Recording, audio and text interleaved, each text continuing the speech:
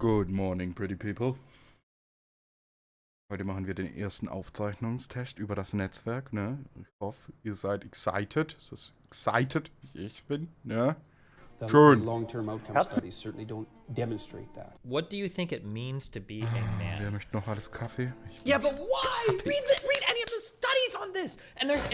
And again, it sucks because there's so much interesting stuff to talk about here. What she said is So true, much is when the woman interesting. out-earns the man, there is a higher rate of divorce, but in those relationships, well, now that stat doesn't apply to you as much, right?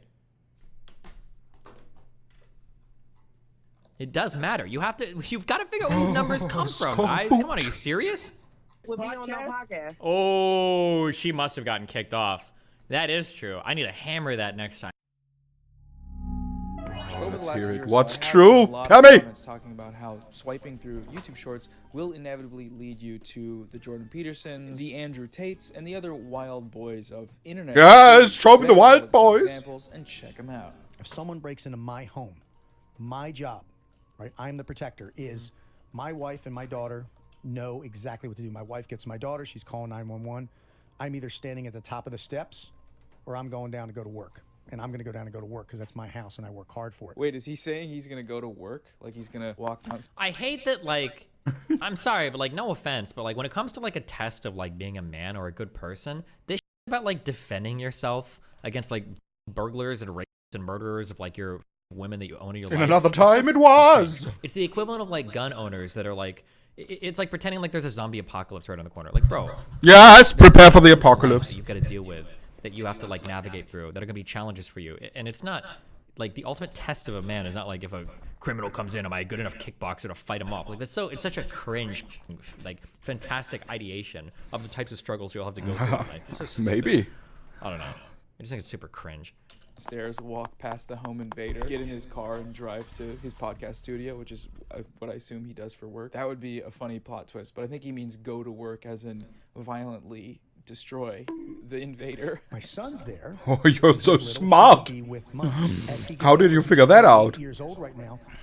His role changes. I will have him at the top of the stairs, right, at that choke point, with a gun, holding that line so no one comes up if something were to happen to me as I go down and clear that house. Calling your bedroom hallway a choke point. It is cool and normal to live your life like you're playing Call of Duty all the time. Step back, son, while I tactically insert myself into this burglar until he's gone forever. I'm gonna go down and go to work because that's my house and I work hard for it. I have nothing against, like, self-defense and home defense, you know, whatever you gotta do to keep your place safe. Oh, tell that to your mustache. He's telling me a different story, Magnum. Right-wing fantasy. Yes. Finally being able to crack your knuckles and pull out your bazooka and blast your Amazon package delivery man to smithereens because he rang your doorbell one too many times. It is very funny to me, and it is very silly. As It is practically a he home invasion. progresses and gets older and I grow 5 older, agents I stacked become like the this? old warrior, 70 or 80 years old, then it's his job, his responsibility to step up and take my place. I'm sorry, the old warrior. warrior? The old warrior. Protector, ancient warrior, like a skin-tight Lacoste V-neck and matching skin-tight H&M stretch jeans. This literally could be like body paint. You know how people paint onto their skin to make it look like they're wearing... Maybe these guys come from different environments where these things matter. Oh, I paint my you're six-pack doing on me every day. For a living? No. There's no way this works, right? Like, these are going to be overlapping. This will penalize me, won't it? Oh, the Oh, autism I'm kicks putting in. fluids into my engine, so it doesn't Who matter. cares? Shut up. wearing clothes, but they're actually naked. This could be that. And this is not me checking his masculinity for wearing tight clothes, you know, not at all. I just feel like in order to be a warrior, you need blood circulation to your extremities. That would help. If you're a man born Oh. in a woman's body, that's biologically determined. But if you're a woman born in a woman's body, that's socially constructed. It's like, What? okay, good luck with that theory. Good luck with that theory. Good luck with that theory, buddy boy. JP's got some real snark. So what's going on here is he's presenting a false dichotomy, right? Puss Gender boy being is a the word you're social looking construct for. Somehow contradicts Puss the fact that boy. Gender dysphoria through the medical community has proven treatments, things that help people live fuller, healthier lives. There's really only a contradiction there if you make one up, and if you're not being honest. I don't believe you can be a man born in a woman's body or a woman born in a man's body. What I believe is that there are some people people who feel alienation towards their bodies and they want to remove Well, body everybody parts. feels that. Right, but they feel it to such an extent that clinically the best treatment for them is to transition and live as if they were the other Yeah, sex. well, I don't think that there's any evidence that that's clinically the best treatment. We certainly don't know enough to make that presupposition, and I think we're playing with fire assuming that that's the case. I think that's long-term true, outcome actually. studies certainly don't demonstrate that. Yeah, so he's just lying there, just straight up lying. If he's familiar with the literature, he's lying. If he's not familiar with the literature, he's just talking out of his butt cheeks. I'll link some stuff. What does it think? What do you think it means to be a man? So something we'll talk about this. Oh, boys. We'll talk about this more. Ja, we have a new one. Got so many thoughts in my head. Werbeblocker aktualisieren. Ever since the Ich glaube, ihr seid alle so gespannt wie ich. This is something. This is how I used to analyze these questions. And after the post-Wittgenstein, Oh, analyze when I it. say Wittgenstein era, I mean the 4 paragraphs I read and people that emailed. You're practically an expert. Well, what are things that make a man a man? It could be primary and secondary sexual characteristics, so things like a dick, things like your body featuring your puberty. It could be social roles. It could be et cetera, et cetera, et cetera, right? That would be like how I would investigate. You are these what things you typically, are. and then I would try to figure out like Doesn't what's the really most matter what the consistent answer label words from is. moment to moment through life, and that would be how I would do it, right? So if you would ask me maybe like a year ago, like what is a man? I would say that like What is a man? it seems like depending on character on context, like man either is talking about a specific set of biological characteristics that are exemplified by usually chromosomes. I'm usually saying primary sexual everything out characteristics, loud. or I hope in you a like social it. Setting, man Probably is not, because usually, no one's watching. something that presents as Post something and then boys. has like a certain set of behaviors and a certain set of features. So behaviors might be Feature having a deep voice, talking Oliver, see. deep voice, maybe like a style of talking. I would say men talk differently than women. A style of approaching social situations, a way of here's the presenting yourself in streaming the body, and an appearance, fashion, and everything. Geil, oder? Something that I think of more now when I think of questions like that, like what is a man? What is? I try to assume now. I did actually. You saw me do this live in that conversation with that with the. Oh, actually, you saw me do both types of things with the Ayala chick. When she asked me if you fuck a prostitute and then you don't pay her, is it rape or is it just theft? Theft. Now, when I think about things, what I try to instead analyze is I try to back up and I try to think, how do people use these words? And in the context that they use them, what is like the family of associations that they're drawing from? And I'll start. Wait, call. Choose me. No, everything is done. You ended saying, how do people use these words and in the context they use them? What are the? Oh yeah, that's usually what I think of when I think of new words now. I try to start from an assumption that the word is probably insufficient to describe the concept, and so I just try to think around like what. Installieren. I've done that a lot recently. I've been thinking a lot about art. So, what Boys, art wir means. scrollen jetzt mal da drüber, I think ne? trying to nail down, like, oh, definition of art is defined as XYZ is probably not a good way to do it. I think it's better to just ask a lot of questions to try to hone in on the concept, right? It's like if I saw a robot draw a piece of art, would I consider it art? If something happened at random, would I consider it art? If an ant did something that was pretty art. Like new asking these types of languages. questions, I think, is like a better way to try to approximate like Seems good to me. What do you say? Installieren. to try to approximate what the words are getting at, yeah.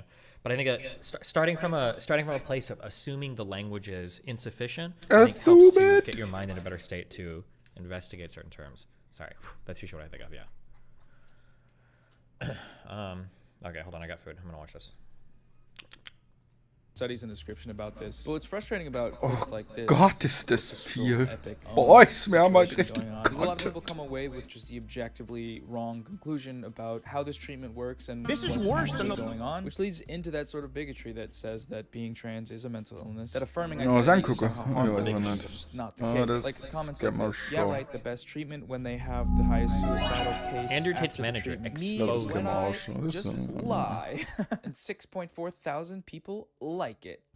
You really need to distinguish between artistry, artist, and artworks in these stupid convos. Art is a catch-all term, and the person talking about it is a language had the right idea. Oh, maybe, yeah.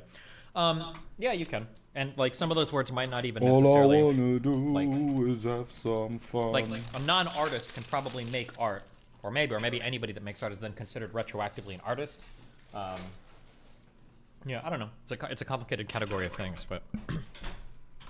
today's sponsor, which is Hello. Everything can be His art. goals for this upcoming year was to eat better, healthier. That's how they food defined and it. pay less for And it. now they're HelloFresh paying is the a great price. way to do just that. There are over 35. I think when pretty sad, I actually. started thinking about it, it feels Oh, like another one I spent a gone. lot more time writing things down. When I started thinking Another about one it, bites the I dust. feel like Another broadly one speaking, here, another I one think there, art, another it's a one bites singular the word, dust.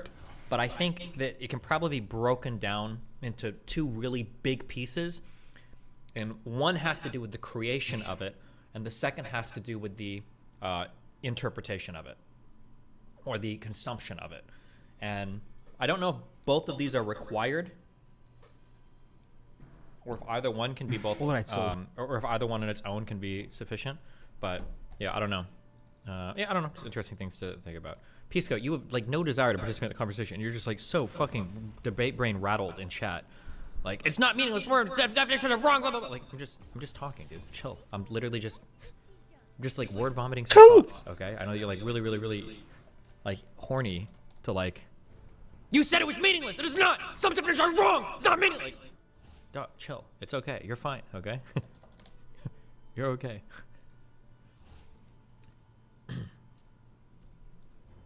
Why the creation though?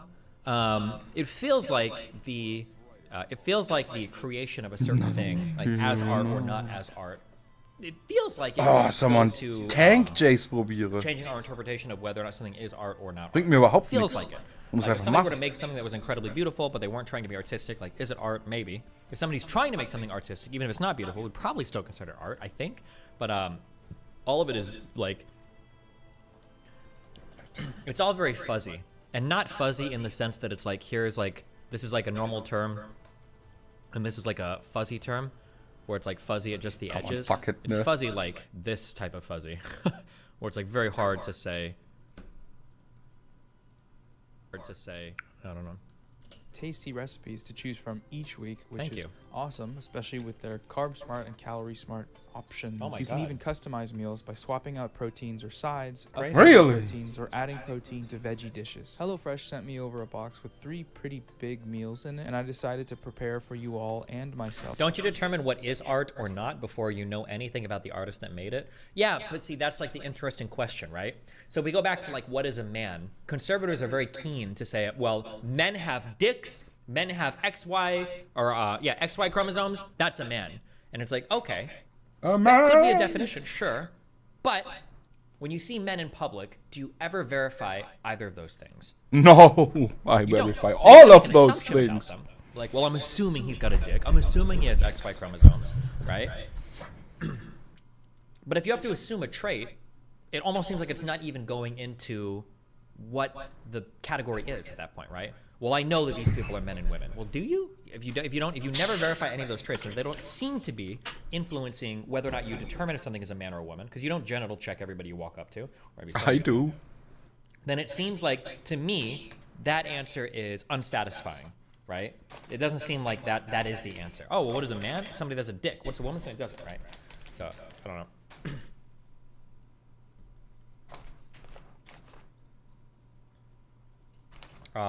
Why did I compare that to art? For the art thing, because the creation and the interpretation of it. Like, if I show you a beautiful piece of art, and you're like, oh my god, this is so beautiful, and then I tell you like, oh, well, it was actually just completely made at random because a bucket fell out of the sky and this is the pattern that came out, would you say that it's not art at that point, or does it become art when it's consumed by you, you know? That's why I'm saying that word art is like, I think that art, like I said, I start from a place of the language is probably insufficient, and the word art Von can just Carsten mean Ultimate, your so many transcendence different increase your max things. health Like, by... that's why I said before, it's like really hard to say like, this isn't art. Like, really? It seems like it only takes one person to say something could be art for it to be art, and now like, where are you at, you know? Transcended you as well. The squash agnolotti with bacon and scallops. It was super easy to make. The boxes come with recipe cards and all the ingredients you need to make Why the meals, and it turned out transcended your very allergy? tasty, and I even had a lot of leftovers. I've never been a super cooking kind of guy, but I want to be, 2%. and HelloFresh made it easy to take that step. I am actually pretty happy with this experience, and I'm excited to try more recipes and improve my cooking swag. Use my link in the description or go to hellofresh.com and use code POGNOAHJAN21 for 21 free meals and free shipping. Once you click, my description will live update to count the purchases. Thanks again to HelloFresh, and now let's get back to the video. This woman, she already had some skip the ad. Bro, I'm already watching his fucking shit on my channel. Why the fuck would I not give his ad time? What do you mean?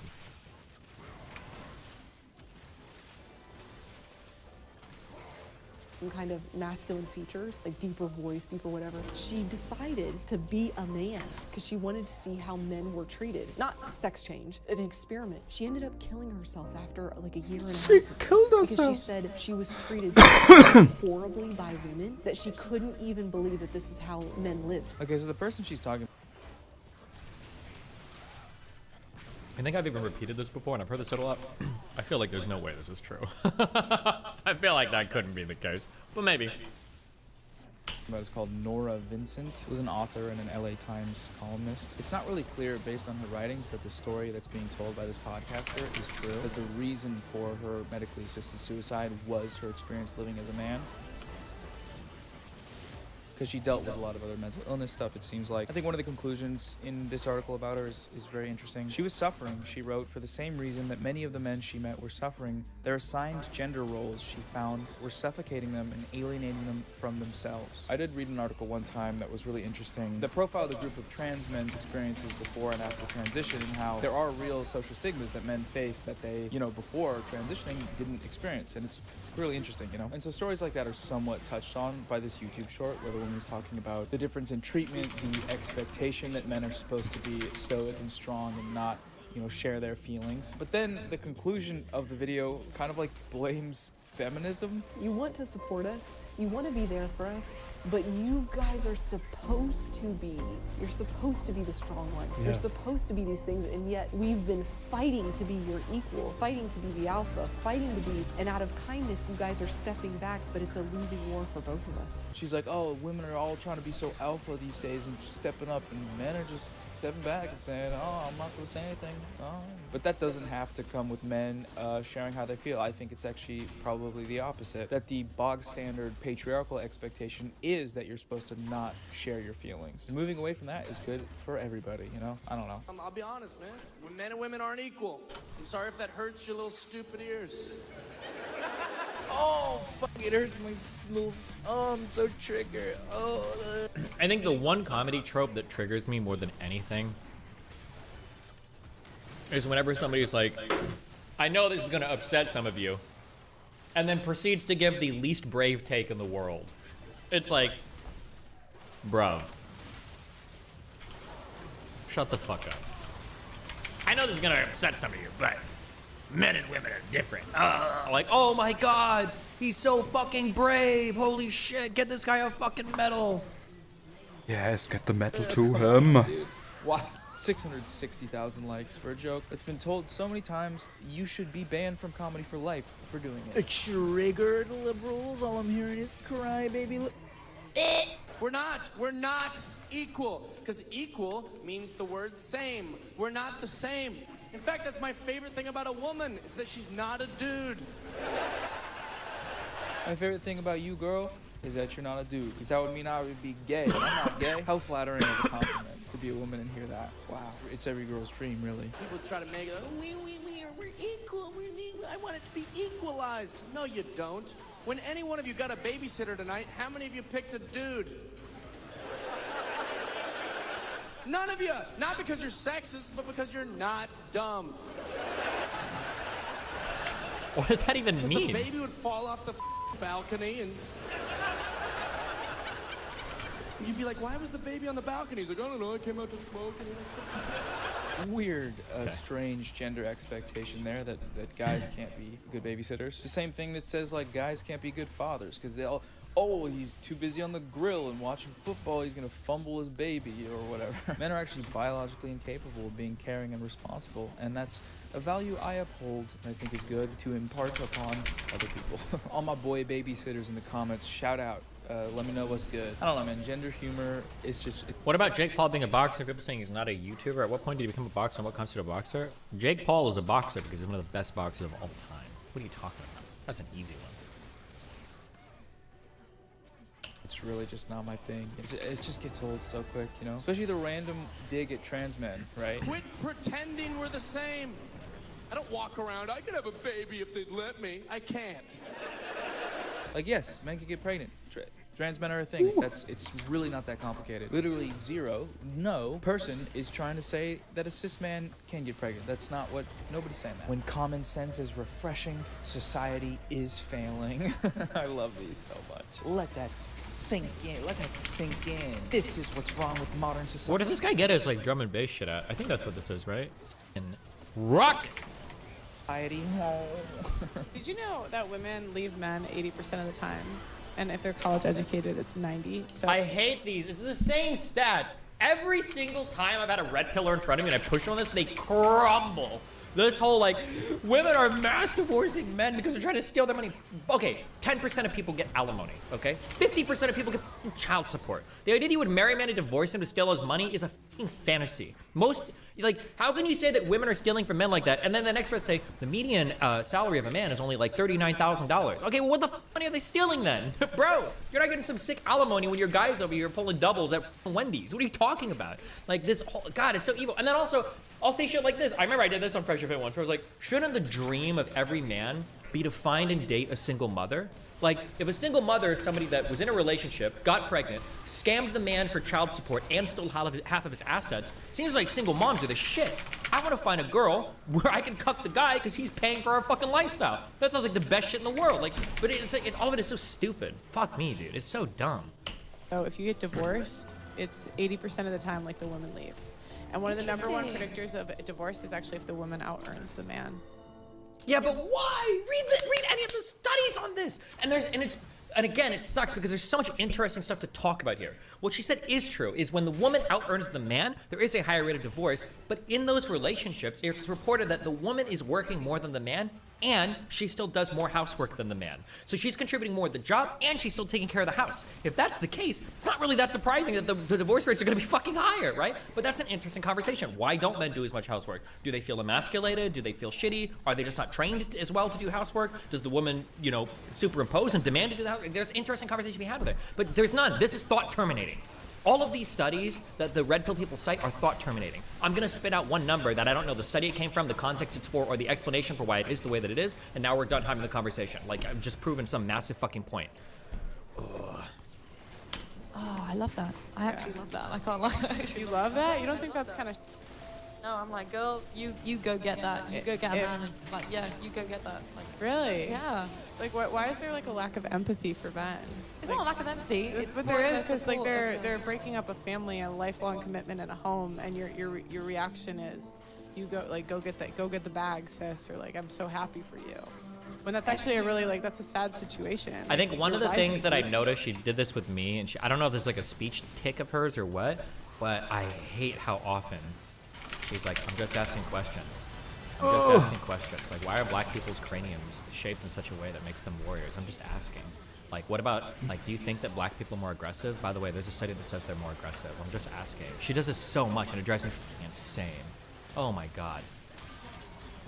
The first issue with the framing that's being presented here is that the statistics about who initiates split-ups somehow indicate who is to blame responsible, and yes. who is making the wrong decision for the relationship. It's always wrong for a woman to break up with a man. Like, that's like the assumed in red pill technology, because men can do no wrong, right? The woman is breaking up with a man, it's always the fault of the woman. She's doing something wrong. You should never be breaking up with your man. Like, it's such a stupid assumption.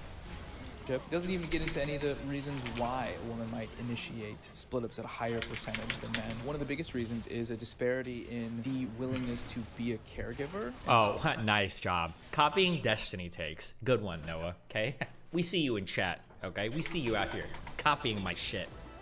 Spend time facilitating a family, and this is just very well documented throughout history. Or like cheating, because men statistically cheat more than women. What's also misconstrued here is the reasons why a woman leaving a man because she is more financially flexible can be seen as a good thing, because for so long, financial dependence on a man, which is again socially constructed based on how work and gender roles play out, meant that you really couldn't. You didn't have the agency to leave if that was the right thing to do. And like, I don't know what the percentage of justified breakups is, but I do know sometimes things just don't work out for people, and holding it against every woman in the world is just a little cringe. It's kind of cringe. Boys in their little muscle shirts. Men are not meant to be dominant. Men are meant to be submissive. Life's too short to exercise. I'm just gonna be honest. There are so many better things to do than exercise. It's about when you do that and there's like muscles there. Nobody cares about that. It hurts me to see how corrupted you are. And can cry. So it's okay to be weak. It is okay to be fat. You don't, okay, again, okay, I'm trying to be really nice right now because I just ate, so now I'm in a good mood, okay? We have to be a little bit smarter, okay? Destiny, the point isn't men do no wrong. The point is women divorcing men 80% of the time means men have much less control on the marriage ending compared to women. You don't know that. You don't, because in order to know that, you would have to get into the reasons why women divorce. What if it was the case that women divorced 80% of the time, and in 100% of those divorces, it was because the man started shitting himself in bed every single morning? If that was the case, would you blame the women for divorcing? Would you say the men have no control over the marriage ending? That's not true, right? You have to investigate. You have to ask another question. Just showing that women divorce more doesn't show who's got more control of the relationship ending. You have to go to the next step and say, why are they divorcing more? Now, if the answer was like they divorce more because they're seeking men that earn more money or something like that, then sure, that could be a valid reason. I'm saying, okay, well, men have less control here or something like that. That could be a reason, right? But yes, she should have bought diapers and wipes. True. You work out strictly for appearance-based reasons, you are fat phobic.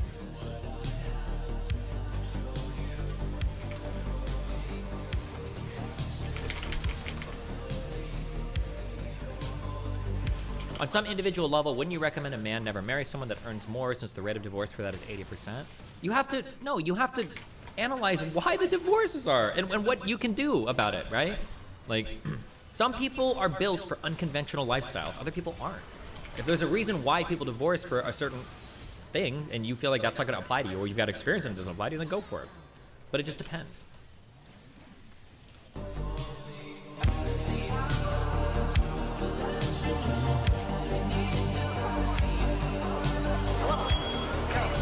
Fuck, I don't know anything at all about fucking basketball, okay? And then somebody made some argument on Reddit where they were like, if Michael Jordan was alive today, he'd be the best basketball player ever. And I'm like, this sounds like you're just jerking off some random dude from the past, I guess. I don't know fuck all about basketball. And then somebody linked this like fucking 10-minute streamable of fucking Michael Jordan.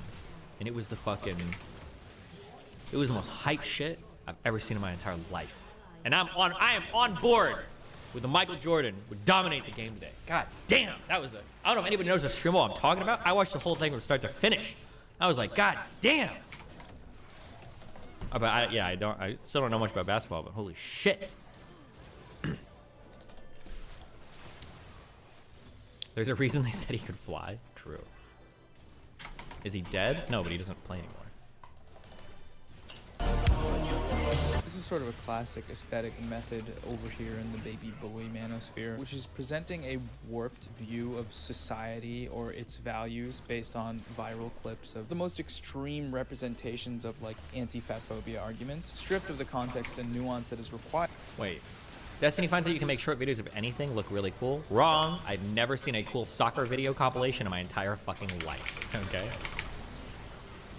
In a lot of conversations about things like fat phobia, and then immediately cutting to some clips of Destiny, you're acting like the stat is irrelevant because they don't know the reasons. If someone is trying to assess the risk of marriage in the United States, that stat is important. No, it's not. What if you investigate and you find the reasons are, in 80% of relationships, women divorce men.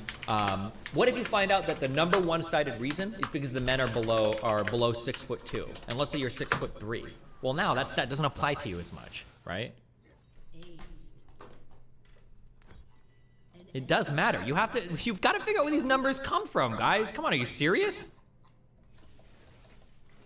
dudes getting pumped up at the gym, and they're like, this is what they want to take from you. They want to get you out of the gym and all up on them damn genders. But it's like, what structural element of society that has any power whatsoever is pushing any of the stuff that they play at the start, right? It's Nico Cotto avocado clips. There's someone that people just will never stop talking about, how what he is doing is bad. Like, I'm all for a little gym motivation, right? Below what? Wait, what did I say? Below what? I don't know what I said, because it apparently lagged.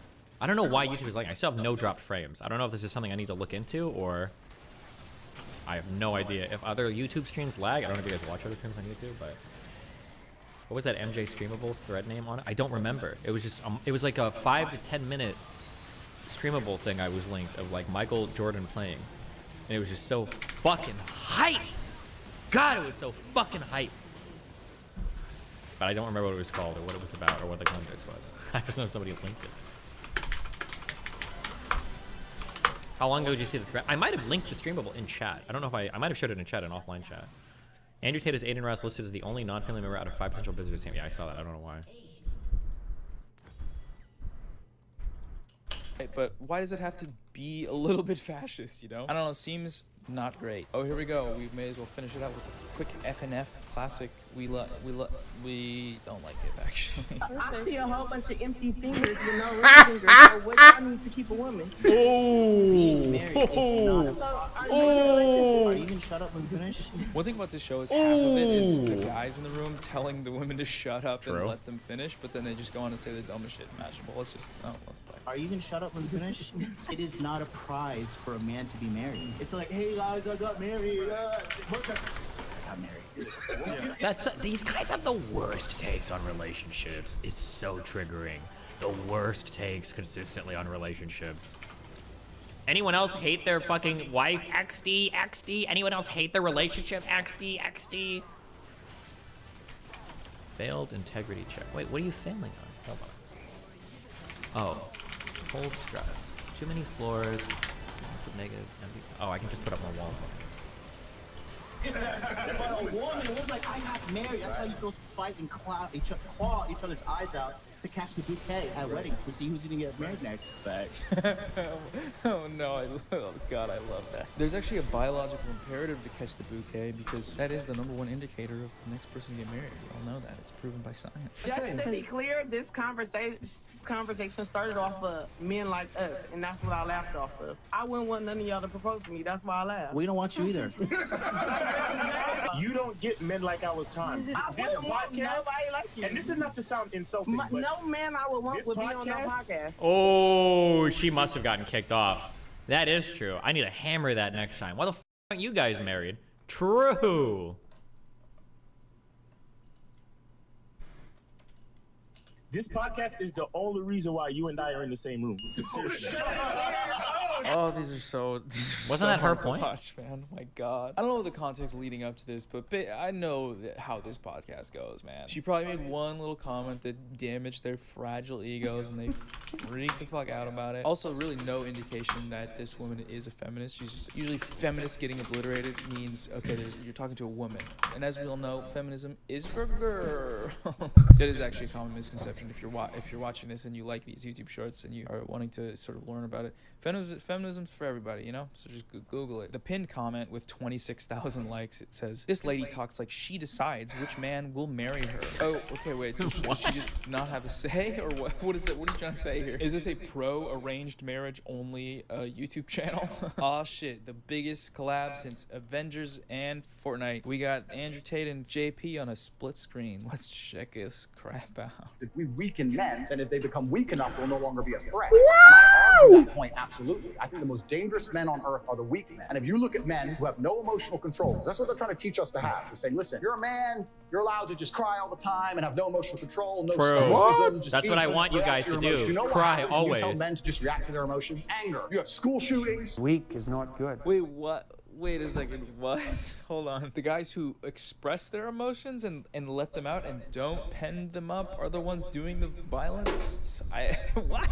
Another little tricky little conflation there between emotional health and emotional control. Emotional health being somehow indicative of instability with your... Fix your shit.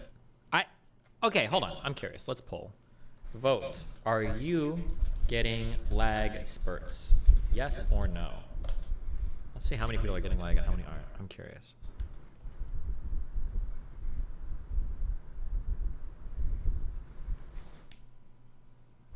Damn. So 80% of you are, 20% aren't. I wonder in YouTube chat.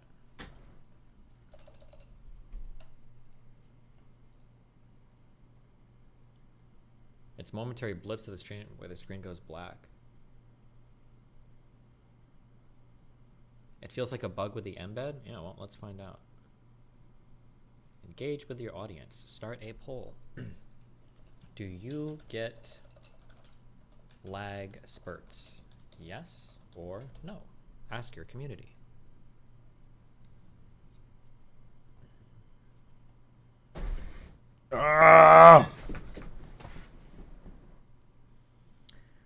In YouTube, it is 70-30. Huh. Similar to DGG chat. Yeah, I don't know. I don't know what it is. You guys can go look at other streams and see if they're having like little lag things too.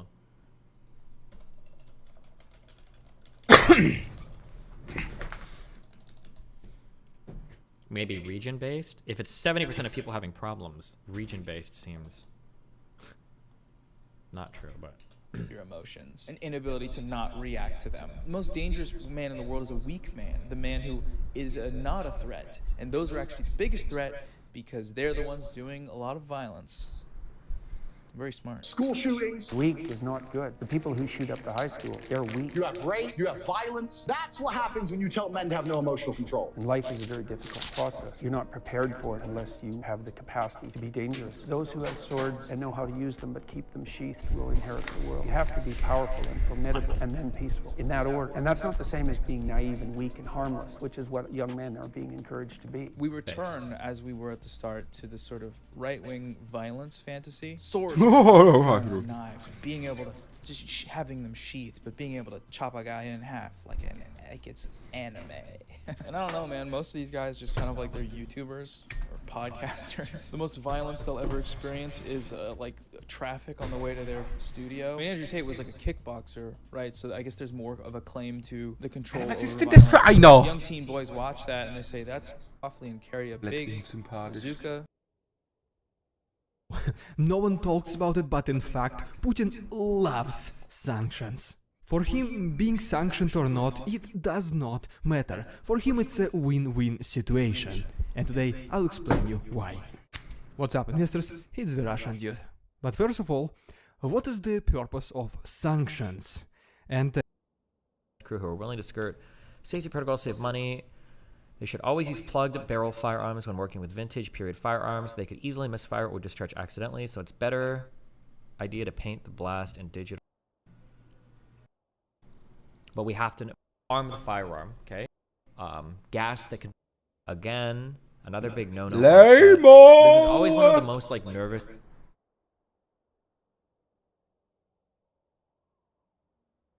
Will actually try and jump at me. Oh, Mrs. Ounce is going to die. Give it a bad and about it. Oh, look at its stupid little face. Gonna be here for a long time. Gee, Kevin, that sure doesn't feel good. Oh, this is what I do every morning here. Nothing like kayaking in shark-infested water. Good morning, everybody. It is a beautiful day here at the Urban Rescue Branch. I found this little fella in my toilet. Just kidding, you guys. I got this little adorable baby girl. It's a gift from a very close friend of the channel. That's why I took that trip to Florida, you guys. I knew when I came back I wouldn't have any free time at all, so I wanted to get things out of the way before I become a dad again. And here I am with this adorable little cringe creature peeing and pooping all over me. But check this out, it's actually pretty cool. Get in here, little boy. Just like the baby when he was a little man, I have to bottle feed this little cringe creature, and I have to stimulate her to pee and poop every day, multiple times a day. Right now, we're still at 4 feedings a day. And I usually feed her at 8 in the morning, 12 in the afternoon, 2 in the afternoon, and then probably later on in the evening, like 7. As long as it's 4 times a day, that's all that matters. Get in this little sack, adorable baby boy. Now, unlike the baby, I have not been doing diapers, but I have been doing the sacks. Because of that, there is a tiny bit of poop in the sacks whenever I get her out in the morning. But when I need to clean the sacks for this adorable little baby girl, I just go ahead and shake her hand, and then I carry her into this little area. Get your cringe in here, and then I'll put her in here, and I'll close the door. This is a nice little area that's protected from the wind, and she also has all this alfalfa and Timothy to chew on. She loves to run, and I have some clips of her doing that as well. But I like to let this little fella eat a bunch of free hay every morning. Just like her old man, she's already used to the sound of the highway nearby. It's good to get her used to that at a young age, honestly, because she's gonna be here for a long time. But that's it for now, guys. Thanks so much for watching my show and tell. This is my adorable baby Bingus. I'm gonna let her hang out here in the sun for a little bit, and then I'm gonna show you guys the rest of what's going on at the ranch. After that, I'll usually get my laundry done. I can see from here that she is not stressing out or lonely. Two-legged And rabbit. after that's done, I go ahead, clean the rest of the house and eat some food or whatever. And because I have to clean this out, it reminds me to do my dang dishes. After that, I'll read a devotional or maybe a book. Not that hard to read. And I'll go outside to get the rest of my chores done. It looks like Pogger's annoying our contractors over there. Why are you being so cringe? These little fellas tried to run away twice while I was in Florida. They both actually dug out to look for me 2 times while I was gone. And they never do it while I'm here, so I'm pretty sure they were just looking for me. Cringe creatures. As you can see, the dogs have already tried to dig out again, so if you guys have any ideas on how I can stop them, I'm thinking about just putting concrete down there and getting it wet. The new barn is holding up really well, and all the animals seem to be pretty happy in here. There's a chicken that just lives in here for some reason now. Cappies live in this little area, and that's where they poop for some reason. They still have all this fresh green grass with that hay in there. It's been about 2-3 weeks, so it's time for me to dump this water and refill it. Pretty soon I'm gonna fill this up with water and have a little ramp going to it as well. Good morning, Gort and Quamdale. These children get bigger and bigger every day, and it's hard to watch. But they still love me, and they'll still come up and eat out of my hand. But I think they've enjoyed all this space they've had for the last 3 weeks. I've permanently sealed this off for now so the cappies don't get out of here. The ducks and the geese are thriving. My friends wobbies are slowly warming up to me, but at the end of the day, they're not that friendly at all. The goats are actually sleeping right now, which is so strange. But I know they'll wake up when I put feed in here. Good morning, PewDiePie. Good morning, Markipliers. After that, I will check Petunia's water and then give her some of her pig feed. An adult potbelly should really only have about a cup of pig feed a day. You guys know Remington is my obese turkey who eats way too much. Remington will actually eat himself to death if he has the opportunity. So I don't want him eating this pig feed. And whoa, is that hit rapper and artist DaBaby? This is a large version of the little thing that I showed you guys this morning. Matter of fact, that actually might be DaBaby's child bride if we're lucky. Would you like that, hit rapper and artist DaBaby? Would you like a child bride? DaBaby, would you like a child bride, sir? Only the best for you here at the Urban Rescue Ranch, sir. By the way, these guys all heard me say that, and they are working on the foundation for the new place. After that, I will feed these emu boys. Good morning, Homelander. And DaBaby keeps knocking this feed bucket over, so I have to refill it again. Honestly, now I'm just gonna go ahead and move DaBaby over there where he belongs. He also eats the same thing as the wobbies, so he should go back to being with them. Whoa, DaBaby, how forward. And this is also why I'm keeping DaBaby separate from that adorable little creature. Whoa, is that Homelander?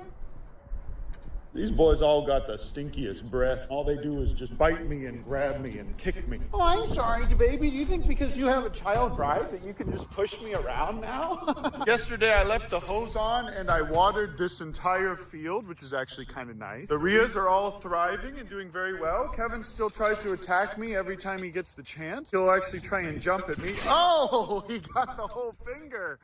Oh, that does not feel good at all. Gee, Kevin, that sure doesn't feel good. Please let it go. Mwah. Oh, just kill him with kindness, they say. Turn the other cheek. Just turn the other cheek to a little boy like this. That's what you have to do. Love you. Just pried his jaws off my finger, and at least it wasn't the one that got infected. Oh, it was! That's right, guys. I got an infected finger from fishing. Oh, but this is what I do every morning here. I get now that that's over with, I'm gonna get a little bit of feed, and I'm gonna go ahead and give this to these guys. Good morning, Karen. I love you. Oh, hey, Kevin. How about we give some to your children? How about we let your whole family eat a little bit, huh? Oh, thanks, Dad, for knocking the food bowl over. Wow. This is another reason to move DaBaby away from this enclosure. I think I have a solution to this problem over here. Morning, Homelander. Come with me, son. Come with me, bird that is literally heavier and taller than me now. Man, there's still tons of food in here that he didn't eat. It would make way more sense to put this in with the Rias. This sure is a large cringe trough. Oh, excuse me, DaBaby, you're being cringe again. Oh, Kevin doesn't want the smoke anymore, does he, my adorable grandkids? Now all of them are large enough to eat out of this, and Remington can't reach reach into there. The Remington won't kill himself by eating. And just look at these folds. All this man wants to do is just fight me nowadays. Hopefully in a year and a half when Bingus is old enough, she'll distract him from me. Until then, we need to resume training to fight Jake Paul. He's definitely getting stronger. This is all the baby food that I'm going to be moving to the barn to store now. Oh, a little bit of a bleeder there. I also opened up this whole area so that the baby has free range of all this grass. And there's plenty of it for him to munch on in here. The bees are still alive, see, I told you. And they're definitely not active enough to hurt the baby in any way. But look at this, you guys. Everything's green and perfect. In spite of me being a based, happy-go-lucky, cool guy, these wobbies still don't seem to just love me. And this is the friendly one. But now the cappies have their feet. I brought the rest of the baby food in here for storage. And these guys are getting the foundation done. Queen's dead. And now the only thing left to do is check on Ounce to...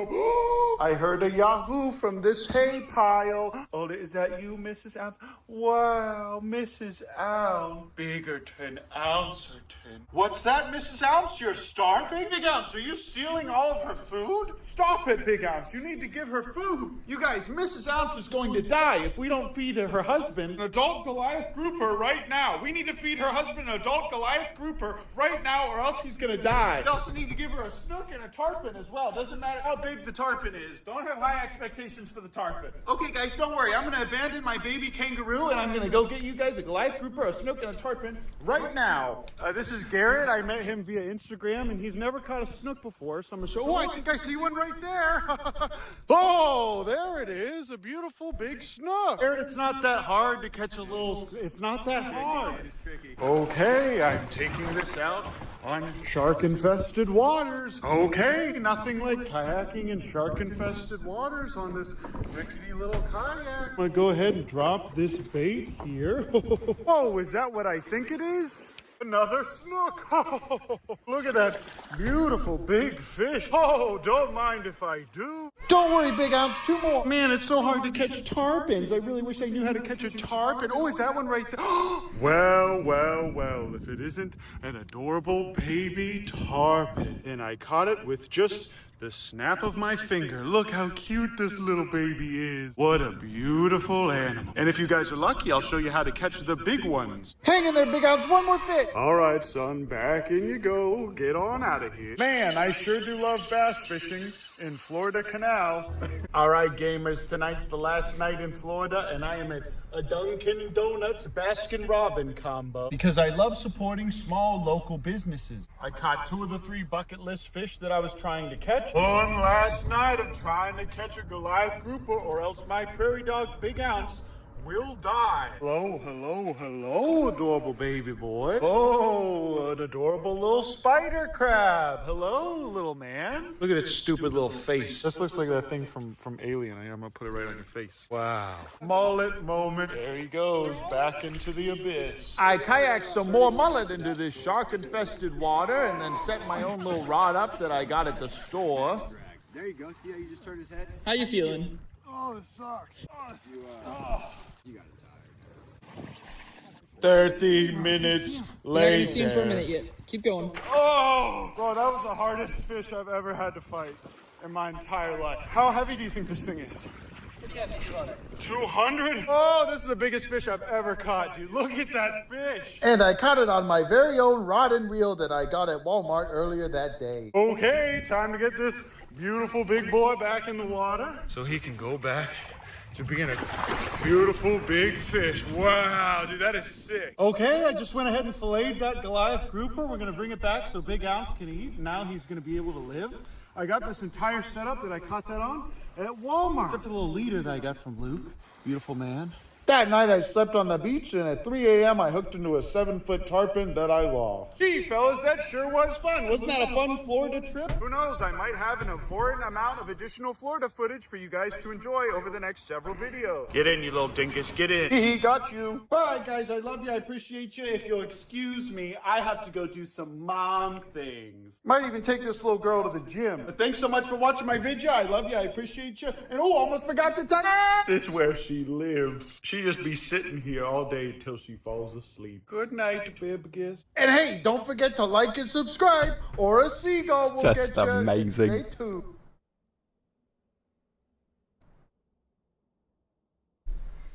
All I wanna do is have some fun. You're not the only one. All I wanna do.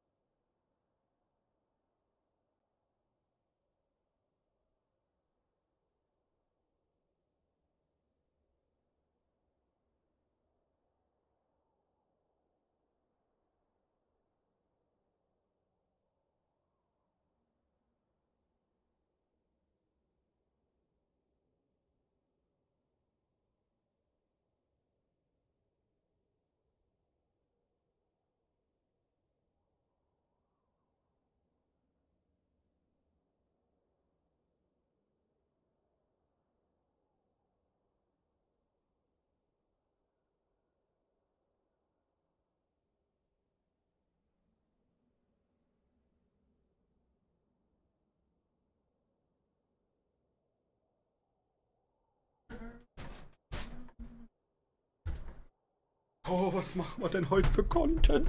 Content!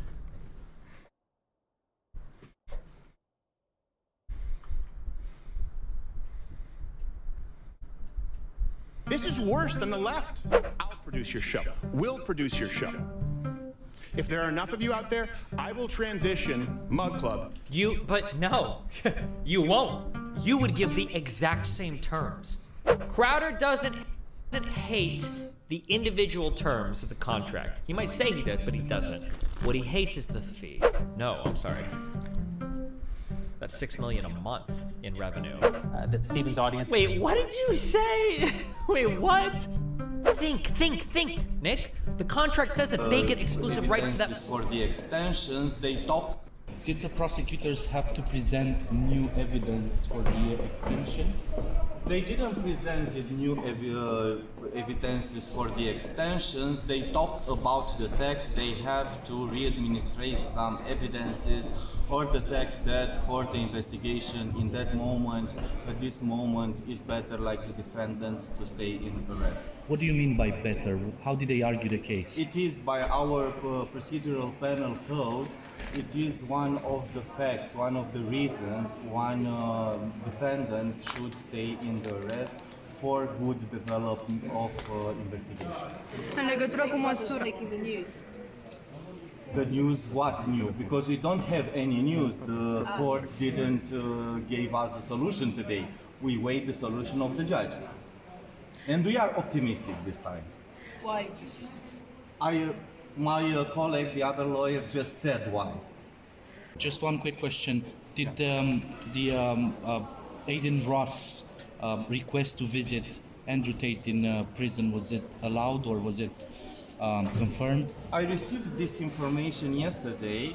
I visited yesterday in the evening Andrew, but I didn't ask him, and from my point of view he didn't have the possibility to visit Andrew because he is not a relative, so the prosecutor, I think, that didn't admit the request. And just one last question, please. We published today on the BBC a article alleging that Andrew and Tristan Tate were contacting teenagers. Did they respond in any way to that article, or do you have a comment? Is that a crime? Well, it's not a crime, but it is a behavior that suggests they were contacting teenagers in a certain pattern to possibly recruit them for their activities. Officially, I don't have this information, and they didn't comment any of these arguments. Oh, let's get the busty boy! Do you see the duck? It's the duck. It's the duck of doom. I'm telling you. The duck of doom! That money, why would they write him a lower contract offer than what he's already bringing in sub numbers? Guess why? Over. In addition to the 2 million or so. Oh, so he doesn't know the number. He has no idea. Don't sign this. What Certainly not. What? Without professional legal counsel representation. Where are all the busty boys? That includes, let me go through this. Yeah, tell us. Get him in here! Exclusive rights to create and sell Crowder and Crowder content branded merchandise. All renewed exploitation of these rights, including the fee. Blank. Email list. Blank will maintain the exclusive right to manage, grow, monetize all Crowder email lists during the term. Oh, blank is the not the client, but the person selling the contract. Okay, I'll explain what each of these means. Holy shit. Okay, so I think this is about the Daily Wire, right? We'll just say Company X. Okay, so this is saying that Company X is going to maintain the exclusive right to create and sell Crowder and Crowder content branded merchandise. Yes. All remuneration for that merchandise, I guess, and exploitation of these rights is included in the fee. So this is saying whatever company he was going to sign for they would be the only ones that would be allowed to sell his merchandise. Now, I don't know what these terms are for, like how many years or whatever. So this might be good, it might be bad, I'm not sure. Email list. So the Company X is going to have the exclusive right to manage, grow, and monetize that email list. This means that Crowder wouldn't be able to sell his own merch anymore. Crowder wouldn't be able to manage his own email list anymore. And then social media management. Blank will have the exclusive right to manage, curate, and monetize Crowder's official Facebook, YouTube, Apple Podcast, Spotify, Snapchat, Rumble, and other social media accounts, excluding Crowder's existing personal Twitter and Instagram accounts during the term. Additionally, Blank will have the perpetual and exclusive right to create, own, manage, curate, and monetize any and all social media accounts or any social media accounts on the Crowder content or shows. All remuneration for the exploitation of these rights, including the fee. Interesting.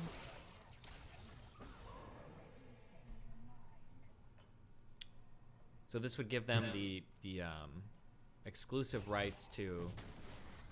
They would be the only ones monitoring and managing like the YouTube account, the Facebook account, etc. Effectively, full ownership of all your social media platforms, channels, in perpetuity, the rights to your content, name, image, likeness, even the ones that you built. Don't sign contracts out there that include multi-million-dollar penalties for different. Let me read you an example of what I mean. If Crowder fails to deliver a monthly content in any month or any of the quarterly content in the corner, including any and all ad reads, and by the way, all these contracts came with 3, 4, 5 ad reads per show, which would fundamentally change what this show is. Gotta get those dollar bills. Dollar bill boy. Do that, it would be $100,000 reduction in the fee per instance. That's their monthly content, or any quarterly content. $250,000 reduction in the fee per instance. Crowder fails to deliver annual content in any year, including any and all ad reads. $1 million reduction in the fee per instance. Jesus. A $250,000 reduction in fee per quarter. If, let's say, we did do busty boys annually, maybe miss something, like let's say we went and did a Change My Mind instead of a daily show, which of course requires a lot more work. It'd be a separate $1 million penalty for that if you miss a single piece of What's content. his fee though? And the amount Everyone of is saying content required 50 is not million, in but he line hasn't with- gone over it yet. Frankly, it's worse than Disney. It's worse than ABC. It's worse than NBC. It's worse than CBS. This is ownership of you and everything that you do. But here's, just to drive it home, don't sign something that has another $100,000 daily penalty if it's not signed off on beforehand. You get hit by a car, you have a sick day, you could lose $100,000 a day. $100,000. To be fair, it said in that contract it was without written approval. My guess, we don't really know if these terms are unfair or not, but my guess is going to be that if you have a very large fee, meaning you're being paid a dollar amount for a contract, irrespective of the viewership you get or any deliverables or whatever, you're just getting a flat fee, there's probably going to be some pretty heavy stipulations on that. Because dollar you're gonna wanna make bill sure that now. right? Like imagine if it is the case that the Daily Wire offered him $50 million, like yeah, if you start missing episodes or if you start missing big annual events, of course we're gonna dock that initial fee that we had,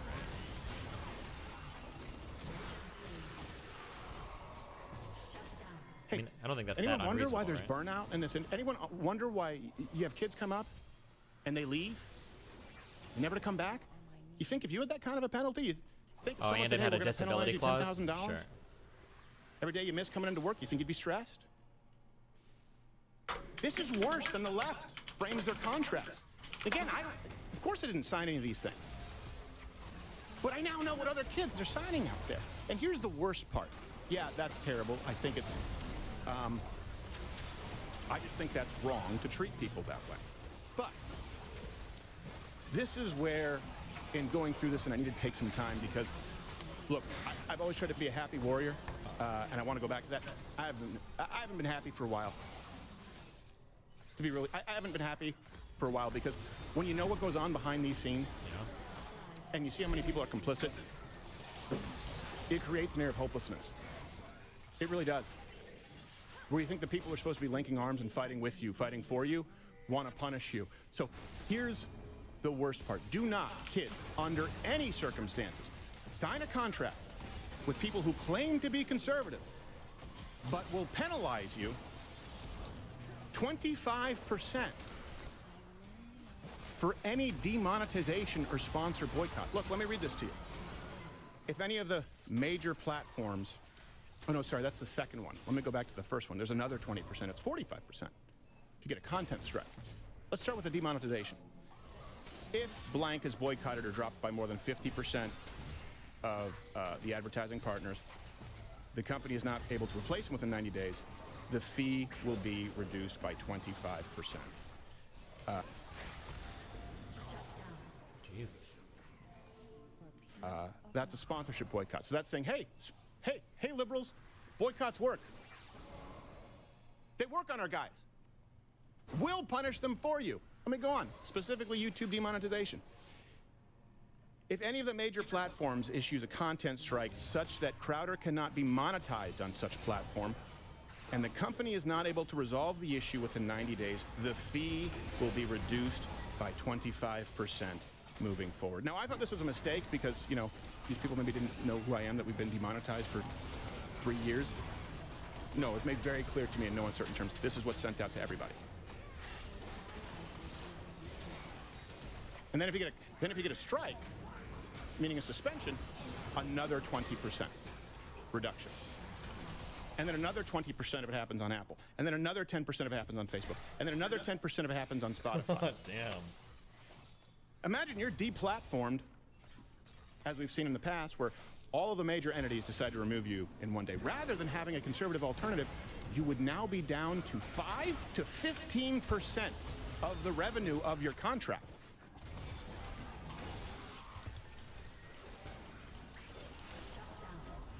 Think about this for a second. Those in charge, the big conservative, the big con, and it really is the biggest con going right now, they're making it known in their contracts that they will enforce the guidelines of big tech and punish conservatives on their behalf. Don't worry, Wojcicki. Trust me, these conservatives will stay in line. If they get demonetized, we take away 25% of their operating budget. Take another 20% away if they get a hard strike. Hey, don't worry, Zuckerberg. We've got your back. Hope to see you at the UFC Apex. Those guidelines pretty much read, don't say anything. The thing is I don't understand any of this. If, like, once we finish Factorio, because I'm taking politics more seriously. If I start doing more political work and a company came up to me and they were like, hey, do you want to, like, work with us? Pay you a lot of money. My first question is going to be like, okay, well, can I still say all the shit that I normally can? And they're probably going to say, well, a little bit, but not really. Like, if you get, like, banned or whatever, obviously, like, okay, I'm probably not going to take that deal. I probably can't take that deal.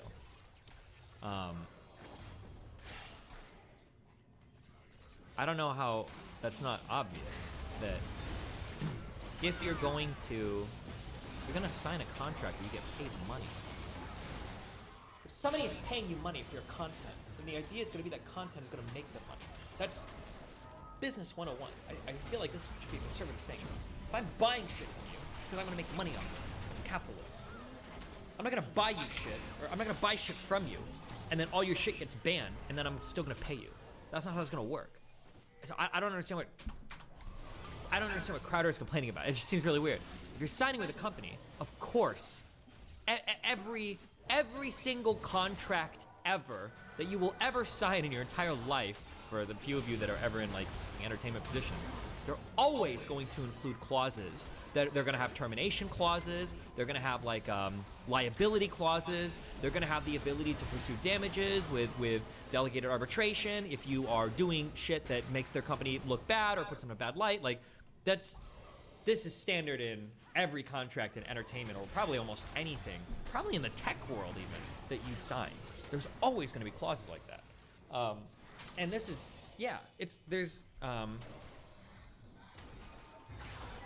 not even, yeah, of course. I wouldn't even get mad, of course. It's standard practice, standard business practice. I don't understand why you would be so surprised or shocked or upset about this.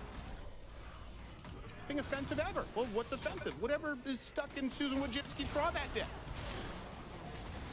I wish those at the top in big conservative, with, granted, yeah, a lot of the money, wanted to do better, but they don't.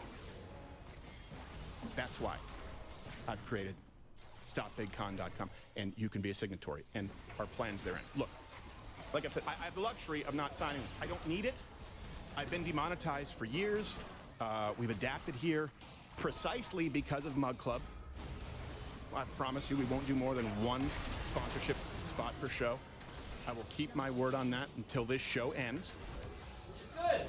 Why? Because it's designed for you. It's not designed for the sponsors. If it's 4, 5, 6, 7 sponsors, they're no longer the product. You're the product. That's fine. That's why I have subs on my website and shit. I don't think I can get sponsors. My content is way too edgy.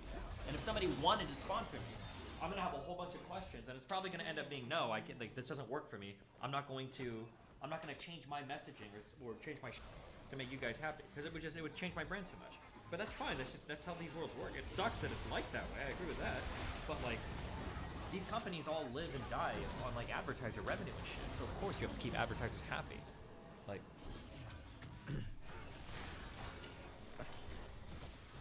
so we've adapted. Destiny is way off on this? Wait, what do you think I'm way off on? What are you talking about? Okay, never mind. Here. I don't need this. We've been demonetized, and we're not beholden to sponsors who might get boycotted, because the sponsors that we have are going to go wherever we go anyway. We know that beyond any shadow of a doubt. The luxury of doing business honestly. A luxury. That's not about doing business honestly and loyalty. It's about choosing smaller, more niche sponsors. Like, this is me in business mode. I'm not even like being a political ideologue here or anything. Like, Crowder's sponsors, my guess are they're probably all pretty small sponsors that are also ideologically driven. That'd be my guess, right? Like, does he have any like A-list sponsors, or is it like Black Rifle Coffee and everything? Right? It's probably going to be other people that have quite a bit to gain from being on Crowder's platform, rather than like A-list, like top-tier blue chip companies or whatever. And no offense, and that's fine. That model works well for him. Those are typically the kinds of sponsors that I would probably look for. There's nothing wrong with that. But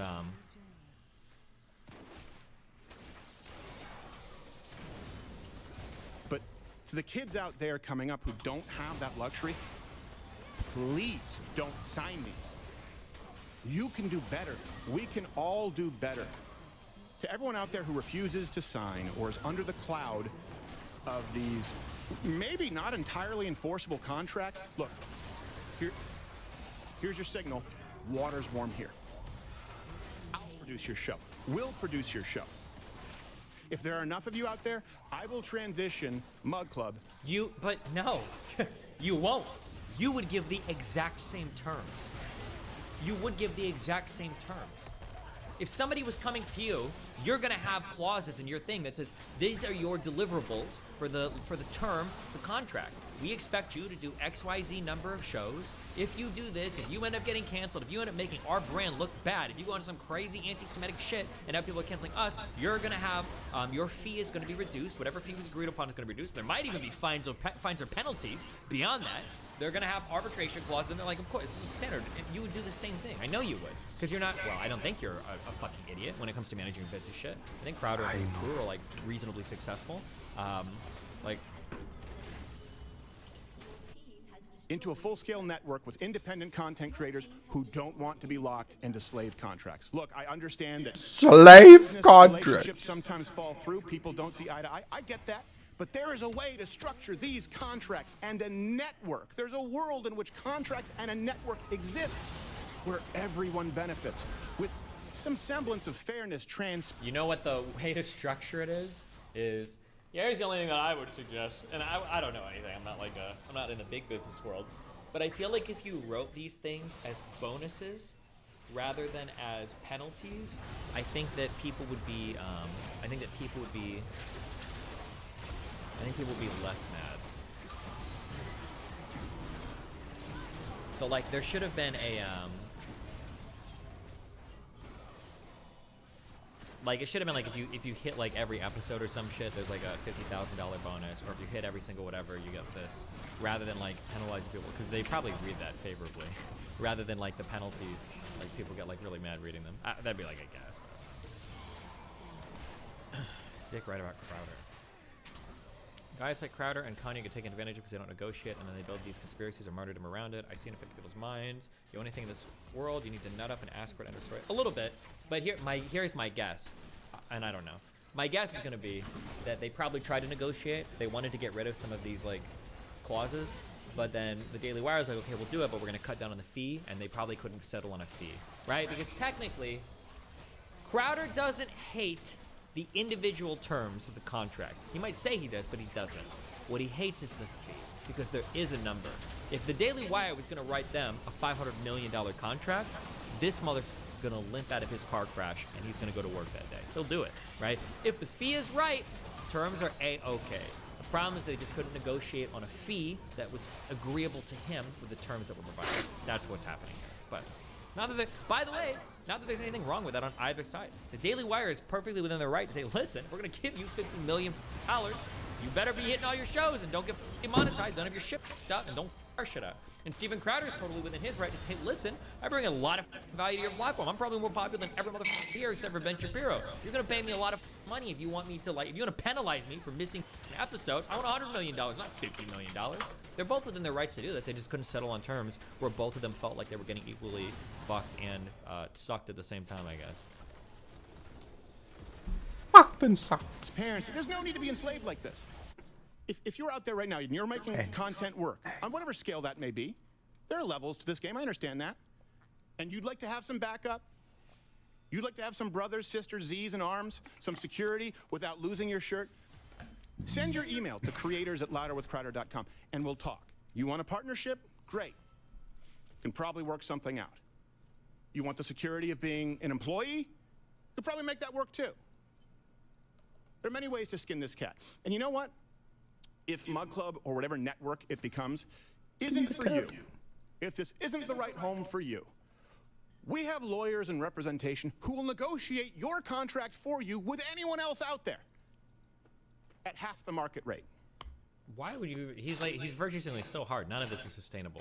This is like that shit where people say they're gonna do some shit and it lasts for like 6 months. And they're like, okay, well, healing you anymore. Maybe there's a reason why. No. If you felt this way, let me put it this way. And I've heard feedback from you. Put it this way. Herzlich willkommen zu den Next News. Heute mit diesen Themen. Neue THG-Quote. In Deutschland geht die Möglichkeit für Privatkunden, eine sogenannte Treibhausgasminderungsquote für Elektrofahrzeuge zu vermarkten, jetzt schon ins 2. Jahr. Das Regelwerk ist aber noch jung und die Definition Elektrofahrzeug offenbar sehr weit gefasst. Diese Woche ist uns ein besonders kurioses Beispiel begegnet, wie Nutzer versuchen, mit ganz besonderen Elektrofahrzeugen das Regelwerk für sich zu nutzen und die Quote zu beanspruchen. Bei der Zulassung dieses E-Scooters spielte offenbar auch das Vorhandensein an. In Deutschland wurde die Basis des Model Y um bis zu 9.100 € und damit 17% günstiger, aber auch in vielen anderen Ländern wurden die Preise gesenkt. In Österreich waren es über 20% bzw. 12.400 € beim Basis-Model 3. In den USA ging es um bis zu $13.000 nach unten und auch in China wurden die Preise um bis zu 14% zusammengestrichen. Tesla begründet die Preissenkungen mit einer teilweisen Normalisierung der Kosteninflation. Doch Branchenexperten und Finanzanalysten sind sich einig, dass es sich ausschließlich um eine Belebung der zuletzt gesunkenen Nachfrage handelt. Und aus den USA und China gibt es Anzeichen dafür, dass der Plan aufgeht. Von einem beispiellosen Anstieg der Nachfrage ist in amerikanischen Tesla-Stores die Rede. Laut Electrek sind nicht nur die Lagerbestände gut abverkauft, sondern zunehmend auch die Produktionsplätze in der Fertigung. Die Lieferzeiten steigen also wieder. Auch in China ist die Nachfrage sprunghaft angestiegen und Kunden wechseln von anderen Marken zu Tesla. Lokale Medien berichten, dass die Nachfrage außerhalb der Megastädte im Monatsvergleich um bis zu 500% gestiegen ist. Es werden also neue Käuferschichten erreicht, für die ein Tesla bisher unerschwinglich war. Beim chinesischen Konkurrenten Xiaopeng hagelte es Stornierungen und das Unternehmen sah sich am Dienstag gezwungen, seine Preise um bis zu 13% zu senken. Warum reden wir schon wieder über Tesla, wenn auch heute weniger? Tja, weil die Preispolitik von Tesla nicht losgelöst vom Gesamtmarkt betrachtet werden kann. Wir glauben, dass die Tesla-Preise mit zeitlichem Verzug auch in Europa auf andere Hersteller durchschlagen werden, vor allem bei den großen Herstellern, die Volumen absetzen wollen. Tesla hat die Preisentwicklung im Jahr 2022 aber aus unserer Sicht gut genutzt. Elektroautos aller Marken waren ein knappes Gut. Als Reaktion auf die steigende Nachfrage und die damit bei Tesla schnell steigenden Lieferzeiten wurden die Preise zumindest für das Model 3 fast auf das Niveau von Defensivangeboten gesetzt.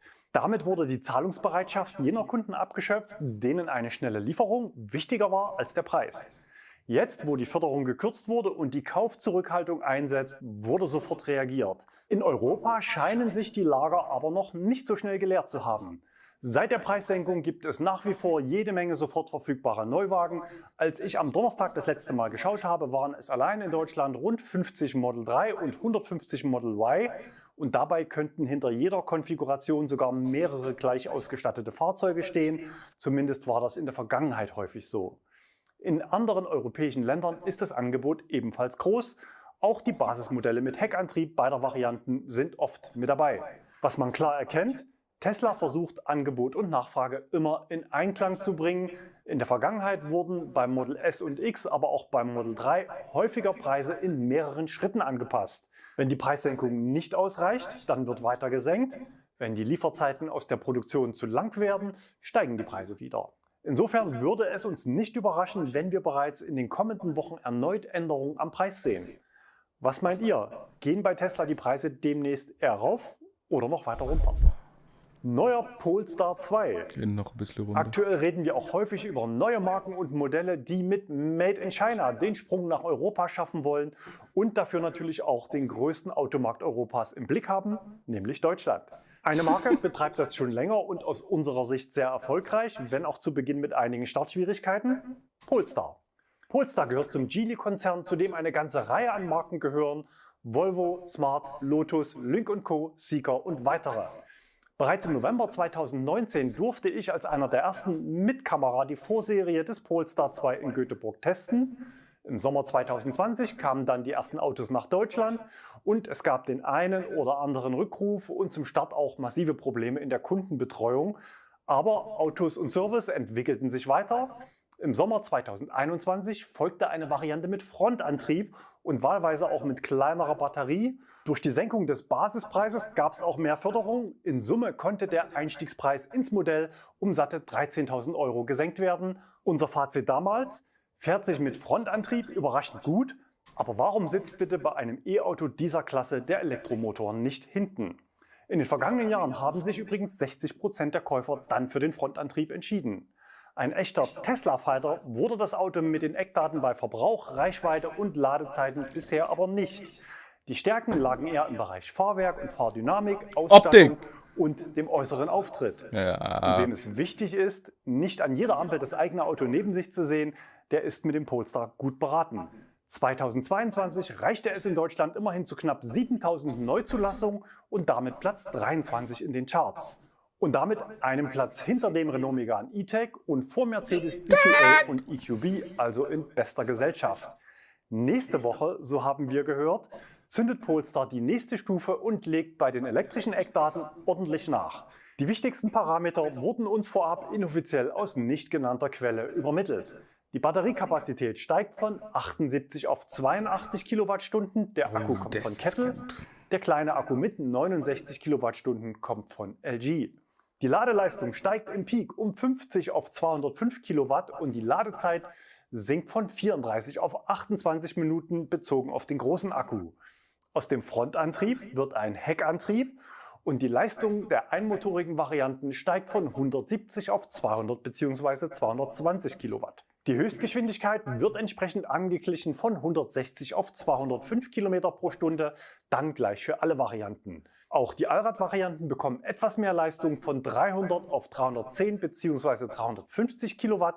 Die Performance-Variante beschleunigt dann in 4,2 Sekunden auf 100 statt bisher 4,4 Sekunden. Bisher war der Polestar 2 nicht gerade als Effizienzwunder bekannt, aber auch hier zeigen die Daten spannende Entwicklungen. Bisher lagen die verschiedenen Varianten im Bereich von 16,5 bis 20,2 Kilowattstunden pro 100 Kilometer im Verbrauch, WLTP-Angabe, inklusive Ladeverluste. Die neuen Werte liegen deutlich darunter zwischen 14,8 und 16,4 Kilowattstunden pro 100 Da kommen sie, hä? Ein größerer Akku und verbesserte Effizienz sorgen natürlich auch für ein deutliches Plus an Reichweite. Mit der großen Batterie liegen die Angaben bei 569 bis 635 Kilometern. Die 635 gelten für den Heckantrieb. Damit liegt der Polestar 2 auf dem Papier sogar knapp vor dem Tesla Model 3, das bei 18 Zoll Rädern einen Schätzwert von 626 Kilometern aufweist. Die Maximalzahlen verglichen aber auf der Basis eines Heckantriebs beim Polestar und eines Allradantriebes beim Model 3. In der Allradversion schafft der Polestar 2 mit dem großen Akku 592 Kilometer. Die neuen Varianten laufen als Modelljahr 2024 und auch der Konfigurator soll nächste Woche schon angepasst werden. Wie im Dokument erwähnt, sind die Daten allesamt vorläufig. Eine offizielle Bestätigung von Polestar gab es bisher noch nicht, aber wir rechnen in den nächsten Tagen damit. Dann gibt es auch die neuen Preise. Bei Tesla ging es ja kürzlich nach unten. Bei Polestar erwarten wir eigentlich eine Erhöhung gegenüber den aktuellen Preisen. Und Preiserhöhungen sind auch das Stichwort für das nächste Thema. Kia EV6 wird teurer. Einige Plätze hinter dem Polestar 2, nämlich auf Platz 30, landete 2022 der Kia EV6 in den deutschen Charts. Das ist ja gar nicht konkurrenzfähig. 4.700 Erstzulassungen, genau die Hälfte davon in der Allradversion. Zwar hat das Auto diverse Preise abgeräumt und ist laut P3 Charging Index, wir hatten berichtet, Marktführer im Bereich schnelles Laden und das erste Serienfahrzeug, das in 20 Minuten Ladezeit über 300 real gefahrene Kilometer nachladen kann. Trotzdem ist die Marktrelevanz des Autos mit Platz 30 eben insgesamt noch sehr gering. An mangelnder Nachfrage liegt es aber offenbar nicht. Schauen wir auf den Hyundai-Plattformbruder Ioniq 5, so wurden davon in Deutschland letztes Jahr ca. 3-mal so viele Fahrzeuge ausgeliefert. Ein Grund für die wenigen EV6 könnten die abschreckend langen Lieferzeiten sein. Gelegentlich wurden im Herbst von kleineren Händlern einzelne sofort verfügbare Fahrzeuge ohne weiteren Nachlass online angeboten und die Verkäufer berichteten von Dutzenden Anfragen innerhalb von Stunden. Den großen Vergleich der beiden Schwestermodelle findet ihr übrigens hier auf dem Kanal. Mit 50 Minuten schon fast Spielfilmlänge, aber die Informationsdichte ist offenbar so hoch, dass Stromsperre für Tesla?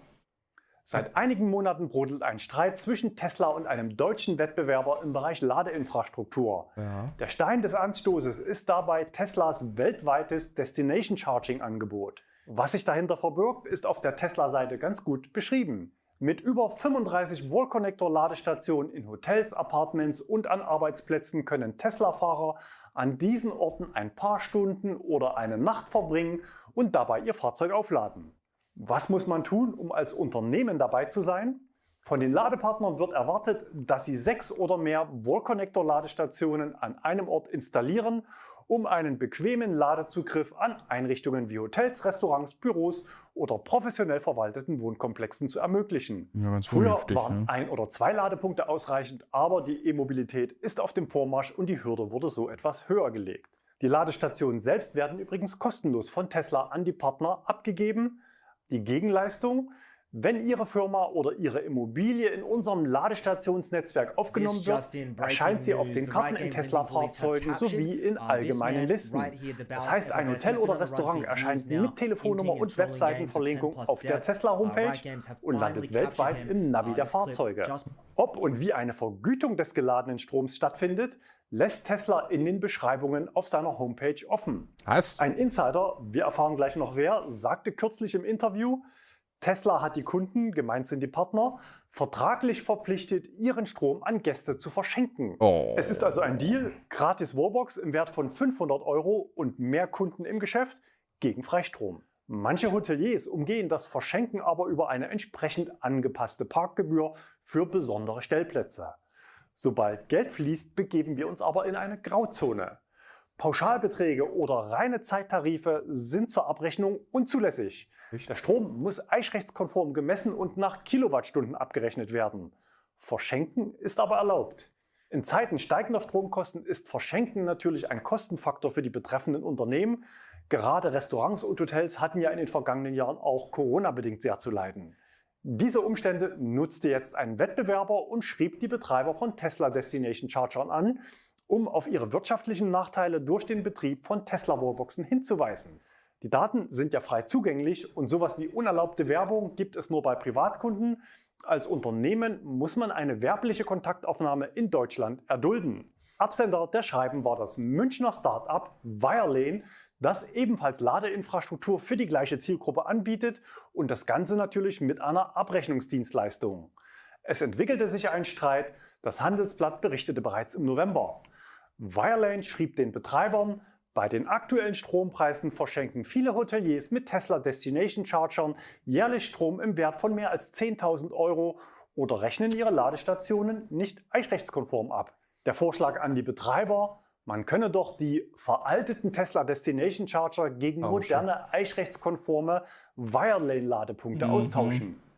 Natürlich blieb Tesla das Treiben nicht verborgen und man wehrte sich mit einer Unterlassungserklärung, umgangssprachlich Abmahnung. Solch eine Abmahnung ist ein Instrument der Selbstkontrolle innerhalb der Wirtschaft, um offensichtliche Rechtsverstöße ohne Anrufung eines Gerichts aus der Welt zu schaffen. Tesla warf Wirelane eine bewusste Beeinträchtigung des Rufes von Tesla vor. Zudem seien die Schreiben geeignet, die wahre und die geschäftlichen Verhältnisse von Tesla zu verunglimpfen und herabzusetzen. Wenn der Abgemahnte nicht reagiert, dann bleibt aber nur der Weg der Klage, um vermeintliche Ansprüche durchzusetzen. Wirelane-Gründer Schwab sagte dem Handelsblatt, es stimmt ja, was ich geschrieben habe und es muss gleiches Recht für alle gelten. Denn Wirelane betreibt mehr als 10.000 Ladestationen und als vor 3 Jahren das Eichamt auf der Matte stand, musste der Bestand für ca. 1 Million € nachgerüstet werden. Jetzt berichteten weitere Medien wie Gründerszene und die Münchner Abendzeitung, dass der Streit in die nächste Runde geht und dabei deutlich an Brisanz gewinnt. Wirelane empfindet das Vorgehen Teslas als Schikane groß gegen klein und holt zum Gegenschlag aus. Ich werde alle Tesla-Ladesäulen stilllegen lassen, zitierte Gründerszene den Wirelane-Chef Schwab im Interview, der sich dort auch für sein Vorgehen rechtfertigt. Diese Überschrift könnte natürlich den Eindruck vermitteln, dass man auch gegen das Supercharger-Netzwerk von Tesla in Deutschland zielt, wo es ja nach unseren Informationen ebenfalls keine Umsetzung des Eichrechts gibt. Dem ist aber wohl nicht so. Wir werden in Kürze eine einstweilige Verfügung gegen Tesla beantragen. Damit plane ich alle Ladesäulen von Tesla stilllegen zu lassen, ganz konkret die Vorrichtungen in Hotels und Restaurants. Inzwischen ist das auch passiert. Der vorläufige Streitwert wurde auf 100.000 € beziffert. Wie ist der Stand der Dinge im Rest des Marktes? Im Bereich AC-Ladesäulen für normales Laden ist der Markt im öffentlichen Bereich eigentlich durch und nach meiner Einschätzung nahezu komplett eichrechtskonform. Tesla ist hier die große Ausnahme und umgeht das Eichrecht über die Abgabe ohne Berechnung im halböffentlichen Bereich. Beim Schnellladen ist das Ganze technisch deutlich aufwendiger und es zieht sich. Die Kosten pro Ladesäule liegen im Bereich von 6.000 €. Aber nicht nur die Kosten sind ein Problem, sondern die Verfügbarkeit von entsprechender Technik zur Nachrüstung des Altbestandes. Öffentlich wird über das Thema nicht so gerne gesprochen. Aus der Politik liest man selten Statements dazu. Eigentlich sind die Fristen zur Nachrüstung Ende März 2019 bereits abgelaufen. NBW, als einer der größten Anbieter von Schnellladern in Deutschland, schrieb mir auf Nachfrage, die NBW hat die eichrechtliche Umrüstung ihrer bundesweit verfügbaren HPC-Ladeinfrastruktur abgeschlossen. Neue Schnellladestandorte der NBW werden zu 100% eichrechtskonform betrieben. Das klingt fast so, als wäre man durch mit dem Thema, aber wir blenden das Zitat nochmal ein. Bei HPC abgeschlossen. Es kann also gut sein, dass es im Altbestand noch die eine oder andere 50 kW Ladesäule gibt, die noch nicht dem aktuellen Stand entspricht. Die Versorgungssicherheit und der Markthochlauf der Elektromobilität waren in der Abwägung der Eichämter bisher aber wichtiger als die erzwungene Stilllegung großer Teile der Infrastruktur und Nachkommastellen. Das Signal an die breite Öffentlichkeit wäre natürlich auch verheerend. Jetzt scheint es so, dass sich zum ersten Mal deutsche Gerichte mit dem Thema beschäftigen müssen. Vor Gericht ist der Ausgang natürlich offen. Wir werden berichten. Meine Einschätzung: Tesla hätte mit einer Klage gegen Schwab oder Wirelane wenig Aussicht auf Erfolg, da er vermutlich keine unwahren Behauptungen aufgestellt hat und Kaltakquise im B2B-Bereich dann erlaubt ist, wenn der Empfänger mutmaßlich an den Angeboten interessiert sein könnte. Und auch bei Wirelane gegen Tesla sehe ich wenig Chancen auf Erfolg, da Verschenken vom Eichrecht befreit und Tesla ja offenbar den Zwang zum Verschenken vertraglich geregelt hat. Bleibt die Frage, ob sich alle Hoteliers und Restaurantbesitzer noch daran gebunden fühlen. Schreibt doch gerne mal eure Erfahrungen bezüglich Kostenberechnung am Tesla Destination Charger in die Kommentare. Abschließend noch ein paar technische Insider-Hinweise. Viele dieser Tesla Destination Charger sind ja auch offen für andere Marken. Besonders an der Generation 2 kann es aber Probleme mit verschiedenen Modellen geben, unter anderem die 800 Volt Autos von Kia, Hyundai, Genesis, aber auch Volvo, Polestar und Jaguar. Hier kann es helfen, das Fahrzeug anzustecken. Zunächst kommt eine Fehlermeldung, dann Betriebsbereitschaft einschalten, also umgangssprachlich Zündung an und der Ladevorgang beginnt. Beim EV6 funktioniert dieser Trick aber nicht. An den moderneren Geräten der Generation 3 treten diese Probleme nur noch bei sehr wenigen Modellen auf. Hier ist die Lösung, den Stecker einfach rauszuziehen und innerhalb von 30 Sekunden erneut anzustecken. In der Regel startet dann der Ladevorgang bei allen Modellen. E-Autos verboten. Und das ausgerechnet in Norwegen, dem Vorreiter für Elektromobilität, mit fast 80% elektrischen Neuzulassungen im vergangenen Jahr. Das Hausverbot wurde ausgesprochen für die Fährschiffe der Reederei Havila Kystruten, die auf der bei Touristen beliebten Postschiffroute verkehren. Betroffen vom Ausschluss sind neben E-Autos auch Hybridfahrzeuge und Fahrzeuge mit Wasserstoffantrieb. Begründet wird der Schritt von der Reederei mit dem erhöhten Rettungsaufwand, der im Falle eines Brandes von der Mannschaft an Bord nicht zu leisten sei. Das Ganze erinnert ein Stück weit an das Parkhausverbot von E-Autos in Kulmbach, wo man ebenfalls Bedenken zum Rettungseinsatz im unwahrscheinlichen Fall eines Brandes als Begründung genannt hatte. In Kulmbach dauerte die Sperrung übrigens damals nur knapp 3 Monate. Nach Anschaffung eines Bergungsfahrzeugs und von 5 Löschdecken wurde das städtische Parkhaus wieder für E-Autos geöffnet. Bei den Fähranbietern bleibt abzuwarten, wohin die Reise geht. Manche Anbieter bieten posted up this morning. You can see he had some pretty tragic games. The police seem to have got him as he came out of his final game. You can see here, account suspended, 2 weeks he's been locked up for. You can see his reaction here. That is just so fucking annoying. He's very annoyed, and we, the jury, the judge, we are going to be deciding. We're going to watch his final 2 games and see, should this man realistically be locked up for 2 Probably. weeks, or should he be freed right now on the instance? Today, we're going to jump on the roof, break it down, see if this Right Games police case is going to hold up, or if it should be thrown out. Let's jump into it. Jumping up to the top lane, we are playing Alawi for the first game, and I believe it was a Scion game for the second. A lot of people have been telling me that perhaps it was actually this Alawi game, and then when he played the Scion game up next, the Alawi ban came in. I'm going to watch both just in case to try and get all the information to us, the jurors. And we will give a verdict at the end of this video. And I'd like to know what you guys think in the comments down below. I personally have played with the Baus. I've watched a lot of his games. He doesn't necessarily die on purpose. And sometimes he does have what is called a good Tech, death. they keep talking about money. I'm talking about a country. However, I'm good talking deaths are definitely subjective. very measured. I was Boeing to say this stuff in recording. this move wasn't going to be a right fit.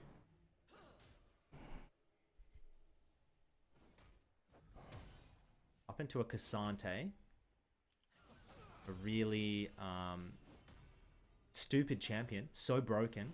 And honestly, if he loses and dies to this, it's more of a Cassante problem than about. Alawi is not a champion, barely. She's one half of a champion, no disrespect. And he's up against Cassante, which is Riot Games' most recent abomination that they have made up in the lab. It's a super tank that can drag somebody halfway across the map and then turn into an assassin. Right down. It's exactly what you don't want to try and face, as we look for a 1v1. Alawi early 1v1s are really bad. You can see gets ignited, and that is just pretty bad solo. Don't know what he was trying there, but he doesn't burn anything. He does get the boot by, okay. He can't take a 1v1, so he's got to wait for the wave. Be patient. Let's see. This is very high elo. This is Grandmaster in EU West. Which is actually my peak rank in EU West, for those that didn't know. I came 1 game off Challenger, and then I lost a subsequent 7 games, and I flew back to Australia with my tail in between legs. Which is where it usually resides. Good base stop there. We pull a freeze as well. Don't think so. He's pushing that through. PLS win this game against Xanti. For all the chatters and fans watching, you 100%. No one supports the Cassante. I got you, man. I got you. He's got us. Thank God he's got us. This one's for you guys. I don't know about a freeze here. He has to flash. That's a beautiful flash. Picks out the Maokai. This is a huge 1v2 attempt. Only his jungler was here. The Lilia's down in the bot lane. And we are going aggressive for the kill. We get the blue buff and we are going to run out. Cassante does follow up with a kill though. And that is tragic because Cassante now able to shove this wave in. Bowser's going to miss it. Plus Cassante gets the blue. Definitely not optimal. But I respect the aggression and I'm not seeing any visible display of inting that they have banned him for. Yet. There's still plenty of League of Legends left to play.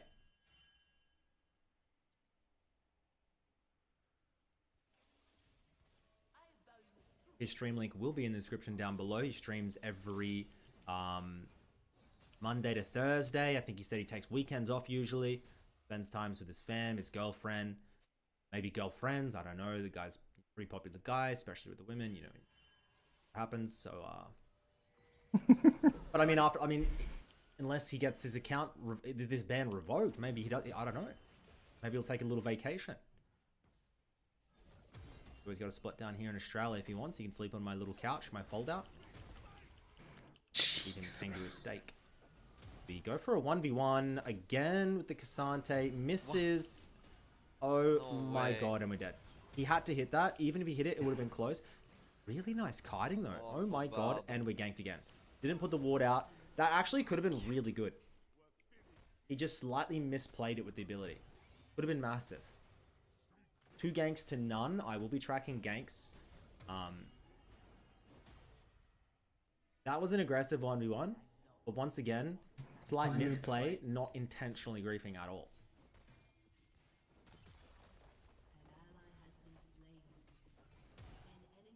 They are going to try and deny this. He's only level 5.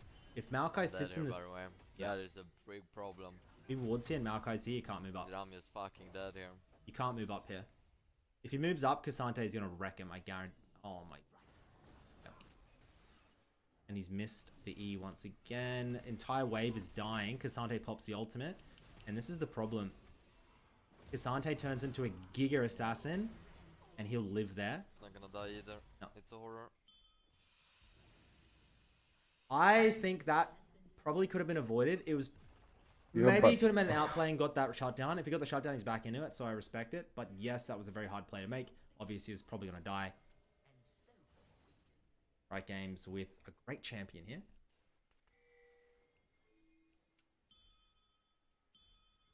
Why didn't Soraka ulti? Twitch chat. Why didn't Soraka ulti, says Twitch chat. In this point in the game, you fucking idiot. I love Twitch chat. They are the... It's funny that YouTube commenters, you guys are usually a lot more switched on than Twitch chatters. Sometimes Twitch chatters I feel are so casual. Like they're generally level 7 unranked players who have never been able to unlock the flash ability yet. Like, and they're giving you sophisticated paragraphs on how you should play better and what you should do to outplay. And you as a streamer, you read that stuff and you need to really like, you need to be a cold person, man. You need to have no feelings, no emotions. Otherwise it can get to you. I know I've had days where Twitch chatters got to me.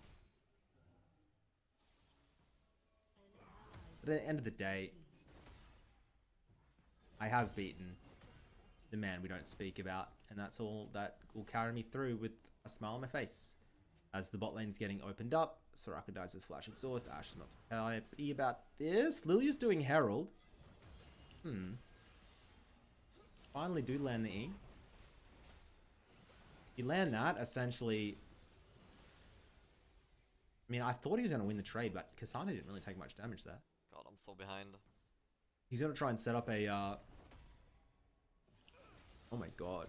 He's going to try and proxy. Pops the ultimate. Almost going to be able to get it. Goes for the 1v1. Oh! Quite clutch it. But if Lilia gets the kill... If Lilia gets this kill... Oh no. Dude, I fucked up. Oh, that was so close to being good. If he got that shutdown... It's only going to take him one shutdown. And honestly, if Lilia gets it, it's worth because he's still worth shit all gold. And this is how you really want to construct your ints. As Lilia flashes in, she'll pop the ultimate. And that is going to be a dead Cassante. It should burn down. But this is actually a worth play. Ends up being worth. I'm not kidding. Puts all the gold on the Lilia. Why is this Raka not ulting? Seriously. It's kind of annoying. I've died 5 times now and she still hasn't ulted. Greedy player saving it for herself. Kappa. And now that the bounty has been collected, this is where you tone down the int. And you start getting the CS. You start playing towards your strengths, which should be the Lilia. Him as Silver 2 player, and this is exactly how you manipulate the bounty system. I tell my teammates this every game, but they don't seem to understand. They don't understand it. Minds like ours. Don't have ultimate, and I'm pretty sure we're gonna die here in the 1v1.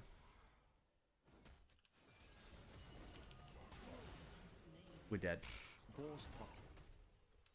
need Black Cleaver desperately. I actually think the second game was a Quinn game, by the way. I don't think it was a Sion game at all. Yep. I think it was an Alawi game into Quinn, now that I think about it.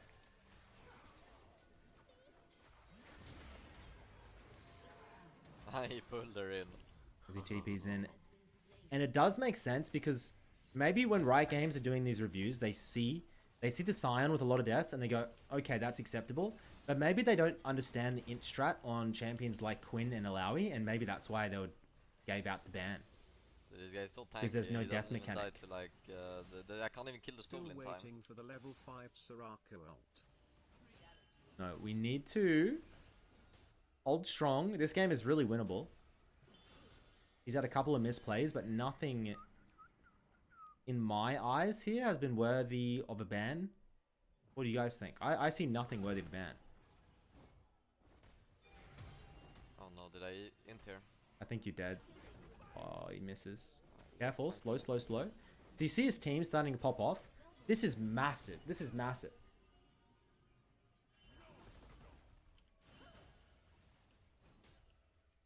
You? He lands. Beautiful. Now you're going to do as much damage. There you go. Alawi starting to pop off. He could proxy here and then try and draw in. Oh, you're dead. Unlucky. Jesus. Unlucky, I guess, right, games? He needs like 2 items, otherwise it's going to be tough. Luckily, he has a Lilia who absolutely shreds tanks. No TP eval. Black Cleaver's 150. 850. I mean, he could wait the 30 gold, I suppose. I think he's going to wait. 25 gold. It's wait. 25 gold is waitable. If it's an item like Black Cleaver, which should change the matchup for him a lot. Gives him cooldown reduction, gives him attack damage. And of course, gives him the shred of armor, which he needs as Soraka gets a kill for herself, gets the Cleaver. And this is looking like a 1 game. We're 1-7, but we have manipulated the pressure point where the Maokai got some early kills, ended up buying a Medjai's, got shut down. Lily got funneled a bunch of goals. Let's go, Babas. You're stomping him. Here you go. Even his team is in support of him.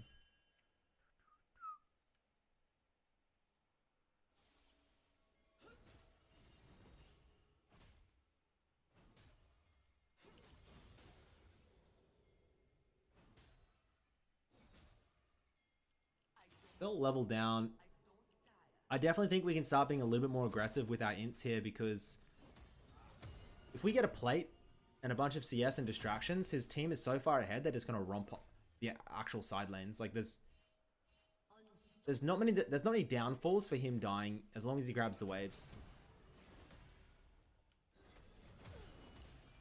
Oh, he's tragic, bro. He needs to do something because this Cassante is about to kill him again. Oh my god.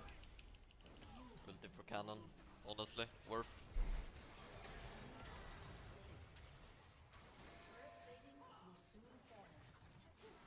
List is dead. Perfect.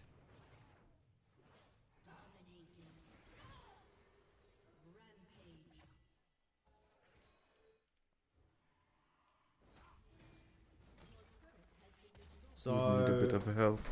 Consensus is Cassante's fed. Everybody else is weak. Avoid this guy. You win the game. Stay under tower, boss. Stop dying. Ah! How fucking low elo are you? I'm pretty low elo.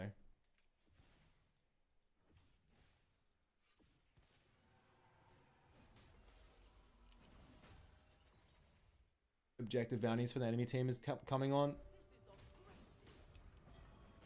Exol.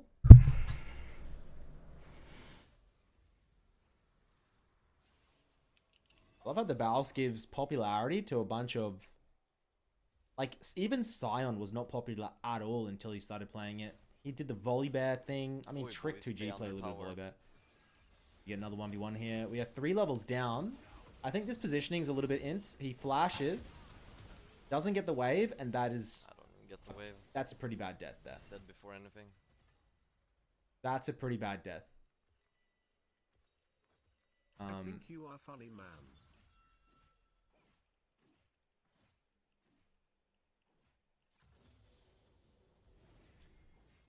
I would be starting to get a little bit frustrated if I was one of his team members on some of these deaths. Like, some of them are really not needed.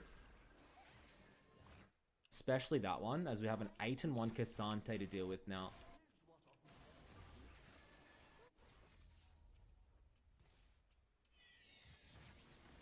Gets the Herald.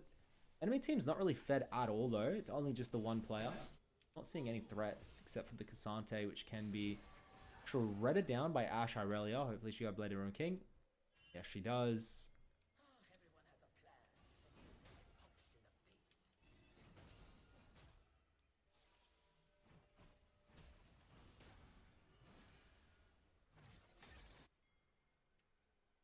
And hopefully we get a little bit of solo time with this tower and the wave.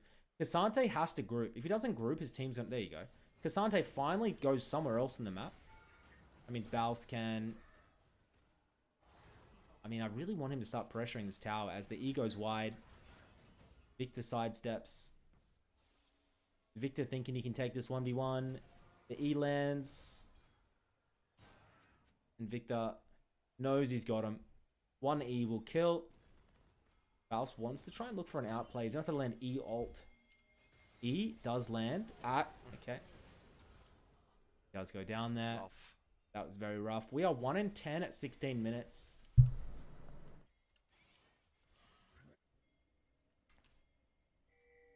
Brother, I am top 10 in Lawi EU West. Come Discord, I'll tell you your mistakes.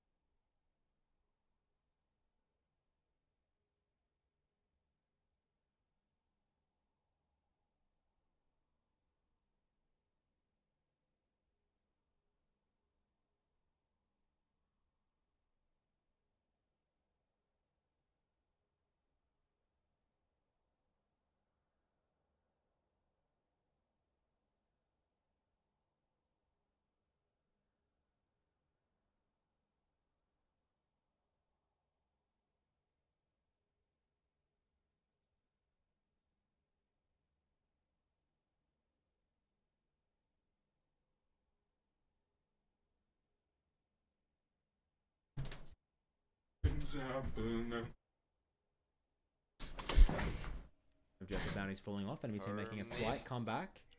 Razer UPSS 888. Alright, you have 60 seconds. Send your OPGG. Send your OPGG or you're being permanently banned. Oh my god, he's called him out. Cassante grabs a Soraka, and this is exactly if this Cassante. If you're fucking D1, you're gonna piss me off. Nice job, Aurelia. Aurelia! I'm gonna be honest. And no... Even though Baust is like a challenger player, I'm a challenger player. No, you're not. In NA. I can still... Is he posting anything? He's not even posting. I can still learn a lot. Yes, because you're not a challenger player. I'm not even kidding. I have learnt a lot from lower elo players than me on the one tricks because sometimes they know weird matchup mechanics and like specific interactions that because I don't have 10,000 goddamn Malawi games or whatever. They actually teach me a lot. Sometimes they're utter garbage and they have egos because they have a lot of champion master, which means nothing. But anyways,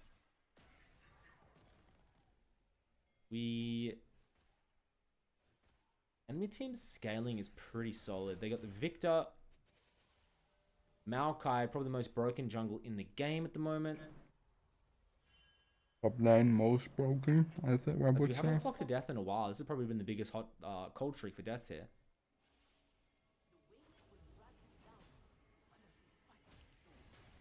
If he comes through, probably going to be the Victor again.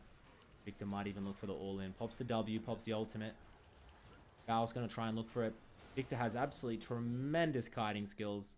I'm in desperate need of some gold. I'm in desperate need of like 2 kills so I don't get banned. This is rough. He posted it.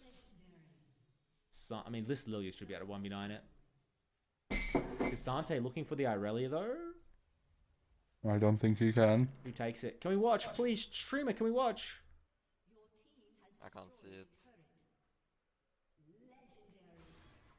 Okay, bot lane 1v1, go. Show me. Shut down over to the Cassante.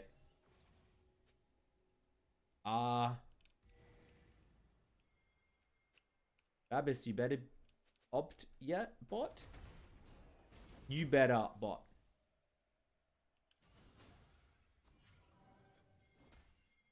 As we've found the Cassante here, can we get a 1v3 from him? He's going to use the Hextech Gates. This Cassante is a really good player. He wasn't Diamond 1. Bit of a 1v9er. His name rings a bell. I think I've played with him. I'm not sure if he's the same guy, but there was a Darius guy. Wufo. Or maybe he was a Warwick guy. He's like a psychopath player. I can't remember. This game. And he's like well known in EU as like nobody like really, no offense to the guy, really enjoys him. Maybe that's him. I don't know. I haven't played in EU for 6+ months. I think it's a skin. Every time I go the new skin, Snow Lion or whatever, I always pop off 1v9. Every time I use this skin, I always feed. Snow Line, skin line? Is that a skin line? Go for the 1v1. He has Iceborne Gauntlet. He has a Gargoyle Stone Plate. Kinda healing him. And a Sunfire.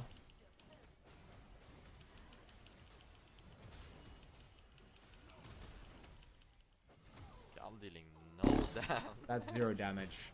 0? Quite literally 0.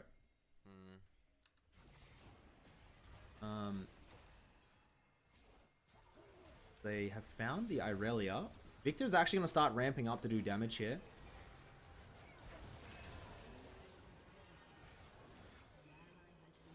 Beautiful Maokai ult, enemy team. Ooh, not able to do anything. I mean, this Lilia, how many kills? Someone give me the stacks on the Lilia. 10. Look at this girl. Probably. I'm pretty sure she's 10 kills, maybe. It does come the Cassante. If Cassante kills the Lilia, we might have an issue. TP down into the bot lane here. Cassante kills the Soraka. Now Lilia is not allowed to die. If Lilia dies, the enemy team gets Baron. Enemy team gets Baron, they have a win con. Lilia's dead.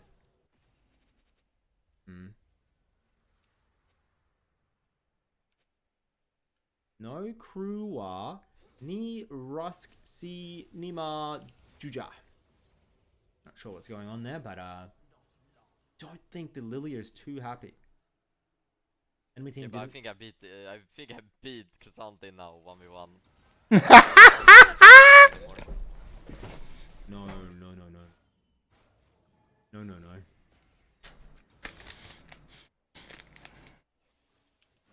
I don't know if I want to take any 1v1s, bro. Victor's gonna try and chase him down. We got no magic resist. Flash ultimate, Gore Drinker. He's going for it. He gets the solo bolo, and that was a really nice 1v1 coming out from the Devaus. I didn't expect the damage, neither did the Victor, and he brings him down. Gold has been reset, of course, so Cassante is going to be doing his best to try and clutch that. If he chases, though, beautiful, beautiful. Chases and his team stacks up on the Baron, this is massive. Nah. It's a good death because they get the Nash. Ain't no way. It's a good dash because... He stole it. He stole it. What a beast. Now Sky with Demonic into Radiant Virtue. I love the itemization from Riot Games at the moment in the game. It's so brilliant. Seeing Tank Karma in the mid lane stomping. Oh yeah, careful for this guy. Yeah, that guy's a bit strong. Ash has to flash the Renata ult, but Cassante will finally go down. No. Yes! He's dead. That's what they needed. And this Callista pick. Who the heck is picking Callista in Season 13? Damn. Is it that bad?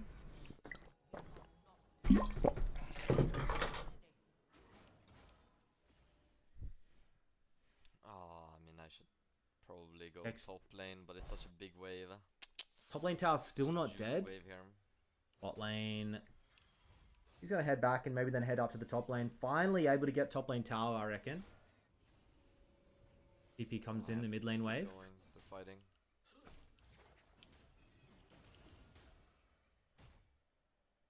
He's really not able to contribute anything, I'll be honest. Maokai ultimate comes through.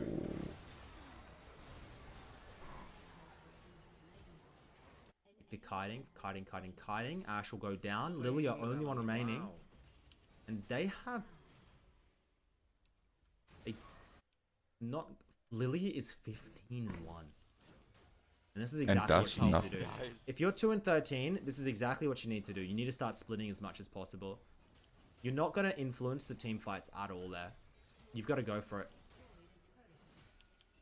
Unfortunately, Laowi doesn't do too much damage to inhibs. He'll do his best to try and take out the CS first. Cassante has come in, and he is actually full build, believe it or not. Ah, I didn't get the Gore Drinker off. I would have turned that so fucking hard. He has 318 armor, 214 magic resist, 4k health. Problem with Cassante is when he gets like this, he becomes unkillable. But then, of course, he can go into his primal mode with ultimate, and he attacks you like a truck, like literally a full damage assassin bruiser or something. It's a great 1v9 champion for solo queue if you're looking to climb. You can play it mid lane as well. Don't get it twisted. Play it top. You can play it mid. As Bal's got to make his way towards.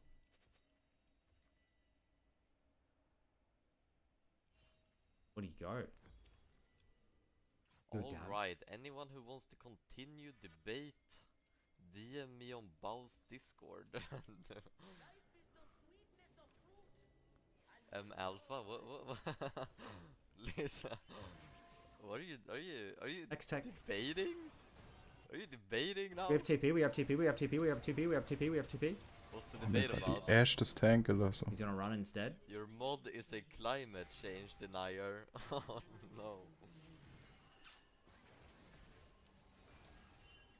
He's getting a little bit distracted here by stream. This is one thing that a lot of viewers don't understand about us streamers. Sometimes we get distracted by you guys and we can't play our best.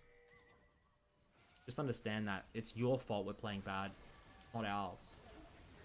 As we try and stop the siege. Irelia's going to try. This is really good. If they're able to just slow this tower down. Oh god, he's not allowed to get... That was actually going to be fine.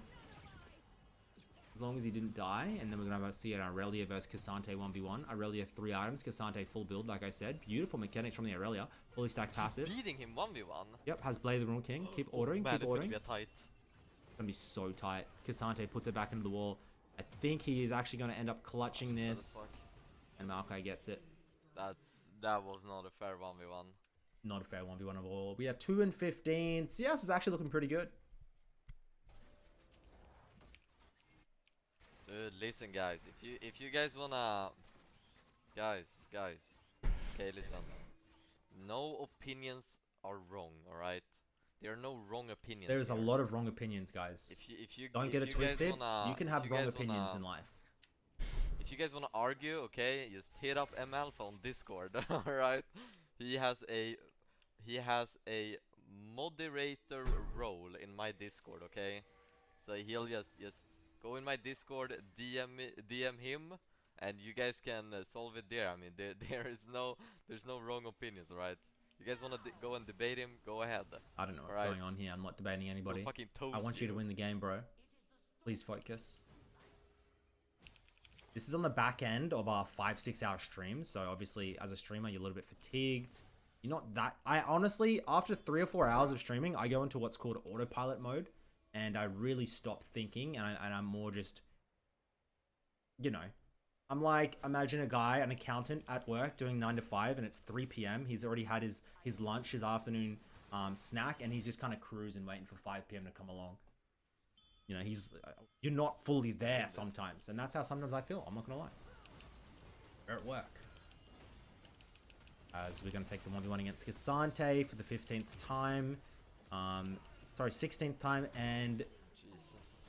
Some say you should learn from your mistakes, but some also say it doesn't matter how many times you get knocked down, it's how many times you get back up. And we are going to keep on getting back up. As maybe we're not. Maybe we won't. Maybe that's the last time. We'll see. Well, he's definitely going to respawn. But his team is not. They don't have any tools to deal with Cassante Maokai frontline now. And his team comes out with the tragic We can't even surrender, man. I don't even feel. I love it when I played in EU. Because I feel like it's just a instant abandon. When I played in EU, it was a very nice array of different countries swearing me out. I loved it. I always have to try and translate, you know. Is it Slovakian? Is it Dutch? Is it Russian? Is it French? Is it Turkish? Like, who's cursing me out here? And I was always, it was a fun little learning experiment to understand who was telling me to die. But don't get it twisted, the end result was always I was getting flamed. As we have the hull breaker. Okay. I don't know, man. What are we thinking here, guys? Lily just used the stopwatch in the base. How to win? How to win. I mean, team fighting with a Laui is not how you win. You need to distract them in their base. Did I in too much this game, maybe? I think there was a couple of deaths here that were not. I don't think so. No wrong opinions, except for picking Iloi wide before masturbation 77769. I definitely think there was a couple deaths this. I don't think. I can see why his team reported him.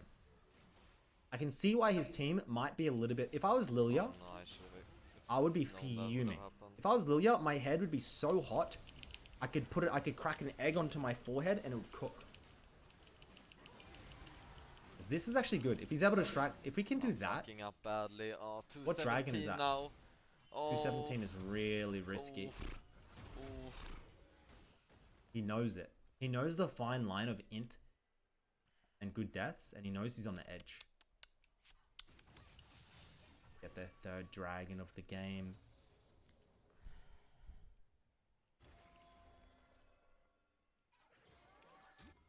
I do think their scaling was fine though.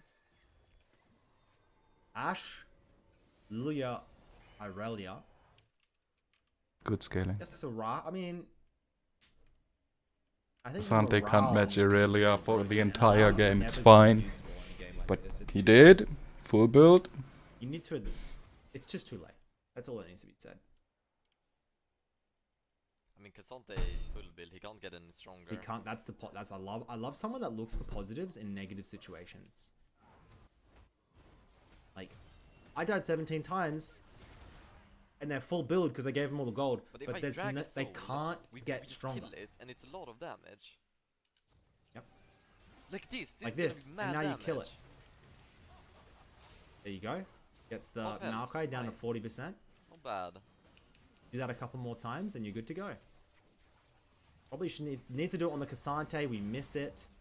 Now Cassante's going in. Nice little flick back. We land the E. Can they kill the clone? Yeah, hit it. Hit Go, it. go, go, go, go, go, go. It's good Yep. damage. Ash arrow comes through. It lands on Victor, but the Maokai ult is to disengage. And now the Renata ult into the Cassante backline. We drop. We don't use the Gore Drinker. 18th death. And Cassante gargoyles popped. Lilia trying to go for it.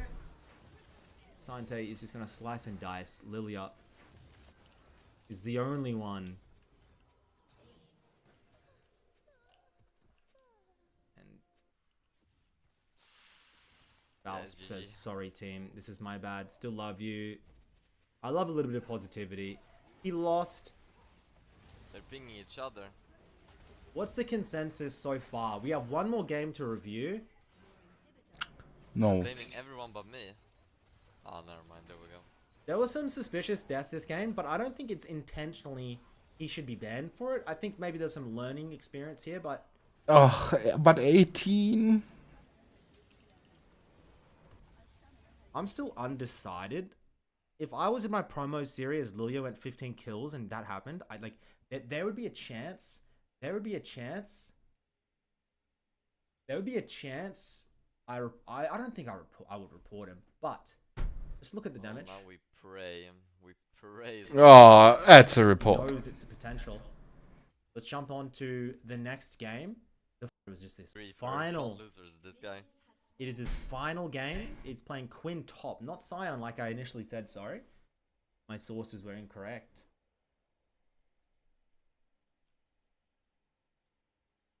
The jury's still not out. We haven't come to a verdict. Bowser's Quinn top is known to be very volatile, but very strong. I remember talking with Bowser in Korea, and he said one of the most underrated picks is Quinn. It can be very strong and very underplayed. He's into Spearshot Pantheon. Spearshot is a Pantheon OTP, believe it or not. The name might give a little bit away, but I do think he has hit Challenger playing things like Pantheon. Which is cool because not many Pantheon players still exist. Dangerous Boy Addy does play at top lane occasionally. As it's arranged in a melee matchup. I thought maybe running something like a cleanse here, but Baus likes to run Ghost. We're going to get queued early. A little bit of trade back. Baus goes Electrocute. Not in the mood to get dived like this, man. If this is some fucking duo dive angle, I'm done. I wouldn't be surprised if Nunu Pantheon just killed top lane 100 times. Well, and remember, you are a challenger player while chat is silver on a good day. The best day. Damn right. He hasn't been challenger for a while. I don't want to bring it up, but How am I supposed to avoid this gank? It has been. You never were. Since I saw that yellow You mean? border around his character. Pantheon's not hard shoving, so I don't think there's a gank coming. Nunu forces the flash on mid lane. I think this Nunu also is a one trick. Kesha. I think I did actually meet him when I was in EU as well. Seemed like a bit of a character. Cool guy.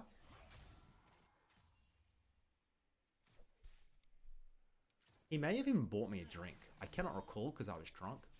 He did, as we're going to get ganked here. He flashes. And ghosts. And this is going to be a nice little escape by Debaus. He goes back in. Nunu flashes. Dumb. Am I not the dumbest motherfucker? That was a mistake. That was a mistake. He blew both sums. He was out, and then he went back in and gave a kill.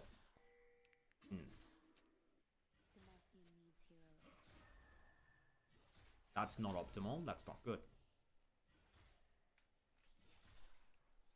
It's fine. It's fine, it's fine, it's fine. That was some bronze shit. Was. And what are your thoughts? Now you're about to I know, like, I love the Baus. I love him. But, like, Riot Games have implemented... Don't open your mouth. Like, man. Riot Games have implemented a new system of inting detection. And if somebody has gone 100 Like, deaths you guys in their last 5 know games with 6 for kills, yourselves. the Hey, system, what you gonna do? know, in my head, should probably ban them. you guys know for yourselves. The system is working as that intended, I think. No offense to the guy. You are shit at the game, but you still go on the internet and flame others, even though you're even worse. I don't get it. Trust me, bro. I would go to Like, a okay, basketball if you were game good and at tell the game, LeBron but if you you're missed a not. 3, I could do better. You know You shouldn't get angry. This is how things work. that, and you still flame. Picked up the cull. A little bit of True. happening here, you can see. Top lane getting ganked again. He got distracted by chat and now he dies. Oh no. This could be a spiral. Oh no, it's gonna be one of those. It's gonna be one of those games. Top lane will get frozen now. And it will give Nunu the option to continuously regank. Every game is an opportunity. Like I can't int again, by the way. I'm actually on the brink of. Oh no. He actually knows. He knows the police. Wee woo, wee woo. They're just over his shoulder, Game zero, that potentially is with the not good. handcuffs. Sometimes getting handcuffed is good, wink wink. But in this case, I don't think it is. I don't think he wants to be caught by the police here. It's not understood what the bail has been set, or if a bail has been set. With the amount that Riot Games spent on this there again, league's by the way. season 100% cinematic, they will probably set a bail because they're money hungry and well, obviously baby. pretty dry. So I expect them to put it up. Maybe even a couple of luck skins or something like that to be released. This company is really struggling. Good trade, good trade, good trade. We need to get this in because if we don't, then Nunu should be able to regate. There is a Nunu Nunu his already. side though. And the Pantheon. Oh no, it's not. One more Q will get it. Baus goes down. At least he got the wave in at least, but that's 0-3 and 6 mins. Did he? Didn't. And this matchup doesn't get better. It doesn't get good at all. Ever. Until he's 4-5 items where he can one-shot Vel'Koz Zeri, this is going to be a tough game for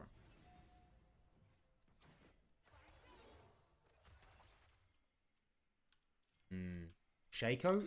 Oh, I've been weak-sided every game today. Shaco is All 9 really games hard to weak-sided. verse as a Quinn. That can't be like. No way. Because you right? run into the boxes and then you're doomed.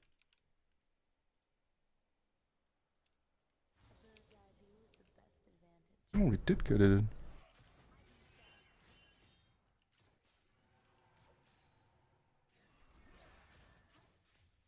Hovering like he could look for a dive. Right, don't move up. Play it slow. Yep. Now he could still be in that bush. He could still be in that bush. He is There in a that chance. bush. Here. I can feel it. Yep. There comes the Nunu, and yeah. In the bottom of your heart, in your head, you're thinking he could still be there. Trust your gut instinct. He felt it. He felt it. As soon as he stepped past that bush, in his head, he goes, I'm dead. He knew it. This is not good. He needs to get a... I mean, we already know the end result. He does get banned. He is going to probably die a lot this game. But in order to not get banned, you need kills, so... Yeah, I don't know. This must turn into a disaster. But... like, sometimes, to watch... I'm 3 levels down. Disasters Well, at least it's unfold. only 3 I guess levels. that's why... It could have been 4, right? The newspapers always sell that type of stuff, you know? There's some type of, in our human nature, as we stop the Pantheon phase, Pantheon and Mana might be able to look for a dive with the Diana. Could be worth the bounty here.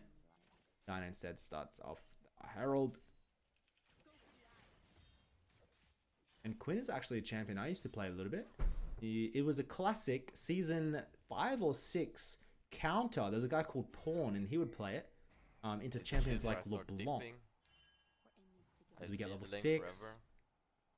And the Nunu has shown top. Pantheon comes through. Nunu will collect this kill. Wait for the little EE. Go. How's it going, mate? 0-5, 8 minutes in. This is rough.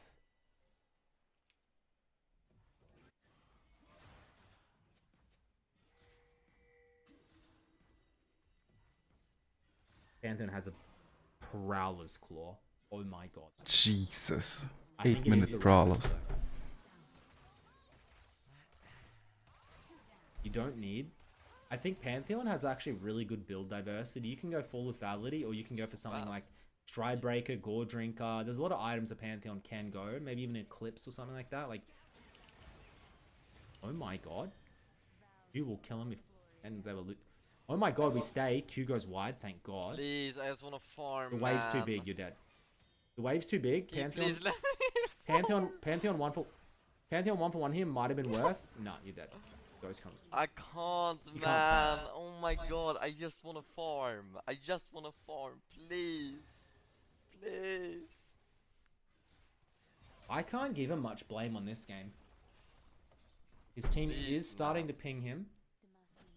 Can you blame him this game? Couple of deaths. Dude, honestly, they're just camping him, and the matchup's hard.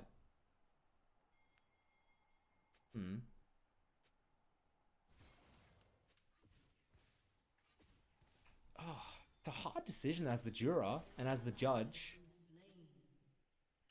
I, of course, will have the final call. I'm the guy with my hair thing, and I go boom, boom, boom. Order! Order, oh my god! In my head, being a judge would be pretty cool, but I reckon like doing law school, becoming judge, doing that Bitches shit, are dying it's today. gotta be Oi, oi, oi. so I've had boring, enough. and you gotta read through all the boring cases. It's not like a true detective kind of vibe, you know? It's not a suits. It's not a suits scenario as much as I wish it was. I know a lot of people who went to university. They did law. They end up going to university for 4 or 5 years, rack up $100,000 of debt, and then they decide, I don't like this, and then they have $100,000 debt, and then they're screwed. They go and get a job as a barista, and they pay off their loan for the rest of their life. Don't get it twisted. Lord have mercy on me. I don't know what the life lesson is there, but don't do that, I guess. I ended up getting 2 degrees that I didn't use. I did end up paying off my loan, thankfully. Thank you to all my I live. Kiana and Doka reviews. You spoke too soon. You counted the chickens before they hooched. Spoke too soon. It happens. It happens. It happens. Let me win the game, Bouse. I said looking for the 1v9.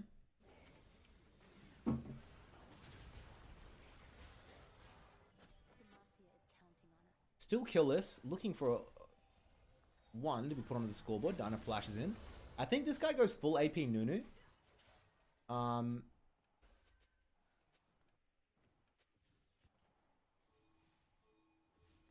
little bit of bickering. The US types the most out of any region, in my opinion. I've played all regions. Korea is still the most toxic, but toxicity in a different way, where the US, they'll type paragraphs and novels, and they'll keep playing, kind of. In Korea, they'll do a one-liner, your mum's sky, and then they'll sell all the items, and then the game is unwinnable. And no matter how hard you try to carry, they'll make sure you lose. There is no coming back from it. Whilst in EU, they might say really bad stuff, but they'll continue to play, and sometimes you'll clutch the game out together, and at the end of the day, you'll say, sorry bro, that was just a bit of heat in the moment. We're actually not even like, I don't hate you. I'm not gonna you hate you. things to you that I was saying previously. Because now we have achieved LP together, and now we're best buds. It's a weird game, League of Legends. We get the Zerka Greaves making our way towards... I'm wondering if he does that Prowlers setup sometimes I've seen. There's like a weird interaction. Does like a one-shot. Pretty good setup into the enemy Vel'Koz, but as I said, not really sure onto the Shaco. Pantheon, who can kind of lock him down. I'd say hard CC is the worst time for a Quinn. He thinks he's found this. He goes for it. Doesn't use the E. Actually holds off. Thinking about using the Blast Plant. Gotta be careful. Amped up. Vel'Koz is there. He completely ignores the Vel'Koz. Jaco makes his way through. Pops the ultimate. That blown is going to zone him out of the team fight. I get the 25 gold at least. At least you get 25 gold. Plus 25. Big. Oh, and you get 30 as well. 50 gold. Not bad. Not a bad result. No kill though. No kill, unfortunately. Shot takes down the top lane tower. That's the first tower. 14 minutes in, he gets all the plates.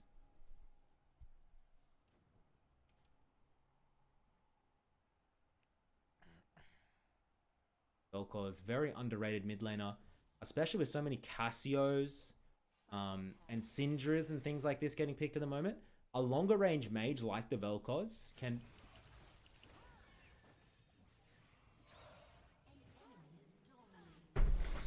That's a lot of damage. It can do well in the meta, the Vel'Koz. I need a kill badly. I'm in desperate need of a kill.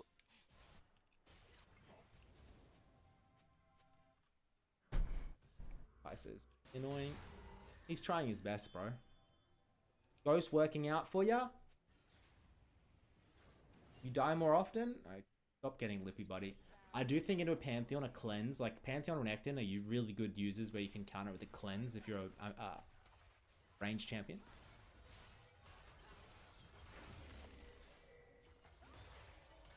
So he pops the ultimate. A tier 80 carry. Maybe this guy's a pro player. Jilbo's procced. He's going for it. Baus tries to transform in front of him. Has to force the flash. W goes wide. Her. That doesn't work, and Shaco will collect. That was unlucky. Debatably unlucky. That's quite greedy, I would say. Hopefully the Bard. Oh, yes, I like it. Oh my god. They get the Zeri. Kai'Sa try and look for the Vel'Koz. I think Vel'Koz with the shutdown. Can she get it? Oh, please, please. Oh, she burns. She burns. The second game is not looking any better than the first. I It's a don't want to be roughie. that guy, but it is 15 minutes. Don't put the FF. But I can also want the kill. You can't be the guy. In my opinion, if you're 0-9, I don't like to be the guy to FF vote. Yep. I'll let the people like doing well to dictate if they want to try and carry it or not. What is Kai'Sa's problem? Did I fuck his mother? Maybe fucked his dad? Not sure, man. Sure what you've done, but they're really not a big fan of you. Probably the 9 deaths is what you've done. But maybe also the mother-father thing. I'm not sure. Patience. Wanted to say we do have the item. We do have the item. With the Prowler's Claw, 20 stacks on the Cull. We found the Pantheon. Oh my god, please get him low for me, so I can get this kill. Please leave the... Oh. Yeah, you're not supposed to take it. You'll be surprised how much... This could be good. You'll be surprised how much damage he does. Here we go. Here we go. Here we go. Here we go. Here we go. Here we go. I thought that was going to be his kill. Oh, he might be able to get this. No, all eyes. Oh no, this is so tragic. Pops the goes. Go, go, go, go, go. FF. FF. Like, I'm so fucking sick of this, man. That's quite unfortunate. 0-10. They're just coming from everywhere. They're coming everywhere. Every angle. I kind of feel bad for him because I'm a streamer and this happens to me a lot. And then what Synapse does is then they feature my deaths like this on Synapse and everyone goes, this guy's terrible. Like, you don't know what we've been through. You don't know how many ganks they've tried to try and keep us down. God, I hope I get banned from this. Like, honestly, I hope I get banned.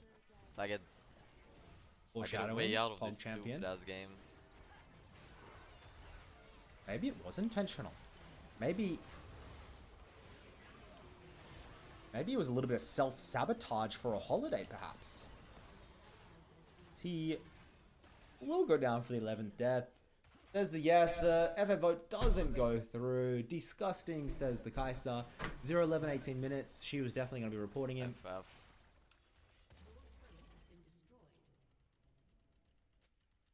X9M. Oh no.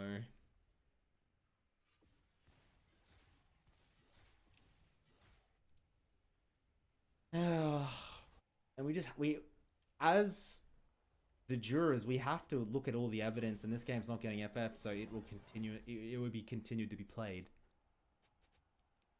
I think definitely this Kai'Sa also should have been punished in some form. What? And it takes it up with somebody.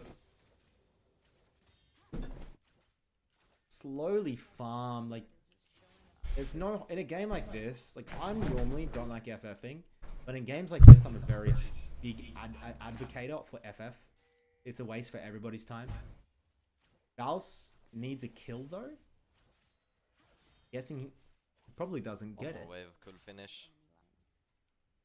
I would hold him hostage, honestly. No mercy for the feeders. And here comes the Pantheon, gets blinded. One more wave. I think the Pantheon, if he's able to W into Prowlers, let's see. W, gets juked. Really nice movements from Baus, and you can see him using that Quinn knowledge to be able to kite him. As the oh, this could be, this could be it, this could be it, this could be it, this could be it, this could be it. What? No.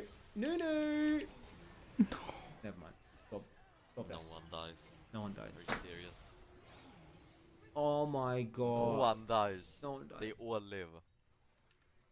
I thought that was his moment. That's a fucking joke, by the way. 1.6 million Nunu mastery was pretty nice. Come on, Zerath, clutch it. Come on, Zerath, clutch it. There with the Hurricane. Oh, two more. Can't get it. He's. Oh, no, she's gonna. He might be able to cancel. He cancels her. Go. I actually stopped it. One more order. No. Well played. If they're able to get that kill, there you go. Little shutdown, little juicer. That kill, I deserve to get that one. You did outplay her. That kill. I don't know if it was one stack on Cull, and this Nunu is going proto death cap. Big boy.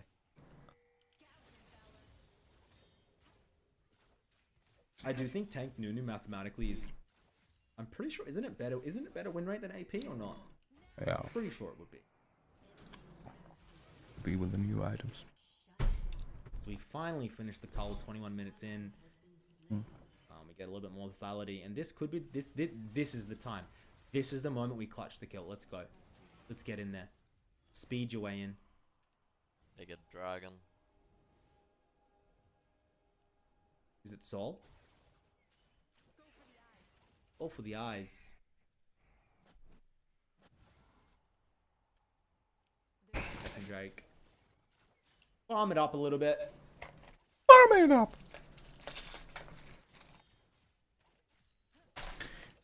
Things happening. Clutch King.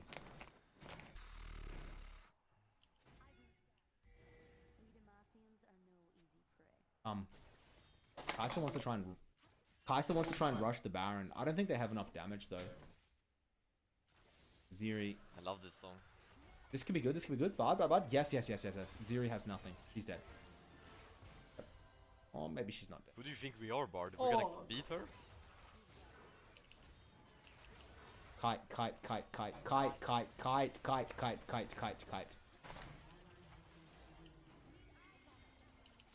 Good night, sweet prince. Yeah, like, why are we doing this in the first place? You got one. It was a 1 for 4.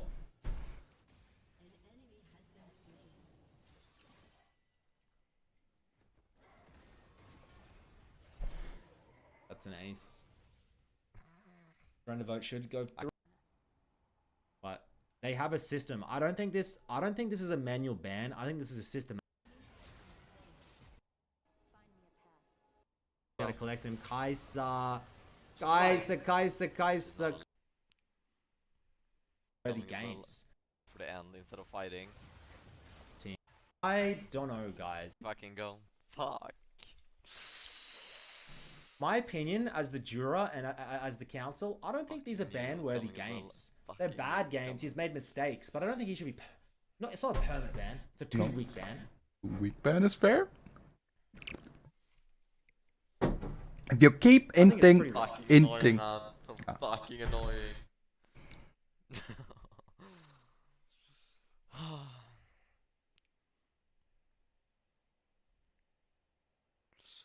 Let's see how long it is. Actually banned. Faust FFS 69. Is that really his main username? Oh, poor guy. Let me know in the comments down below, guys, what you think about this. I think it's going to be overturned because Faust is a very notable streamer. I'm the judge, the jury, so are you guys. And I think we're all saying, that's a 2-week ban. Well, I think we're all saying to ourselves, he tried out. Just so There were some bad fucking deaths annoying. in these games.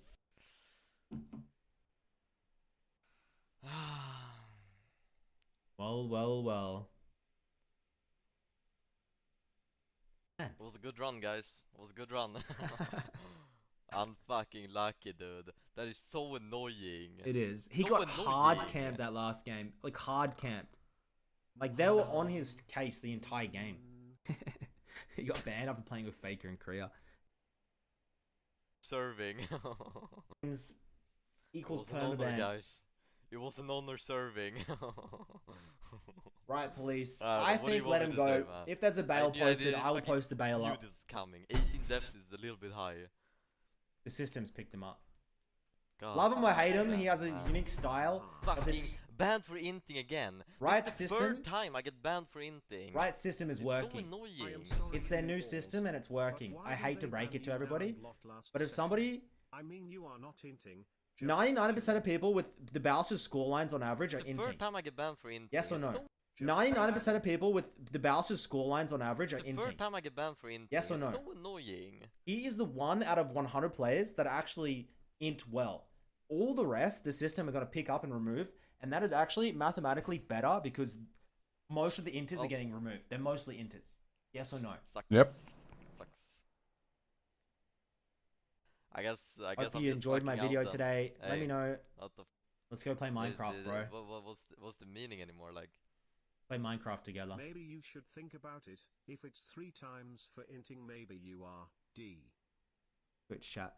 Alright guys, thank you so much for watching today's video. It's been fun. I Yeah, it love was an doing these honor videos. sharing It's so, with it's you so guys. enjoyable. Variety Hope you enjoyed the streamer for the content. next I'll 2 catch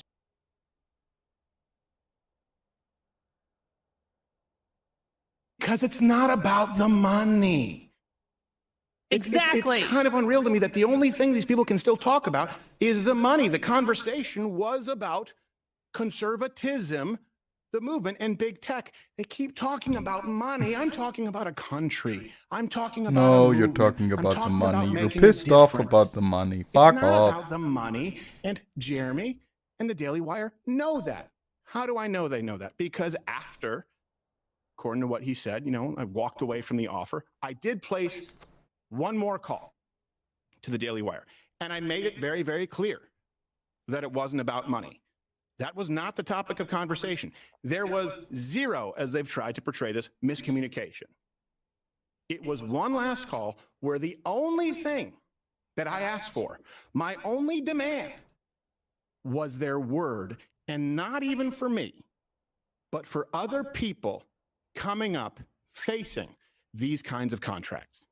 Let's say it's a kid who comes in with 500,000 YouTube subscribers or something like that, 100,000. Let's say some other kid you're paying 6 figures to come in and do it.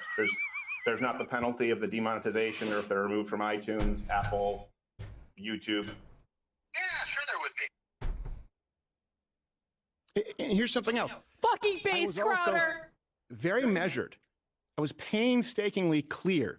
Something else. Fucking I base was also- Crowder. Apple, YouTube. Yeah, sure there would be. There's not the penalty of the demonetization or if they're removed from iTunes, Apple, YouTube. Yeah, sure there would be. And here's something else. Fucking base. There's not the penalty of the demonetization. You're paying 6 figures to come in and do it. There's not the penalty of the demonetization or if they're removed from iTunes, Apple, YouTube. Yeah, sure there would be. And here's something else. Fucking I base was also Crowder. very measured. I was painstakingly clear in taking Release myself the off entire table phone because call it wasn't going then. to be a right fit. That happens in business all the time. But that we weren't talking about me. We were talking about the futures of other people who could potentially be in that position, that very disconcerting position. No miscommunication. What I'm talking about is you're describing a model for everyone, not just let's get rid of me here. everyone, if there's a penalty for being demonetized on YouTube, because your business model requires that be a huge component of it, you need to change your business model or this movement cannot work, Jeremy. I can't imagine my show trying to come up and be beholden to YouTube advertiser guidelines, let alone, I mean, honestly, being beholden from a conservative entity with hard strikes, right? Being removed, but let alone being advertiser friendly. We know how broad those guidelines are. They might as well just read, don't say anything offensive, and they change them at the drop of a hat. That's kind of true. that the guidelines aren't terrible. I'm suggesting that if making money off of those platforms is part of how you're justifying the salary you're paying someone, then or the fee I keep saying salary, the fee you're paying someone, then when those go away, everybody loses money. You can't pay the same amount with less revenue. Based Steven Crowder. Holy shit. Steven Crowder got Jeremy Bowie to say this stuff and recorded him saying it?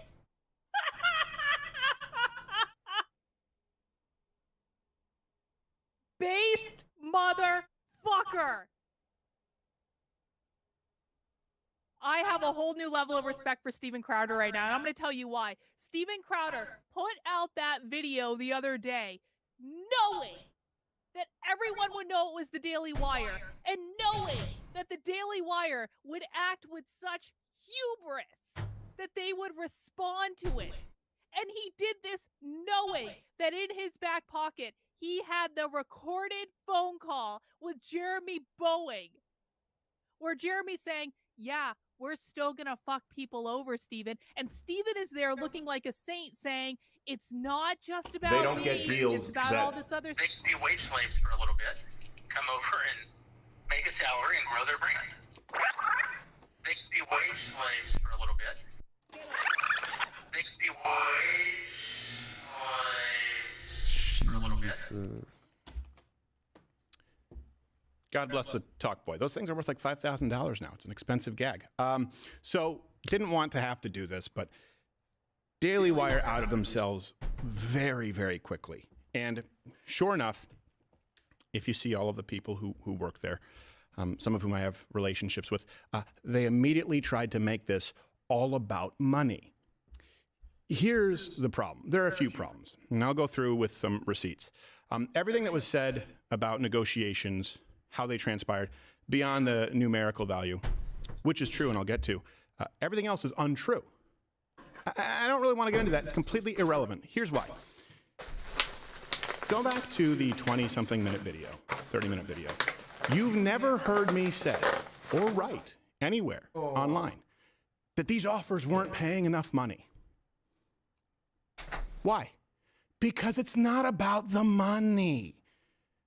It's kind of unreal to me that the only thing these people can still talk about is the money. The conversation was about conservatism, the movement, and big tech.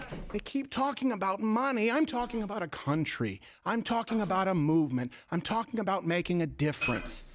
It's not about the money, and Jeremy and the Daily Wire know that.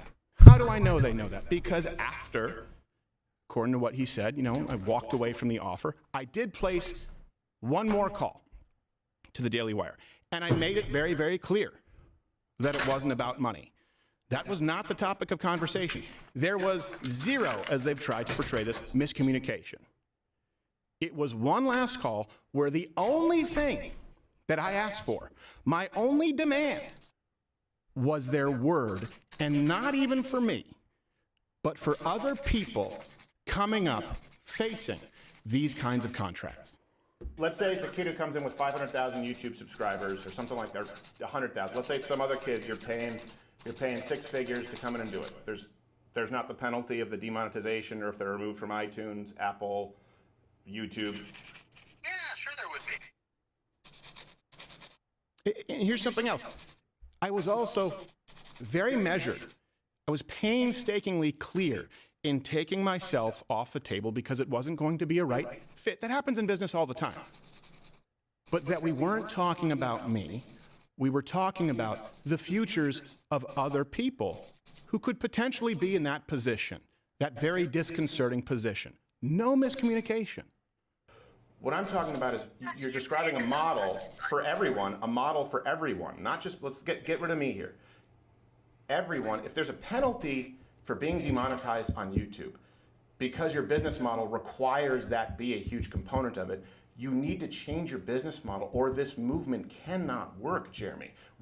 I can't imagine my show trying to come up and be beholden to YouTube advertiser guidelines, let alone, I mean, honestly, being beholden from a conservative entity with hard strikes, right, being removed, but let alone being advertiser friendly. We know how broad those guidelines are. They might as well just read, don't say anything offensive, and they change them at the drop of a hat. I'm not suggesting that the guidelines aren't terrible. I'm suggesting that if making money off of those platforms is part of how you're justifying the salary you're paying someone, then or the fee I keep saying salary, the fee you're paying someone, then when those go away, everybody loses money. You can't pay the same amount with less revenue. How about you create a different business model? Now, I know what some of you are thinking. Of course, telling someone else, hey, change your business model. I get it. I'm in no position to say that unless, instead of Monday morning quarterbacking it, here's the thing.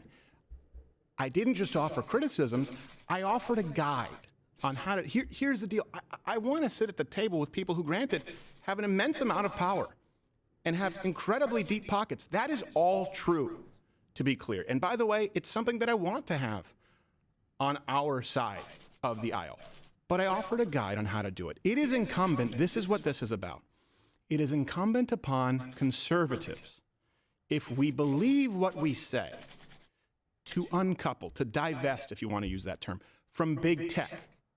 Right? For the business models of the movement as we move forward, to not rely on playing ball with Facebook and with YouTube. That is something that we have to move toward. You know that we've been trying to do that here for years. That's why every single show we say, hey, if you can watch on Rumble, please do so. We're not looking to be banned on YouTube, but we certainly won't compromise the truth in order to be advertiser friendly. Here's the thing, Daily Wire, Jeremy, and I really do hope that we can talk at some point. Please, you can pick up the phone. We've done that.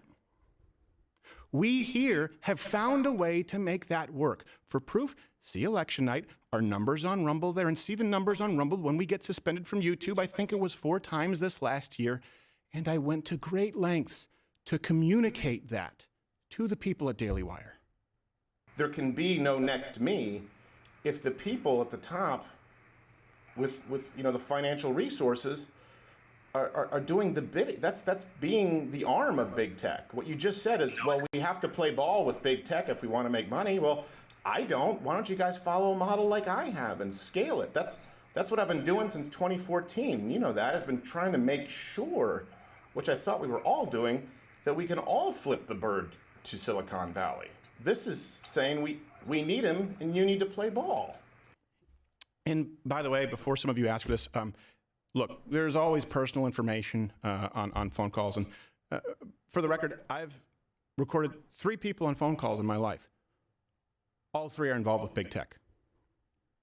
Just to be clear, the entire call transcript has been sent to others to verify without hopefully having to release the whole thing. And I'll be on Tim Pool's show, I believe, on Monday to talk about it. Now, this is something else that's been brought to my attention. Look, some people have been sent out from Daily Wire and have gotten very personal. Obviously, when we released this video, we didn't name names, and I told you there are a lot of people in the space who have made offers, and it is true. There are quite a few, and there are some others that have been pretty similar to this. This isn't an incredibly unique scenario, but there have been some good people out there too, and we're still talking with them.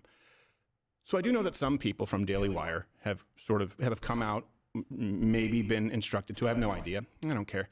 And they've gotten very personal. I don't want to do that. At least I didn't want to. I don't.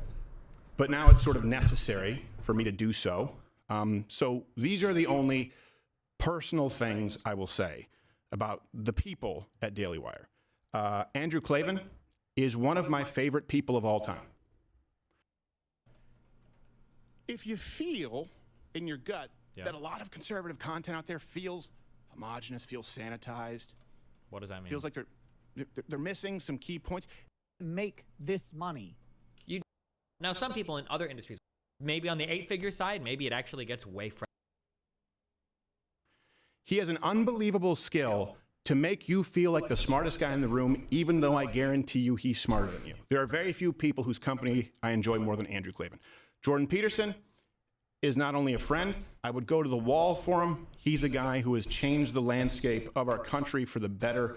Can't say enough good For things the about him. better. Ben Shapiro is possibly the smartest person I know.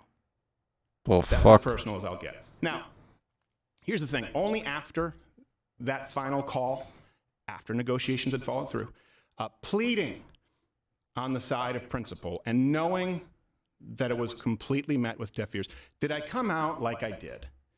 See, here's the thing, Daily, they keep talking about a business. Well, I walked away from the table because I'm talking like it's about a country, about a movement. And this is the thing, the response that I've heard over the years, it's not just now. I've been doing this for a long time. You constantly hear, it's just business. It's just business. Well, guess what? It's not. It's not to me. Sure, I run a I get business, that. but it's not just business. And let me ask you, when have you ever heard someone say it's just business when they're doing the right thing? Ever hear someone give $250,000 to charity and say it's just business? And here's something that I would like to ask you, because I know that they've tried to play the identity politics and misrepresent the whole financial situation. But yeah, over the course of 4 or 5 years, the total operational budget, meaning 25, 30 employees, all of the costs, security, health insurance, would have been somewhere in the $50 million ballpark for that total operational budget. That is true. Okay.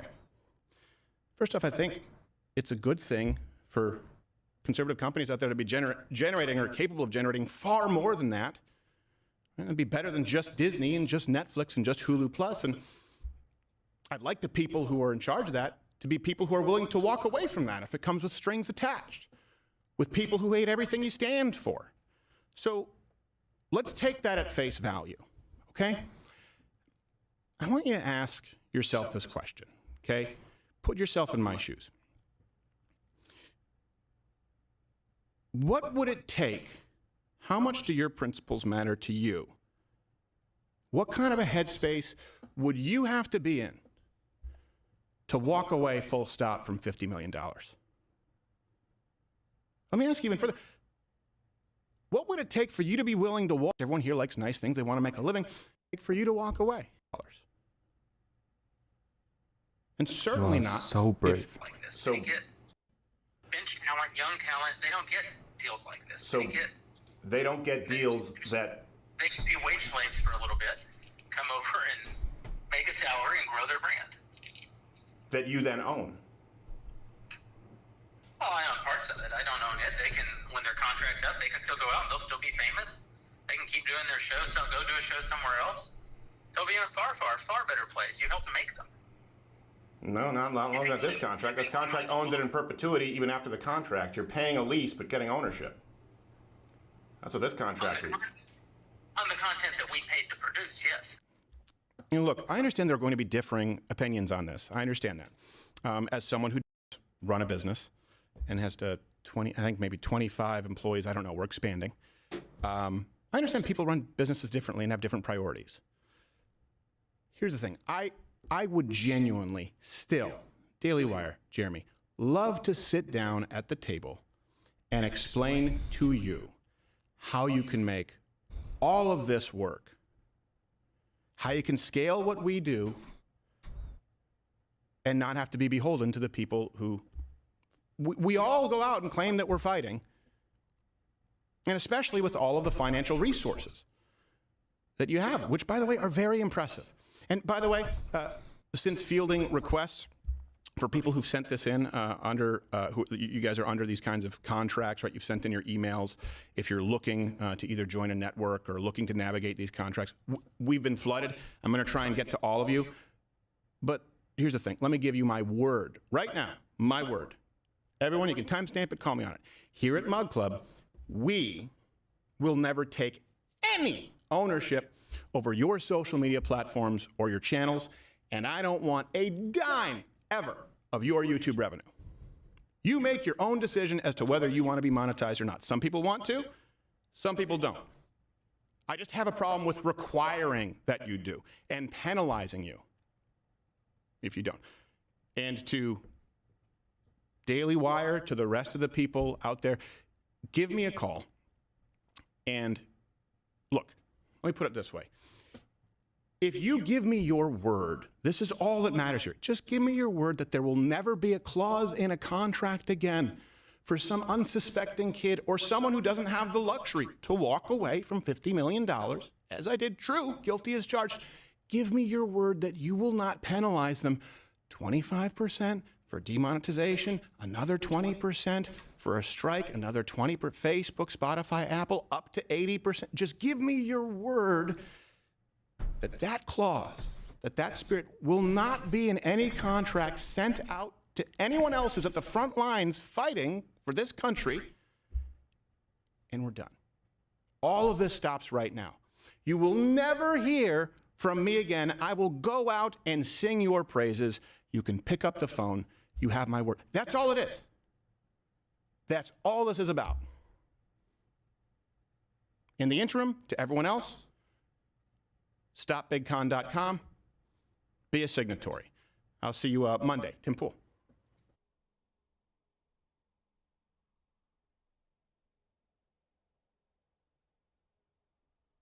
Appealing.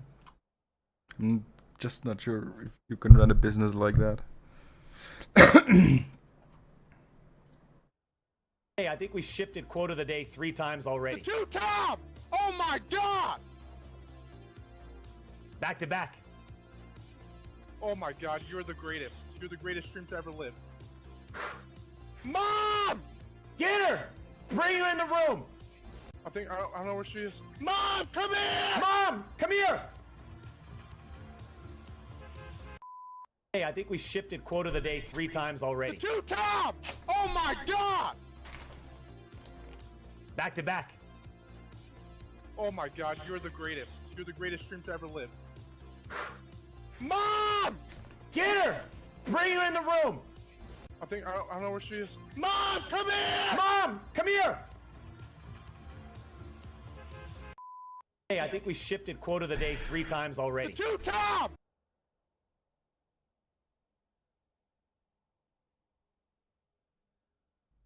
Fine, I'll look up the German mud wizard. Robed wizard taunts police struggling in mud. What is happening? Did he deploy a quicksand? Is this guy an earthbender? What is going on? Well, he is very powerful. What is this? Prestidigitation? Like, goddamn. Oh! There he is! The wizard has been summoned.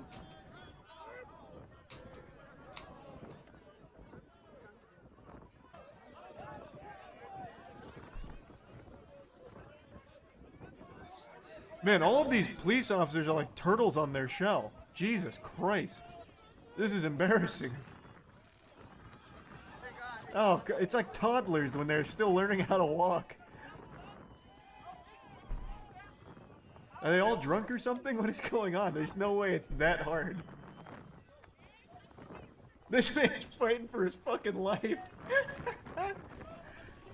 The Mud Wizard's gonna drag him back by the heels like a horror movie in a second.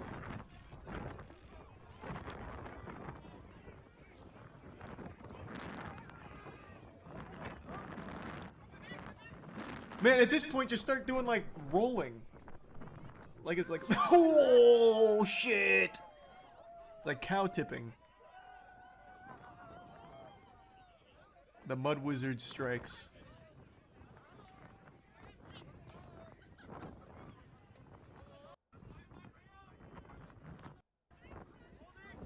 Mud and twirling around a baton and shit.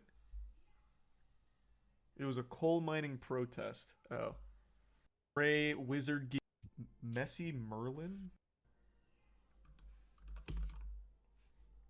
Alright, everybody's ready except for Charles, I think, because he's looking up a video. Oh, the Filth Wizard! Yes, wait, that's it. It's in a different language. That's why we couldn't find it. I got everything right except for his cloak. It's not a gray cloak. Put it in the raid group so everybody can join. So misleading. Come If you on. It's not a wizard. if you go into the comments, I promise you they're calling him Filth Wizard. They're all talking in German. Holy shit, that wall of noise. Whoever this is. He actually only has a stick. Why did you? Wait, he's just drinking the mud? Yeah. So he's not playing with the mud, he's drinking it. That's why I got confused. Wires got crossed. But yeah, this is, they called him... Somebody find this. I don't know, they called him the Filth Wizard, though. I swear to God, they called him the Filth Wizard. Look at that good Samaritan coming up and saying, "Hey man, stop drinking that fucking water." Oh, when I What a good translate Mag Smrodu, it translates to Stink Mage. Oh! Alright. Jesus, alright. Let's get started. Yeah.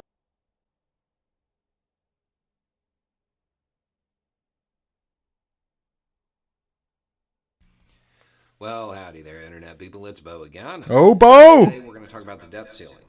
We're going to talk about how it's being framed, what it is, what's going on with the whole show that's occurring, and just kind of go over all of it. We'll do this for two reasons. First, we hit the debt ceiling. Second, it's being framed in a certain way that I just think is wildly inaccurate, and I think people need to know that. You have Republicans right now saying that the debt ceiling it's like a credit limit on a credit card. No, that's not what it's like at all. A credit limit is imposed by the lender. The debt ceiling is self-imposed. The U.S. credit, it's fine. The U.S. is nowhere near its actual credit limit. Can borrow a whole bunch more. It's not a credit limit. It's a self-imposed thing. It's more like if you were to, I don't know, have a credit card that has a $100 balance on it and a $10,000 limit. The U.S. is nowhere near its limit. Will continue to rise. They're not going to send up a balanced budget.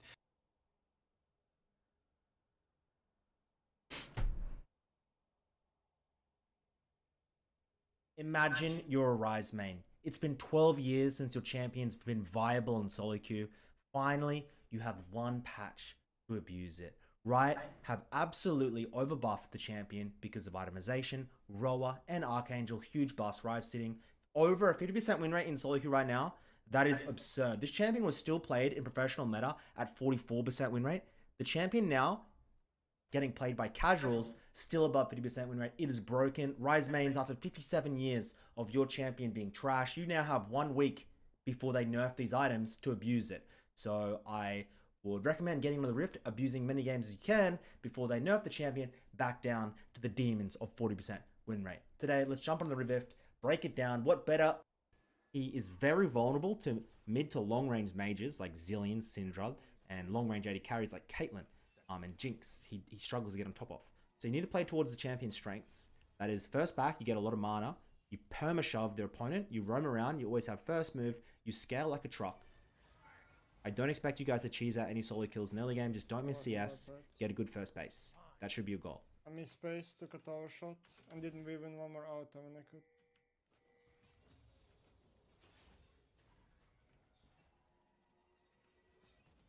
Nemesis currently on the grind to rank 1 in Europe. I've played Nemesis a few times. He is a very good player. He shows everything that, you know, the other pros that I versed, don't want to name any names, Faker, Chovy, etc. Rookie, like, he shows a lot of the qualities that those type of players have. He's a very strong player, in my opinion. On the champions he's comfortable with. Some people question his champion pool. He plays towards his strengths. I think that's fair enough. So do I in my gameplay. Dying a lot. So it really depends. But I think Nemesis for now is not that interested in pro play. And if he were to get an offer, it'd probably be from a very low level team or an academy team. And Rice needs a little bit of simply make more money from streaming. Content. Content pays better than pro play. Like a lot of the time. He doesn't spike immediately, you know? He needs a bit of time to come online. So the TP comes in. This is what the TP comes in. 5 to 7 usually, and at least one base before he starts like pushing waves faster and Love stuff it, like that. Nemesis. Explain it for me. So the best case scenario here with running this teleport is your laner is running not teleport. You get this TP back with mana. Now they don't. Zillion has TP, which is a shame. But in your in your example in low early games where they don't run in TP, you push these next few waves. They miss out on a lot. Then when they come back to lane, you can roam top. You can roam bot. There's a window there around about 5 minutes here. That's when you can start putting impact into the game, and that's where Rise starts ramping up. Missed that one because of no attack speed. No attack speed, missed it. That's what I said. I told you it's important. Level 6, here we No, go. I run bot on this timing. Jungler is topside, they're fucked. Love it. I love it. I love it. This is how you play Rise. This is how you play to the champion's strengths. Know your champions. Know its strengths. Know its timings. That's how you climb, guys. Midbeast, how do I climb? What do I... Like, just find our champion and know what it does and then play towards what it does well. Like, come on. Come on, guys. Let's get serious. It's 2023. My team needs to tank minions here, so basically... There's no need for someone to be like, oh, you play League of Legends all the time. You must be good, right? And you're like... which was pretty smart. If a minion would hit me, I'm actually the bronze shields would 2. block and it was And then pretty everyone's like, good. oh...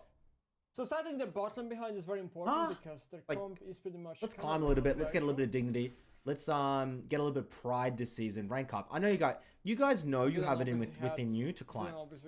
Some of you just don't have it. You don't have that hole in you. But most of us do. You just got to live up to your capabilities, okay? Stop settling for less.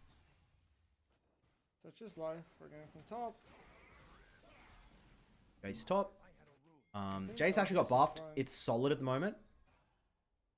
Although I recommend dodging a lot of range top laners below masters. So if your top laners pick Vayne, if they pick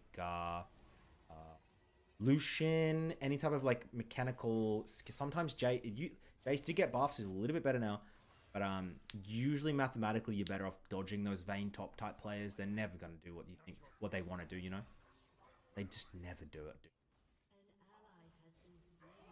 I know dodging is cringe. I rise. EQ. UMB. Could die bot, but Marco is doing Drake, so we can't. Take the free Drake, scale it up. I don't think you need to be in that much of a rush. Lucian Nami scaling is actually fine. Enemy team has the Zeri Yumi. This is probably the #1 bot lane pick at the moment in high elo and pro play. Yumi Zeri. Go with the Lucian Nami. Try and get a little bit of Q, E, W, Q. EQ. Ooh, not able to get it. They could look for a dive. They could look for it. They're waiting the cooldown here. Lucian really... We're going to have to flash. Flash. Q goes wide. Minion's going to kill. We screwed that up. We could have got a kill, but that Lucian didn't... The Lucian tanked way too early. Yeah, you have to wait. My Lucian misplayed Omega Heart. Omega Hard, correct. Lucian went way too early. I don't know why he's rushing. My Lucian has to wait. I'll tank the tower. I have flash. You need to wait till he was waiting his W cooldown. It was freest dive ever. I missed an EQ, but still fucking mad. And I should have popped my potion earlier so I wouldn't die from me. Correct. I never pop potions correctly. Like sometimes it's one thing I need to work on. This is the second roam I did. Popping my goddamn potions as soon as I start taking damage in a fight. Sometimes I'll pop them halfway through, and you have to understand, you've just missed like 50 health of healing, bro, which is the game changer. I'm not kidding, it can change a lot of 1v1s, and you don't even realize. Think about it in your own game. Thank you. Apply it.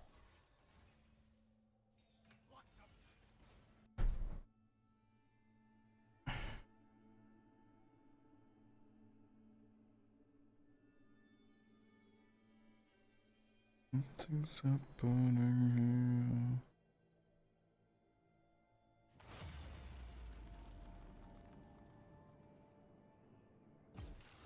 I knew you would do that.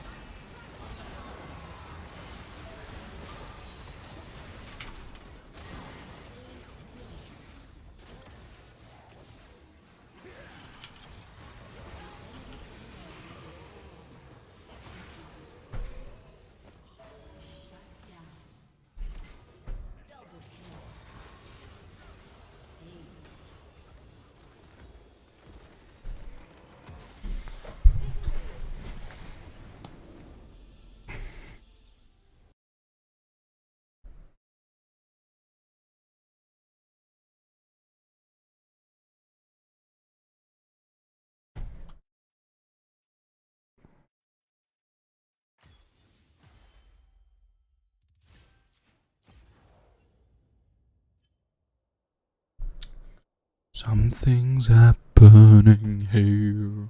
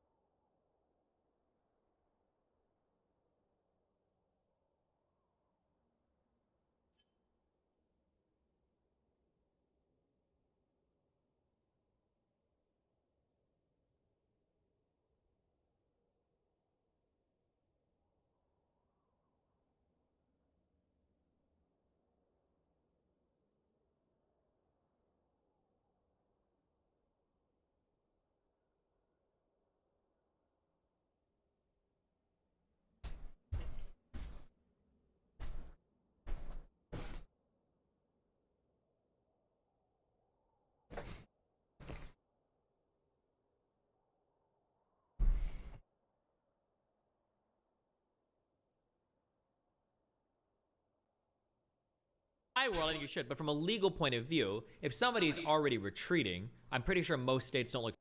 I'm pretty sure most states don't look favorable at that, right? If somebody breaks into my house, they go to steal my TV and I shoot them, it's fine. But if they've already got my TV and they're running away, most states I don't think consider that self-defense. No, like you can't shoot somebody in the back to get your shit back, can you? I think because that becomes like a defensive property issue. So if that guy was like already like leaving the store and it looked like he was, he turned around and he was like leaving, and you get up and you shoot him in the back of the head, like.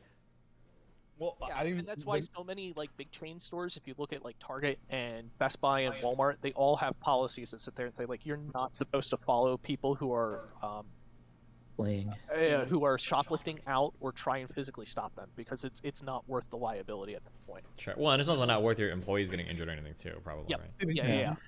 I think you literally said one time that it might be justified to shoot someone who's infringing on your copyright. I guess ethically, right? That was all in the context of ethical. He said he would shoot a cat on his lawn. Hey, as long as he was stepping on my blade of grass. Yep. Blade of grass. Let me tell you, they are deadly predators to any environment. True. Meanwhile, Pisco is like, well, if somebody's stolen your life savings, but if they're not a threat to you and they're already walking outside and you can't do anything else, you have to watch them walk away with all of it. Be a greeter at Walmart. You can't come out with that weak bullshit and be like, well, ethically.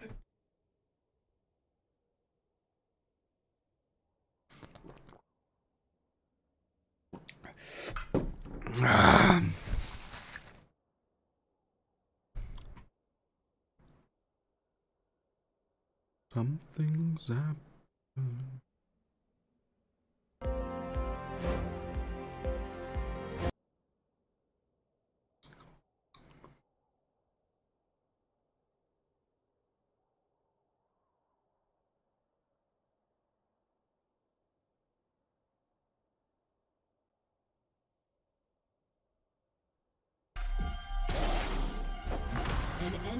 been slain. Shit.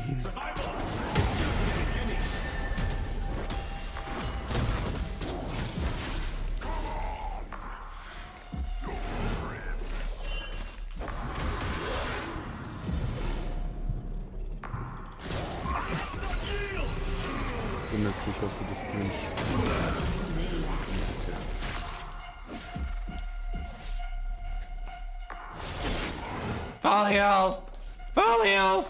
Folio!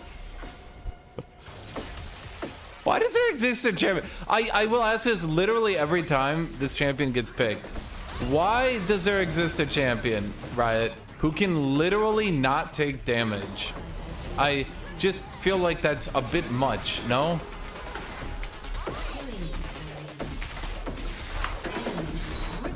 Huh. That was bold.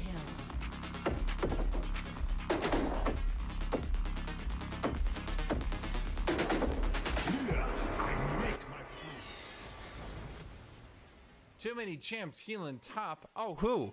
Who are these champions who healed too much? Name them specifically.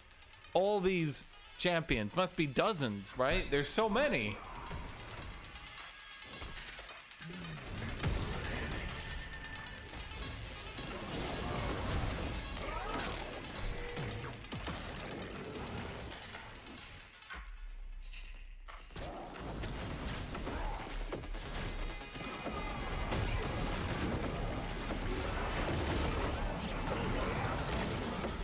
Okay.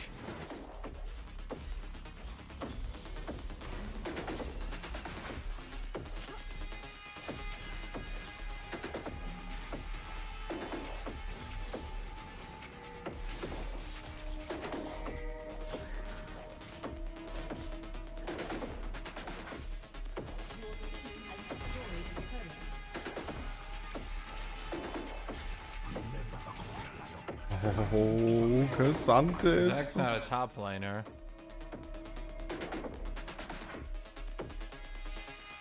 First off. Second off, your best example is Zach Blobs, who doesn't even go top. Garen's passive, that at level 1 takes...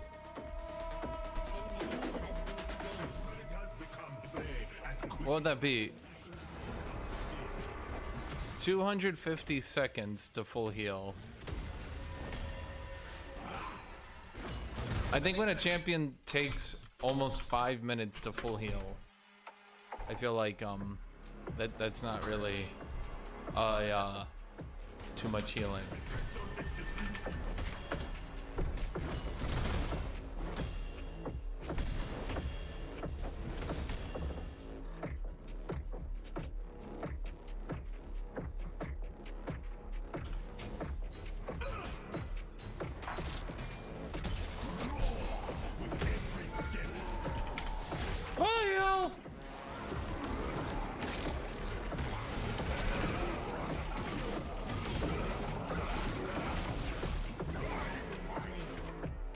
Okay.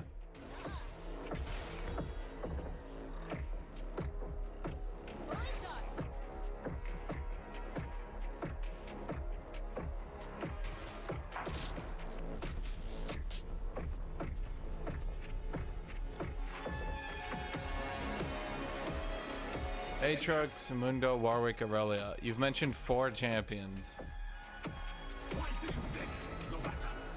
You got 4.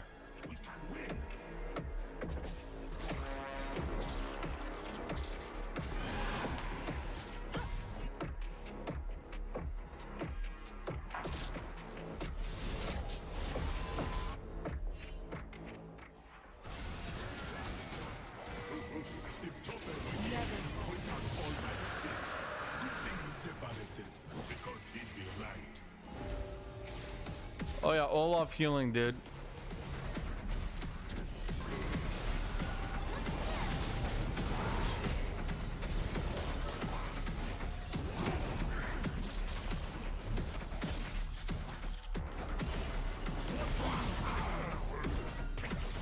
Turret plating will soon fall.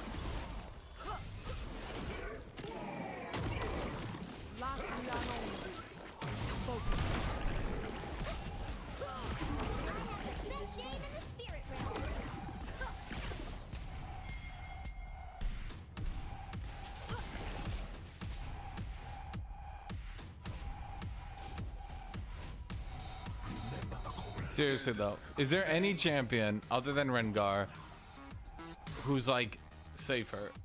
Who just absolutely like anytime they do anything, they just full heal, run away, cleanse old CC, full heal, get a movement speed boost, run away.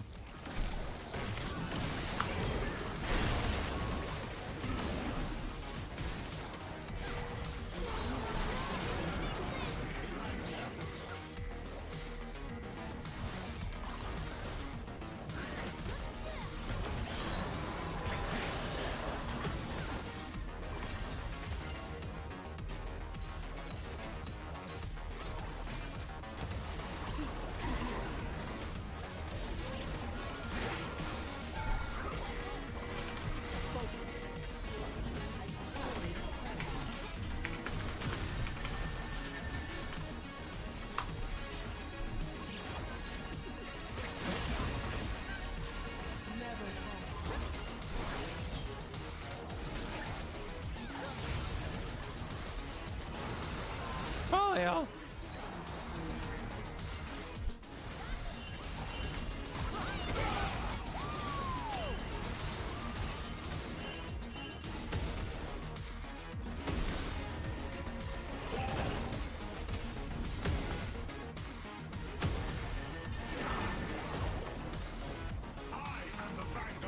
Did he really follow me just for that?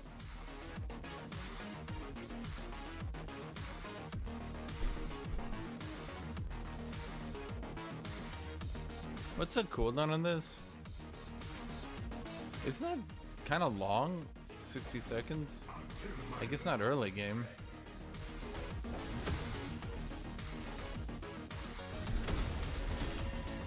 People act like you can just spam that out non-stop. I guess early game it's a bit low, especially on champions like Karma, but...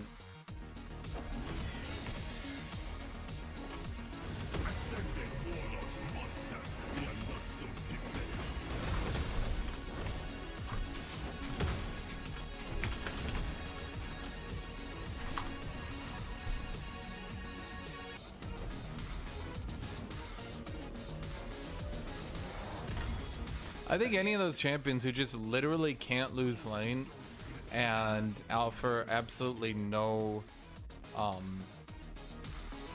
like ability to fuck up are just made for pussies. That's not a meme. I think actually bad players go them.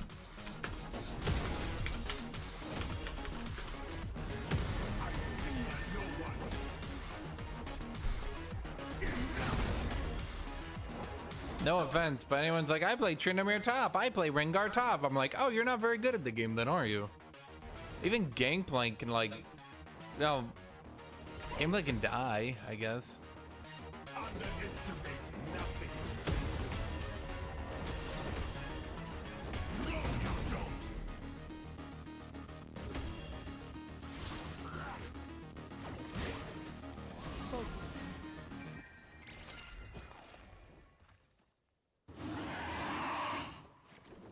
Anyone can wield their weapon. Warriors make their own.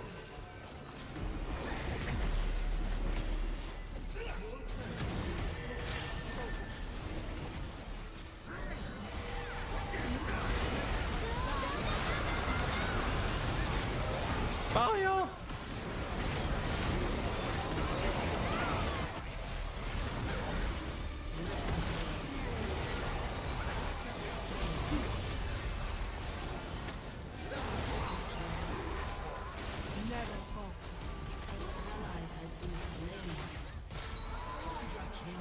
Oh, yeah. How many times did Rengar full heal there? Jesus Christ. I will push them back alone if I must.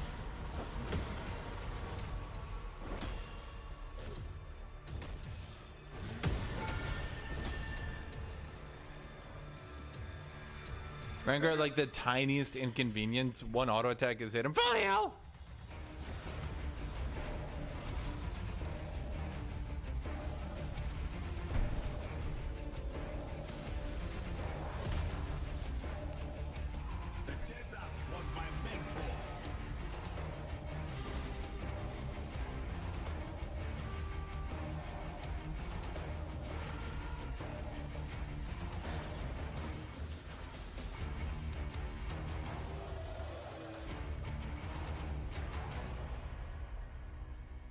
Good is not enough.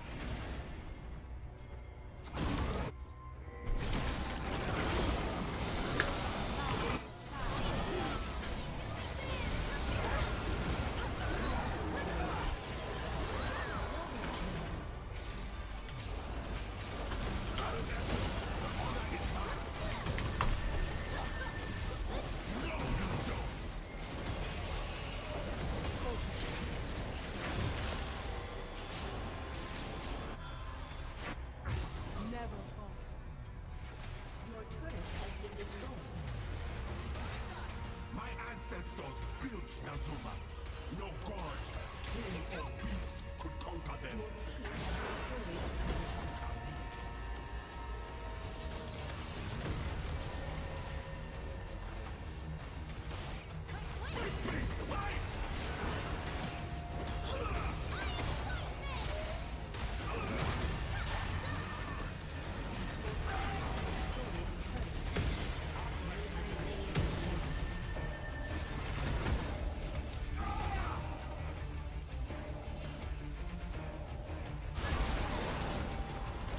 Kyle. Aw, he died anyway.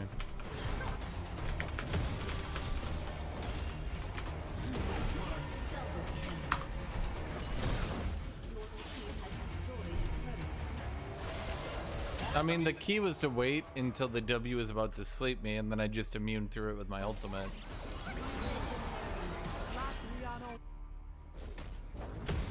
Your team has destroyed an inhibitor. Another game though, although this one was a bit fucky because they overcamped me to the point of absurdity. Our bot lane was clearly snowballing. I mean, it's Draven, right? Our bot lane was clearly snowballing, and instead of doing anything about it, they just camped me even harder.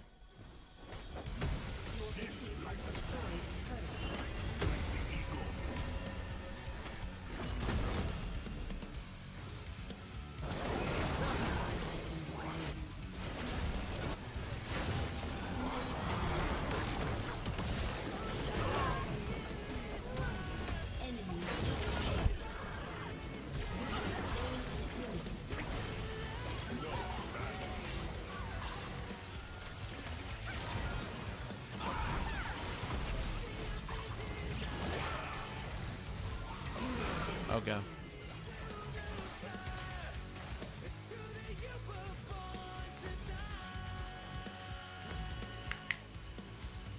I had Baron, so I did AP.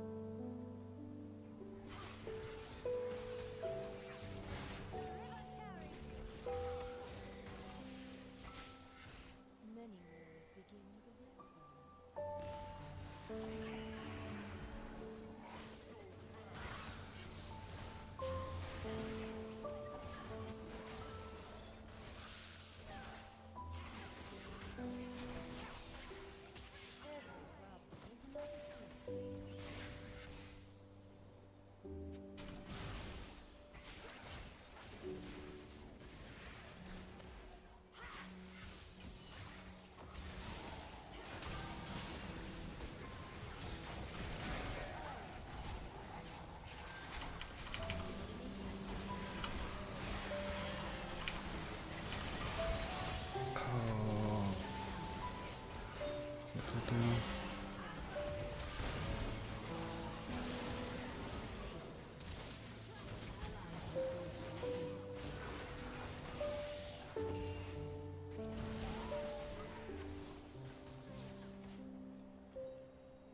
Shut down. Your inhibitor has been destroyed.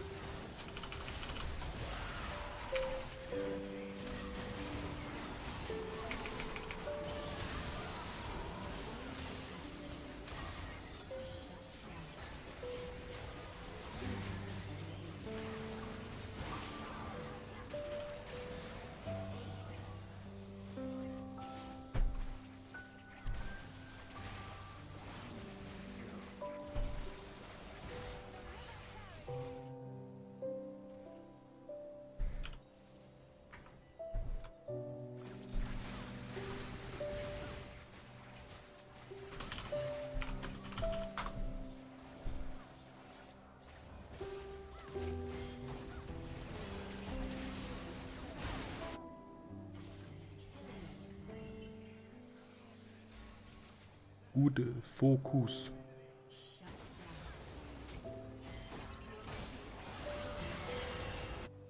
Shut down. Enemy double kill. An ally has been slain.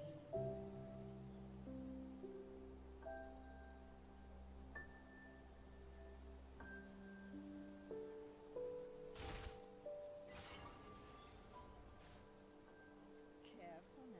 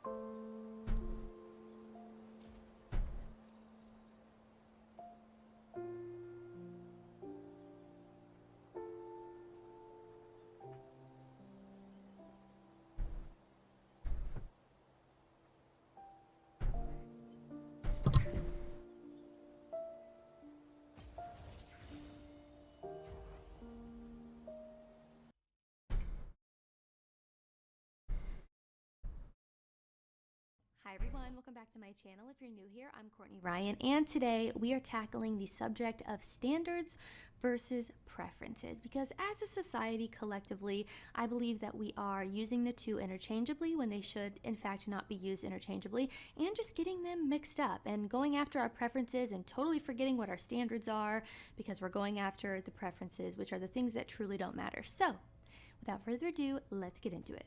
I want to begin by defining what standards and preferences are by the book here, just so that we're all on the same page. So starting here with standards. Standards are a non-negotiable. They are your must-haves and deal breakers. It is requisite for the health and maintenance of a long-term relationship and cannot be supplemented or made up for with other qualities, aka your preferences. Some examples.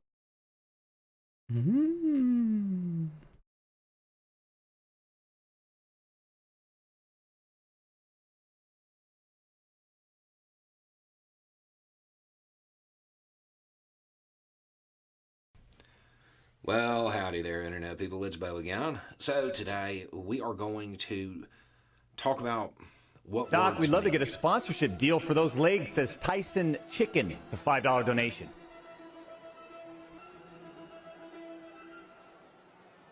Send over the contract. Let me take a look. Doc, we'd love to get a sponsorship deal for those legs, says Tyson Chicken, the $5 donation.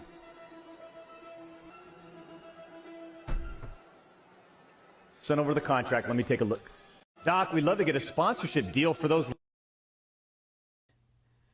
And vocabulary terms, and why it's important to understand the vocabulary when you're discussing a subject.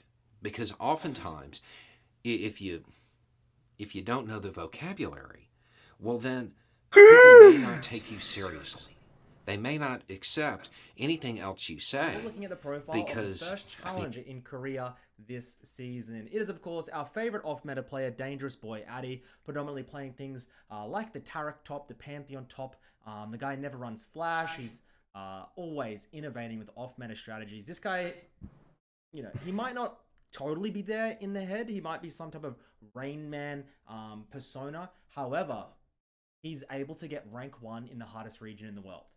This goes to show you, you can play off-meta things. You don't have to conform to the meta. Korea is so goddamn mechanical, and yet this guy is still able to play the off-meta champions and make it work. A little bit of inspiration for the day, maybe for the season. We're going to jump into the Rift now, break down his gameplay for this Tarek top, show you guys how you can use it in your own games to climb some. People think, oh, it's Tarek, you do nothing and then you team fight. No, you can solo kill. PTA, bottom left runes, copy it. You will get solo kills with this pick. Do not get it twisted. Tarek E is stupid. It's a strange ability. It's long, but it's also thick. The hitbox, no one knows really what it is. Even in Challenger, I don't know Tarek hitbox. Like, I don't know how to juke the E. Sometimes it hits, sometimes it doesn't. It's weird. You can get solo kills. Don't get it twisted. We're into Olaf here, potentially one of the strongest early game skirmishes in the game. Nah, not anymore. Gonna get shoved in. Might struggle to get a couple of these CS, but that's fine. And as we are under tower, make sure, guys, if you enjoy my content, to subscribe. It's gonna be pushing my videos around. You'll see them more on your feeds. And like it or dislike it if you hate. If you hate it, if you hate League of Legends, dislike it. I don't. Just do something. Just do something rather than nothing. What is a champion? Oh my god, level 3 all in. Are we gonna get PTA proc? Boom. We are able to force an Olaf to flash level 2. We all level 3. We hit that power spike. Dangerous Boy Addy. Look at this. Oh my god. Solo kill almost. Champion quote. More is lost in indecision. Making no decision is oh, what champion is that? I play it. Damn it, I can't think of it. It might be Talia. Anyways. Not making a choice is making a choice. Addy is going to hit that base. Didn't use the TP here because he has the huge wave stacking. It should bounce back to him. As he sometimes likes to do these little mid lane cheese roams on the Tarek, especially if he has Ghost you can usually force out, especially if the enemy is like playing Victor or something extremely immobile, you can force out early flashes when you're playing the Taric top. Look for a cheese roam like this. However, enemy's playing a Yone. Oh, he's not able to get it. Almost.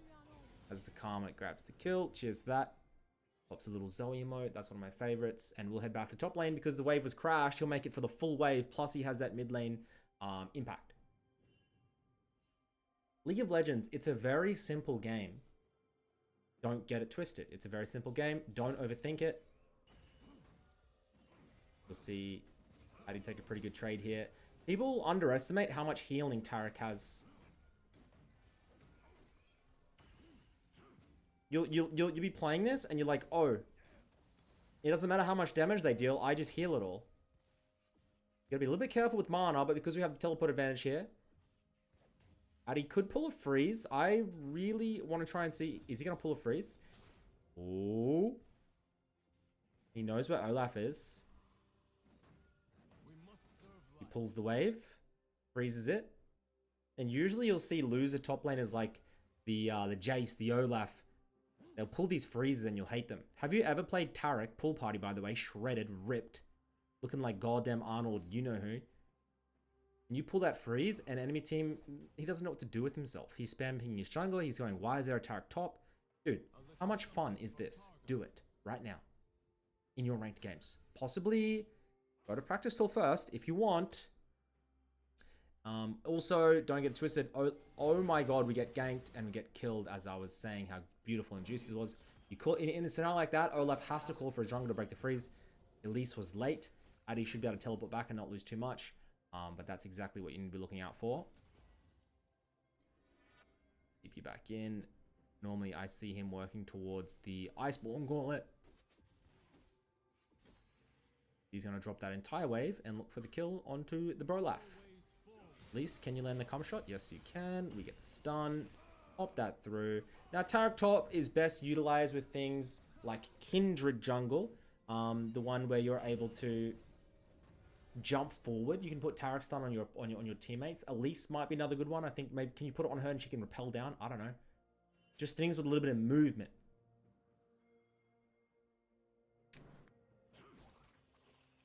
If you synergize a good Taric Kindred combo, if you have a duo, if you have any friends, please do it. Taric top, Kindred jungle. Spam gank top. So free. But also in team fights, get your entire team into the... Oh, this is really nice. Taric ult comes down. Looking for the shutdown onto the Silas. We get the stuns. We get the kill. And now we're going to heal. Oh, shoot, Aurelia. Can we get the stun? We can. We get the double kill. So what's what you do on Kindred? Okay. You bait everybody into the Kindred ult. Then, as the Kindred ult's ending, you Taric ultimate in the Kindred ult. Your team all come out invincible. They can't be killed. And the enemy team can. And then you just wipe them. You will do that with Baron. You'll do that with Dragons. You'll win every single game. 7% win rate. Guaranteed you'll climb with your friend to Diamond right now. Terms and conditions do apply. Not everybody can climb to Diamond. Some people are just not. But don't take that up with my lawyer. As we shove in top. Level 7 here. And this is just so... This is such a good game to watch. Like, this is... I don't pre-watch my... Other people say, oh, you pre-watch your... I don't pre-watch my games. And I'm glad I picked this one because he is having... Look at him use his little speaker. It's like a tsunami warning thing. This Olaf is going for the all-in. Does he have the damage? He does not. And Addy is just on a killing spree. And I think that Olaf's all or nothing play. It's going to be nothing. And now he's screwed. Maxing your E and your Q. Do not max W. He just needs to get a little bit of wave clear, a little bit of damage there. God, pool party Taric, such a Chad.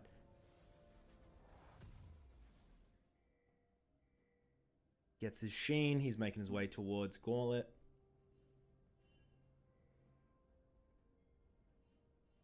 Team does have a Jhin. We're seeing a little bit of Jhin support in high elo at the moment. I don't really like it. For numerous reasons, and mainly because they enter my games. But It's being played. It's there. All I have to say about that. As from here on, usually you don't really want to continue laning. You want to just go and help your team to contest the dragons, contest the Rift Scuttler, contest the Rift Herald. Laning phase at around about 10 minutes should be over for you. Now, Addy was the first person to ever start doing support items in the top lane. They did nerf that, but you can still do it later in the game, but I probably wouldn't recommend it. Addy used to do 3 CS per minute strategy, playing Rakan and stuff like that. I mean, you might have seen my videos. And he'll just solo start the Rift Herald. This is what you do. Force his team into objective play.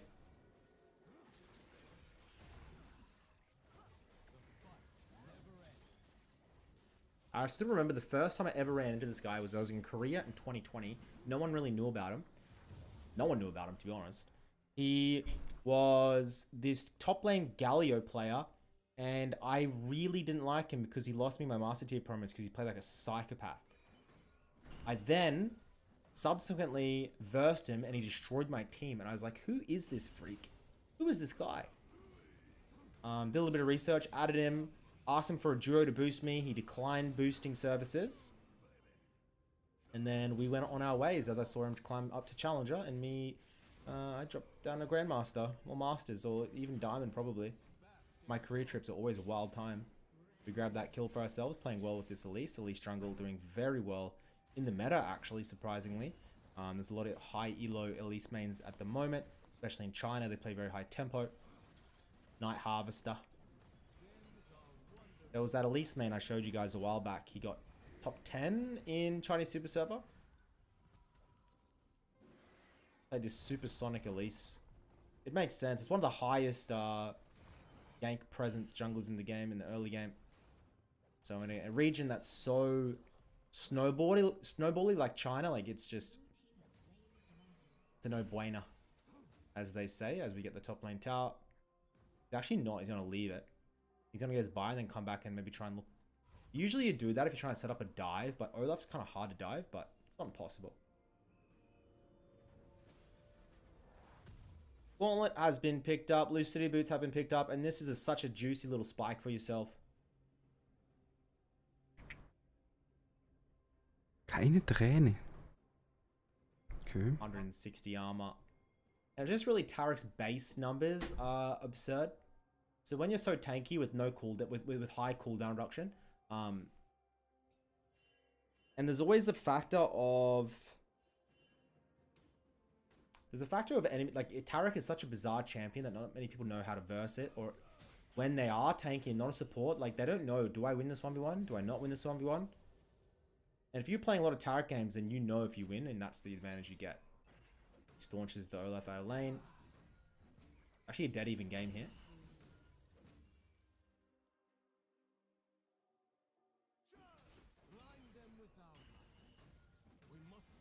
See how annoying that slow is, and it's not. What?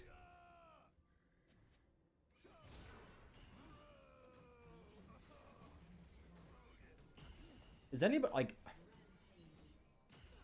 Addy also invented Shyvana top, which became a meta for a second there. He's one of the best innovators of the game. As he tries to take the 1v1 against the Silas, he should go down here. Oh my god, that was close though. And Elise is going to be a pickup. The Silas should be... Hey! Should be a one more Q. And he is going to run away. Well done. Silas jungle is silly.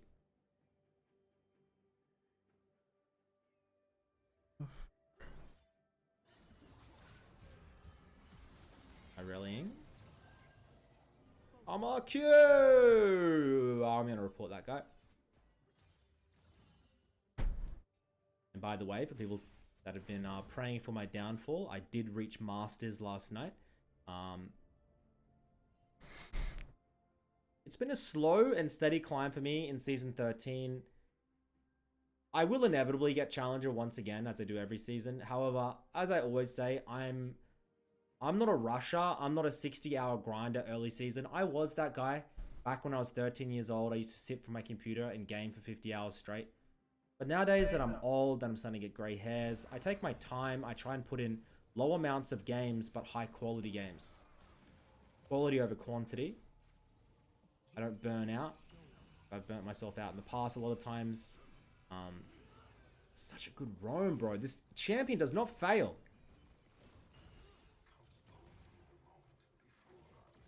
And, oh, the TP comes through. Thanks, spectator. No animation.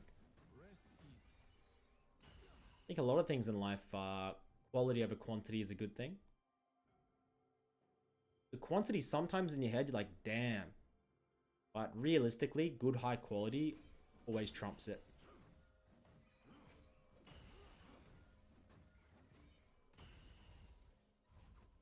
We are looking pretty on the CS department, surprisingly. 110 CS at 15 here.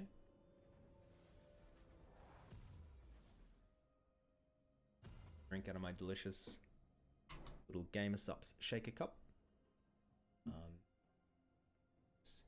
My discount code MidBeast if you'd like. The Gamer Subs website, you can get your own. You can get some Gamer Subs, stuff like that. Plug.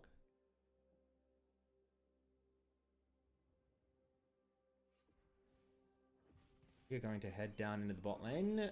Not much is really happening here. We're going to have to try and fight and contest the dragon. We don't have TP, so making the choice to be into the bot lane makes a lot of sense. You should be, if you don't have TP and you're the strong member of the team, try to formulate yourself closer to the objective. If you had TP top lane here, top lane. If you had TP top lane would be much more beneficial because you can split and you can pressure with it. Dude, I am just gobsmacked. What is this? It is so good. I'm going to start playing it mid. Surely it's good mid as well. Do you think it's good mid as well? Probably into shorter range champions. I couldn't... The problem is, into mages, it's probably going to be a... Oh... Maybe it would be fine. Holy wave clear. Yeah, this is a little bit broken. I reckon you could play... I reckon a pro player should pick this up and try it. I don't see why not. If it's cheesy, enemy team might think it's like, you could flex it, even go Taric. I mean, you can play Taric jungle or Taric sup. You could be a triple flex pick. Taric, one of the most underrated champions for a long time, I've always been saying.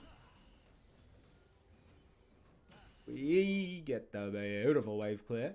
Next item on the cards here. 3k gold lead here for red side now. And they should be closing the game. Oh, the back gets stopped. Olaf going hard. Definitely wouldn't recommend him looking for the all-in, but Olaf players are tilters. We all know that. And we're going for the Spirit Visage. Up next, that is going to be increasing our healing on ourselves. Also, you see him going for, I believe it's Revitalize, where you're getting more heal and shield power in your runes. So this setup, the double synergy there helping out with 3,000 health. And he might even become unkillable from here as magic resist into their fed Silas. Everything is making sense. And you should just see them completely dominate team fights with Addy leading the charge at the front.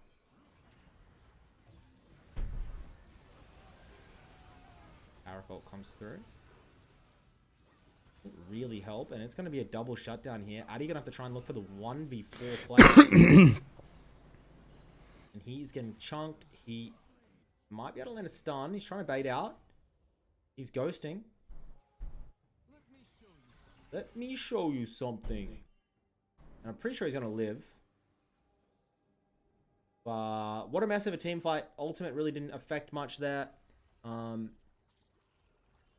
that's a big disadvantage here, and maybe a blue side comeback. We'll see.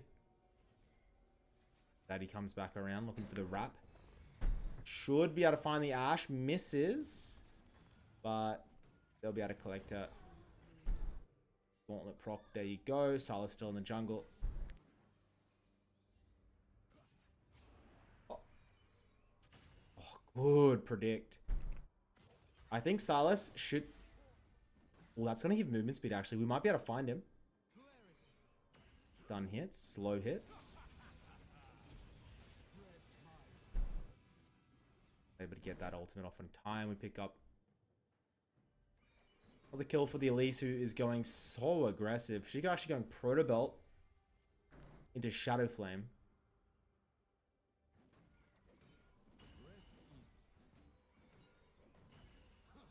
Jesus. 2k gold separates the teams. Scaling, I'd be pretty scared of blue side scaling, but then I think it's lethality Varus, and I think you should be fine. The Aurelia, hopefully, with a scale Jin might be good, but we'll see. We'll see how it pans out. All it's going to take is one team fight at the Baron for red side to win. They're team fighting here. The Tarek ultimate. It's like, it's just such a silly ult. I think it's definitely overtuned.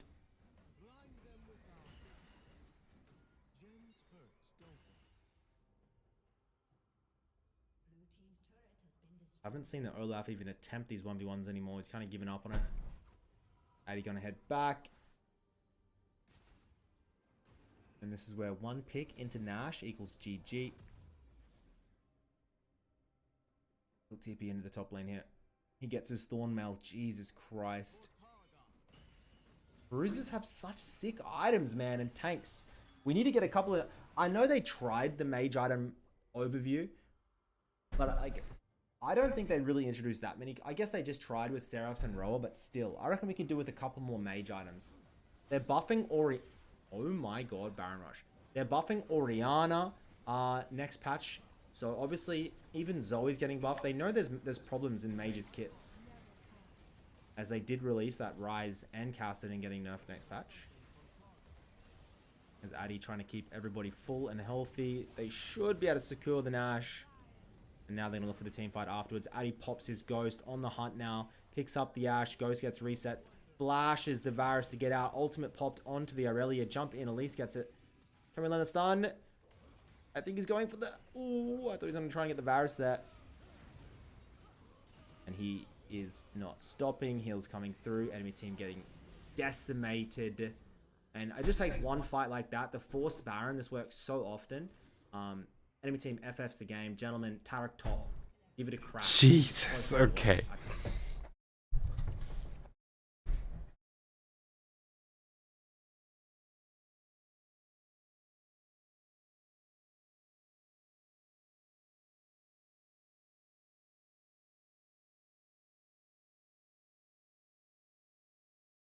Theodore H, love the show. Have you considered doing an extreme upgrade style show with some more gaming streamers like Stone Mountain 64?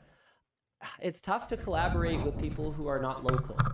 That's one of the reasons that Intel Extreme Tech Upgrade is with our employees, because honestly, they're already a nightmare to arrange all of the procurement for and set aside a shoot day for, and get everyone on set and all the equipment, blah, blah, blah, blah, blah. I mean, if it was in like Arizona or something, whole other level. Now it's a 3-day commitment for me instead of a 1-day commitment. And as you can probably imagine, I'm our biggest bottleneck a lot of the time. And for what? It's completely the same piece of content. So it's tough to justify. Theodore H, love the show. Have you considered doing an extreme upgrade style show with some more gaming streamers like Stone Mountain 64? It's tough to collaborate with people who are not local. That's one of the reasons that Intel Extreme Tech Upgrade is with our employees, because honestly, they're already a nightmare to arrange all of the procurement for and set aside a shoot day for, and get everyone on set and all the equipment, blah, blah, blah, blah, blah. I mean, if it was in like Arizona or something, whole other level. Now it's a 3-day commitment for me instead of a 1-day commitment. And as you can probably imagine, I'm our biggest bottleneck a lot of the time. And for what? It's completely the same piece of content. So it's tough to justify. Theodore H, love the show. Have you considered doing an extreme upgrade style show with some more gaming streamers like Stone Mountain 64?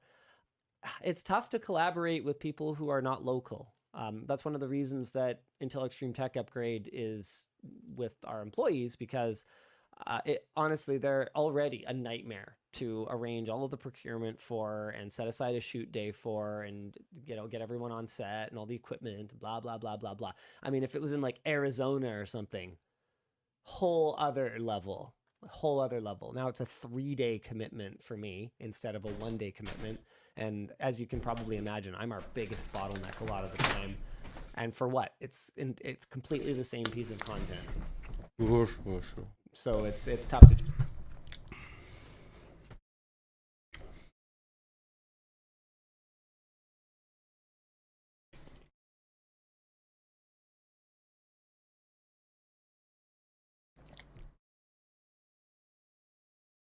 There's an Hager. She's got no nuts, so we're gonna pull out the old Punch Tail 2000 and give her a quick notch. Oh, we're gonna give her 3 snacks, RJ? Well, there's 3 more Hagers in there. Oh, okay. We'll give this one for each claw. Look, she's a happy camper. Like, oh yeah. There's an Hager. She's got no nuts, so we're gonna pull out the old Punch Tail 2000 and give her a quick notch. Oh, we're gonna give her 3 snacks, RJ? Well, there's 3 more Hagers in there. Oh, okay. We'll give this one for each claw.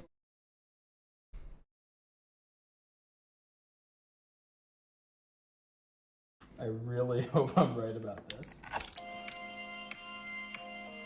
So this is basically a prop, and I've been using it as my computer for the last month or so. And I know what you're thinking. Why do you have a mechanical keyboard with a computer built into it? Why is the aspect ratio so weird? And did you ruin a functional normal computer in order to make that? So let's get into it. So I'm always into trying alternative versions of normal everyday things, and I probably always will be. But a lot of Dog shit.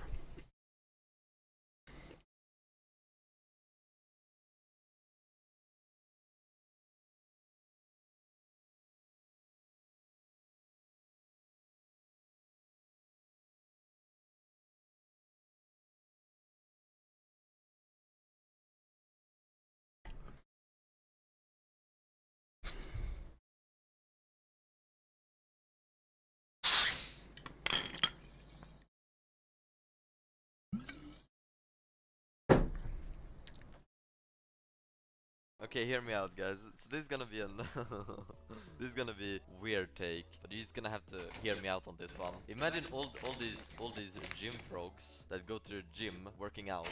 Why aren't they doing stuff for society, right? Okay, so hear me out. Hear me out. Why are they lifting weights? Like, hear me out. Because what they're looking for is workout. That's what they're looking for. So why isn't there a place? Like, why can't they do something for society? They'll still get workout. Lift garbage. Be like a lumberjack. Lift some wood.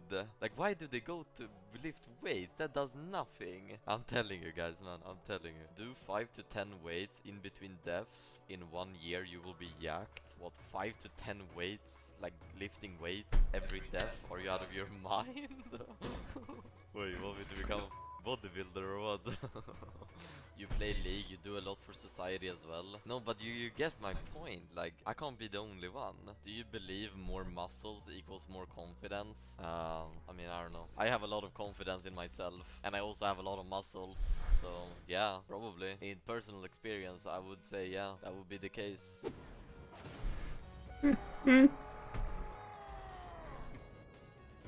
Okay, I'm playing versus Gragas. Finally, I don't play versus a bruiser. Okay, time to absolutely pop.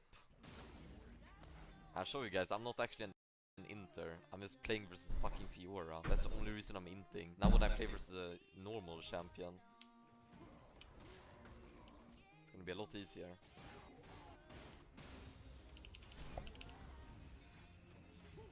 Imagine starting Q and Doran's ring on Gragas, instantly run out of mana. Use up all your mana, use all your mana. Now what? You see? You see? Beautiful. Gragas literally can't kill you before he runs out of mana. Isn't that crazy? Give me a fucking Gragas lane and everything is just fine all of a sudden. I don't die 10 times anymore. I'm gonna go 0 deaths this game. I'll have a KDA of 15 kills and 0 deaths.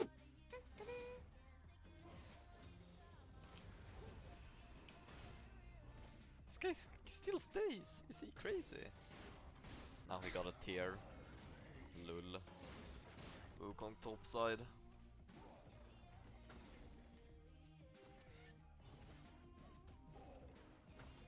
Ugh. Amaya is dead here.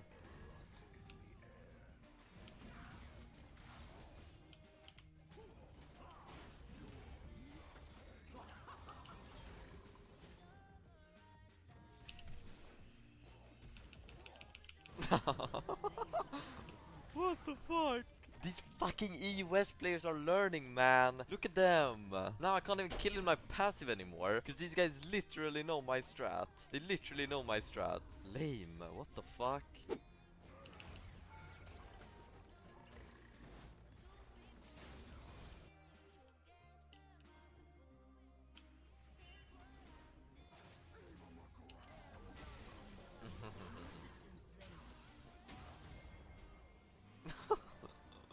What?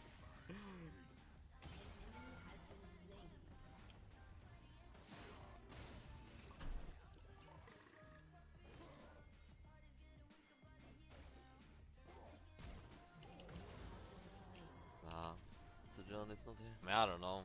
I guess I couldn't push that. Not worth ulting for this. When the wave is like this, you don't ulti, because 4 of those minions would die before you even get there. Only ult if it's a cannon. If the cannon just arrives and it hasn't been starting to get shot at yet, then you can ulti. If the cannon has started being shot at, you're already too late. You need to ulti before it's being shot at. Oh wow, that was pretty weak by me.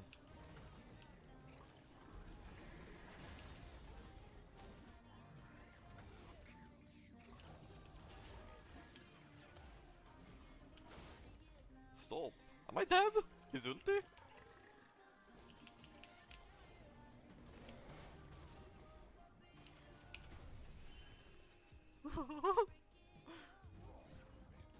Oh, he's 100% dead here. He's 100% dead.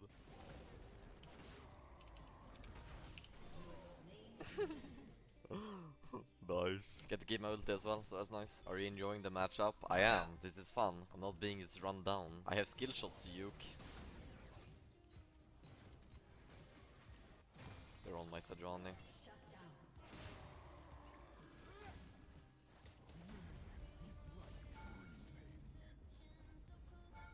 How badly do they want to kill me?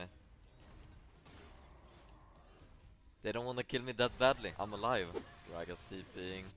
He's gonna miss an entire cannon wave for that. I should probably TP and get the cannon wave. And while I'm here, I might as well. Because I'm gonna... Yeah, I'm gonna get 2 platings here. Oh man, we're talking mad income right now. A crazy income this game. Maybe I just take the old tower. Get full tower. Which is gonna be first blood tower as well. Oh man. Oh man, mad income. Holy. I will be the world's first trillionaire.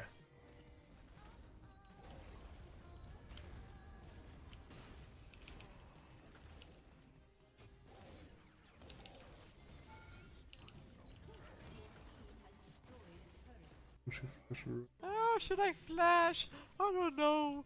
Probably should have flashed. It's fine. When I'm this ahead, I don't like using flash for 1 kill, because I need to use flash to not give a bounty. Does that make sense? Like, what is better? Me flashing to secure 300 gold, or me flashing to deny 500 gold? You feel me? Oh wow, we're hard losing this game. 13-8. That's not good.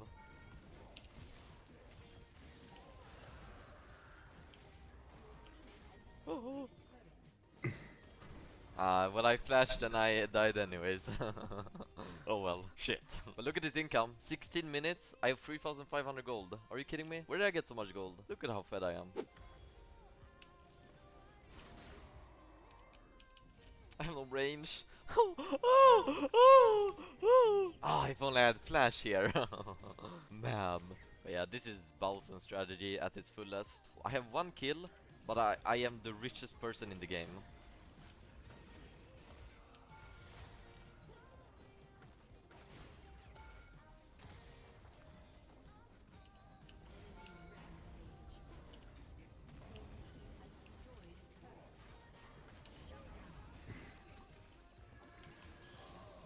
Oh, 600 gold. That's big.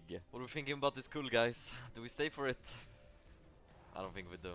I think we're actually gonna recall. It pains me as well, but they were coming bot side. Might be another kill here.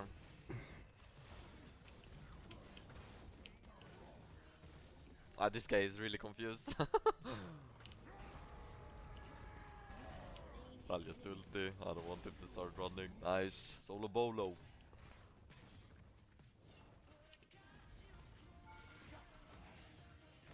Oh, that was really close.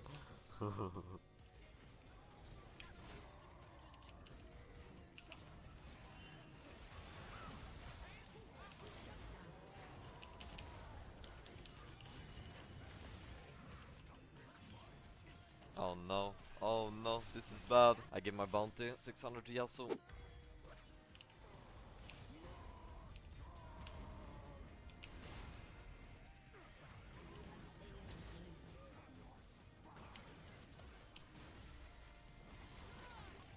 Get him.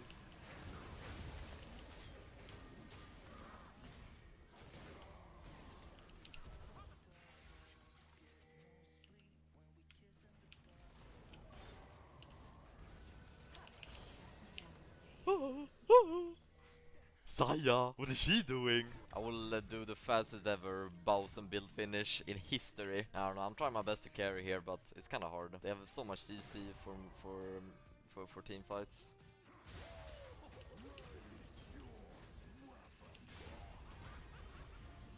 Whoa. I think it's worth to live here actually. Uh-oh. I don't know, man. I go 1k. It's big, but I hope we're not losing, man. There's no way they can end. No, we're fine. We're fine. Worth. Easy 1k. Oh, get ready with the timers, guys. Get ready with the timers. And... stop! 25:51 full build. Is that a world record? World record full build? Alright, let's team fight now. I will kill everybody.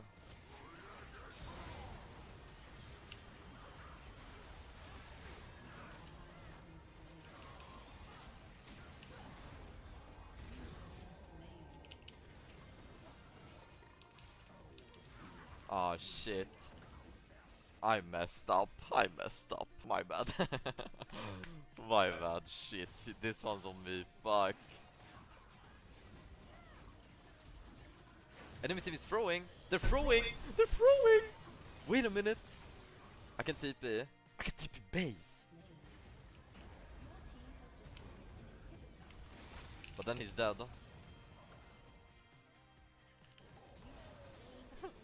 They're all dead! I'm going for it! I have no minions. Where are my minions? Oh, what the fuck? It's taking them actually a minute to take this. I can sneak into bot lane here maybe. Now hear me out, guys. Now hear me out. A little bit of cooking. Yeah, right, like this is happening.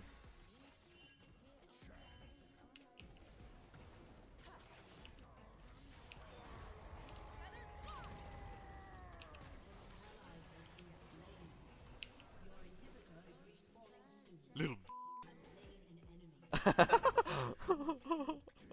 I kicked her in the face. I didn't know Tri was warded. Tri was warded this whole time. So of course they knew. My bad. Good thing I didn't through. And we got the Baron.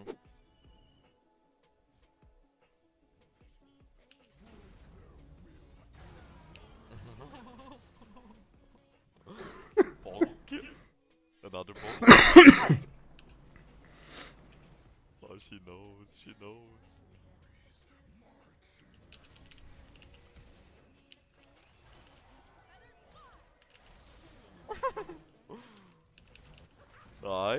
Nice. I mean, they can 100% defend my team. They're 4v3. I can bow special it. What, they're gonna block it?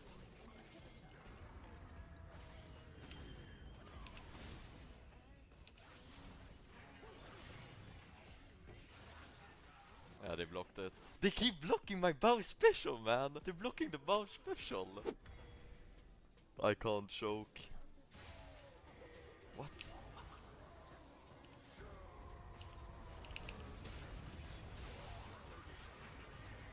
He threw! Big throw!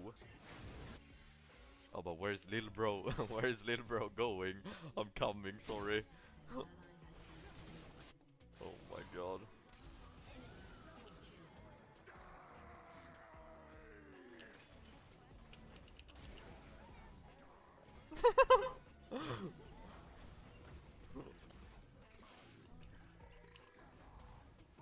They're going for the end, these enemies.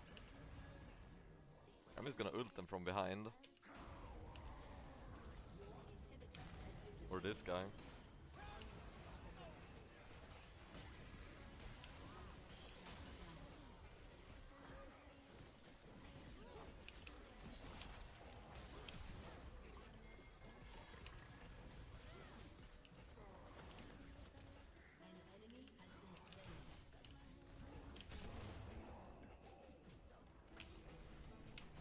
Oh! Can I TP and 1v1 him? I don't think I can 1v1 him. Straight up. Like, nah, I don't think so. I think... Or maybe... Oh! What are we doing? We go and end. We go and end. It's fine. Then I should TP. Okay, we can end. We can end. We can end. Boom! Boom! Boom! Damn! What before, man? That's You so- completely 1v9. Nice. 60. 23,000 turret damage. Oh man.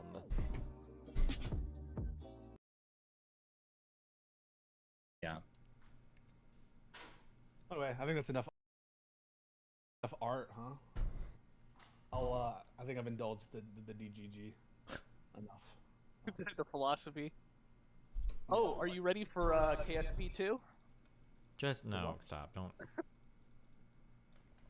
that? Kerbal Space Program. It's another autism game. Well, nothing is going to be. Nothing I ever do in my life will be as autistic as this game.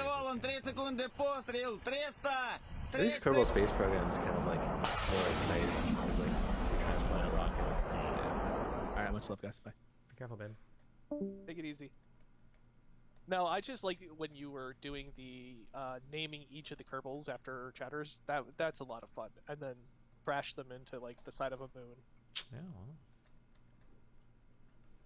That's what we All do. right, I'm out too. I just wanted to ask that question. Got my answer. Appreciate it. You guys have a good night. Have fun. All right, take it easy. I'm gonna step out as well.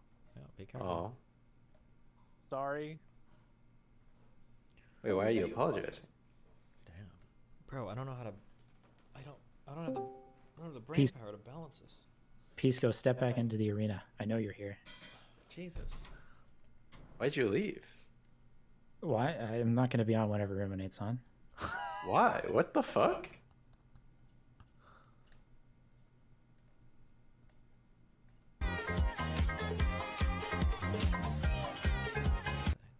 It's just a grotesque postmodern psyop, and anyone who's fallen I'll for take this this is as brain a damage. Peace Code deck. Wait, why are you decking Moon? I'm not decking him. I think he's actually retarded. I think It's that just he's a mentally grotesque incapable of having postmodern conversations, psyop, and I and think he's an anyone who's off-ramp fallen and an anchor. And so I'm going to boycott him whenever he's on stream. If he's coming on, I will not be on. Okay. Jesus Christ. Hey, Ruminate, come back on. Sejin, you're actually worse because you know what? Okay, then All you leave. do, you come on to stir shit with people, you bring up their personal drama, and you're like, ah ha ha, it's just memes. When you're literally like fucking the lice over on stream, and You're you think stirring that's the pot funny. right You now, are a right? million times You're worse. stirring the pot. Facts! Spicy meatball! Oh! All right, sorry, Pisco, where were we? So we were having a conversation about definitions of art. No, we're done with that. Everyone wants to move on from that. Don't they? Okay, that's fair. I don't know. Yeah. I have no idea, honestly. I'm just kind of bored. Okay. Well, I think we've said our piece. Oh, Yeah, let that's me give you fine. what I think the meanings of art is, and then I'll leave. I think when people refer to art, they're either referring to the act of creation. No. And some intentionality behind the act of creation. No. Into making something to be art, which so I think that's capping that off in category 1. Category 2, they're referencing things that a sufficient number of people, either within a subgroup or within the general population, would consider to be art in the form of like accidental art or nature as art. Put that in category 2. I think art can refer separately to something being good or bad. That's why Wait. you would never. Yeah. Wait, you think art refers to something that's good or bad?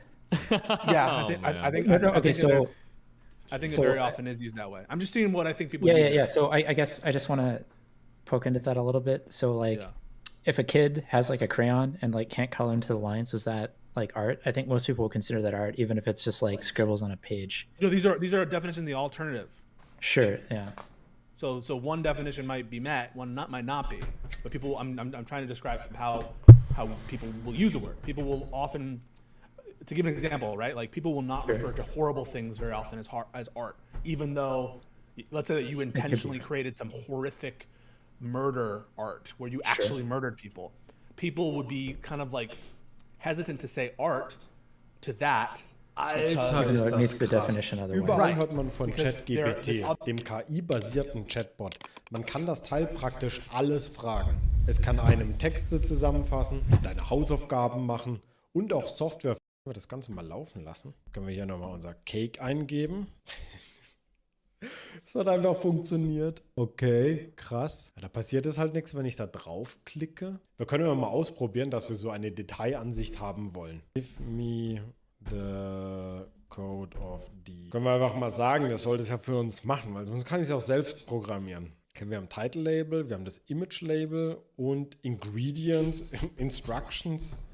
Okay, ja, dann machen wir das doch mal direkt.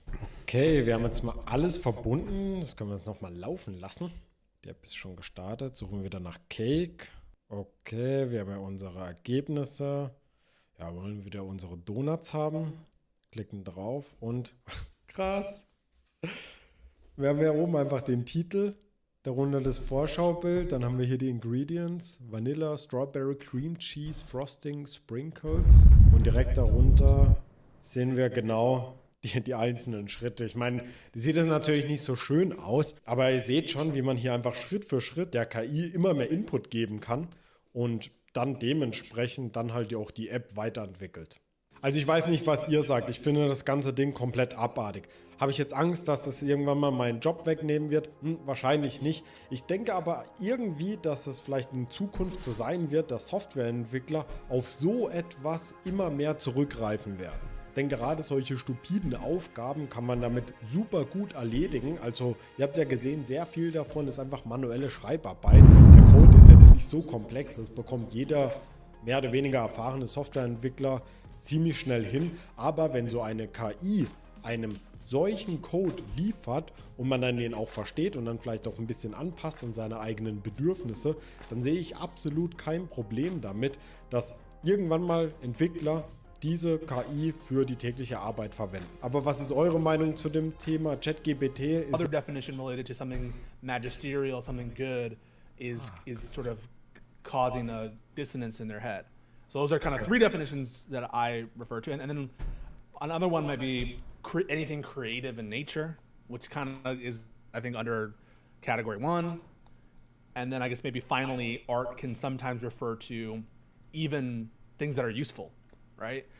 In the Constitution. It's not easy to find. But anyway, so I did that, and then last night I went down to the Comedy Store, and they had actually had a memorial service for Robin Williams, and it was awesome, man. It was, you know, just like so many people from back in the day came out that were down there. I'm wondering when the last time all of that group of people were down there, and they were all telling stories. It was like, I got there late, unfortunately, but Norm Macdonald, Yakov Smirnoff had some great stories. Jackson Purdue. Then there's a couple of people that were in part of his improv group. We're all telling all these great stories. Sure. The term used is useful arts, and useful arts has been understood to mean those are stuff that's like referenced with patents. Patents are useful arts. The sciences in the Constitution is actually referencing the creative aspects of it. Are people need to come back in?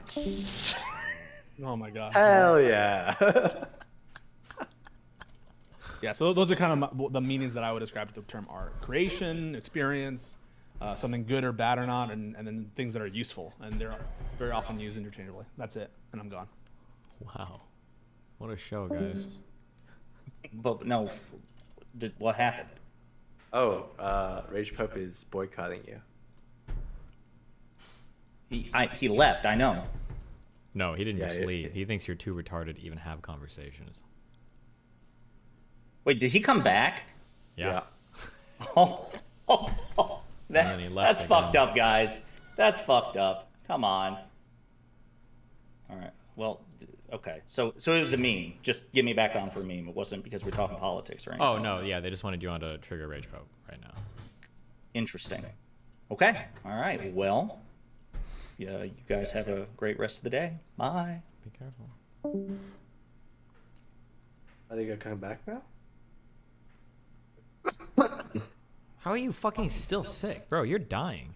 I got a second batch of steroids. Just The most complicated setup known to man.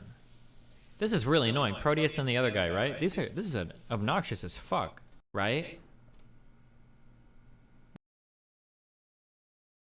Or dick riding. I don't know why, but we'll see. Well, I mean, it's just the same team politics that have been going on through conservatives since probably 2016 of the traditional conservatives versus the populists. Yeah, but I don't think that this contract was like that. I think Crowder made it like that because he's trying to. Yeah, and now Rakita's taking his side because it fits with whatever team division he wants inside of the because he's like kind of Republicans. probably the more anti-established. He's like, I think he's a self-avowed like hardcore libertarian, isn't he?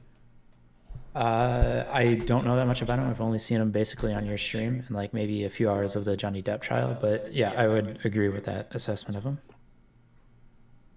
What the fuck? Yeah, so I just think it's like insane. It seems like, at least from my perspective, that Crowder basically, he had a contract negotiation. It didn't seem like he had as much power as he thought in it. Especially, you know, if he's employing 20 people. I think for he 4 had, years, actually. Let's say he's paying them on average $100,000 a year. I don't know what that is, but that's 2.4 million a year. That's 10 million. So he's going to take home 40 mil for himself. It seems like that's like probably not even close to what he expects him to be worth.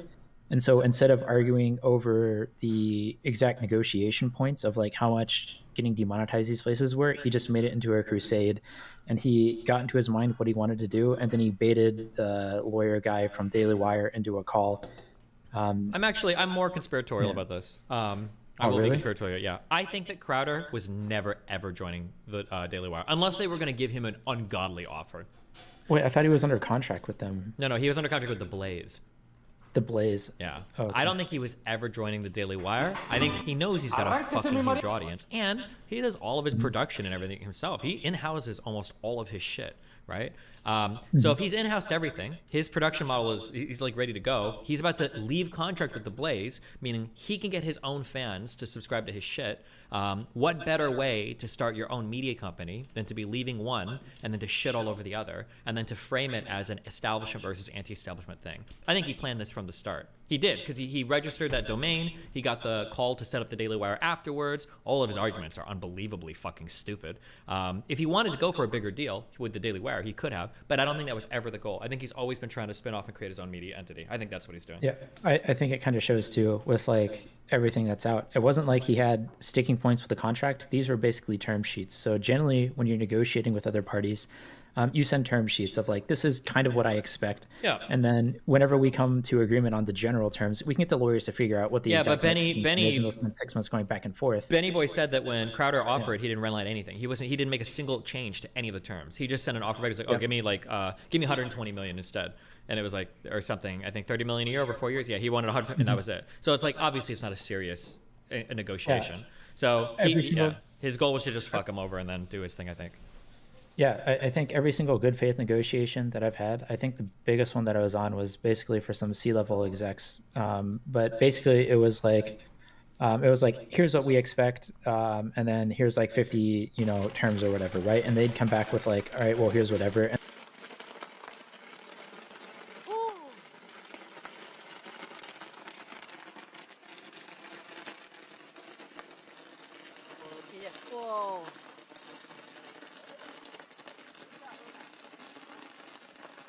How in the fuck macht man denn sowas?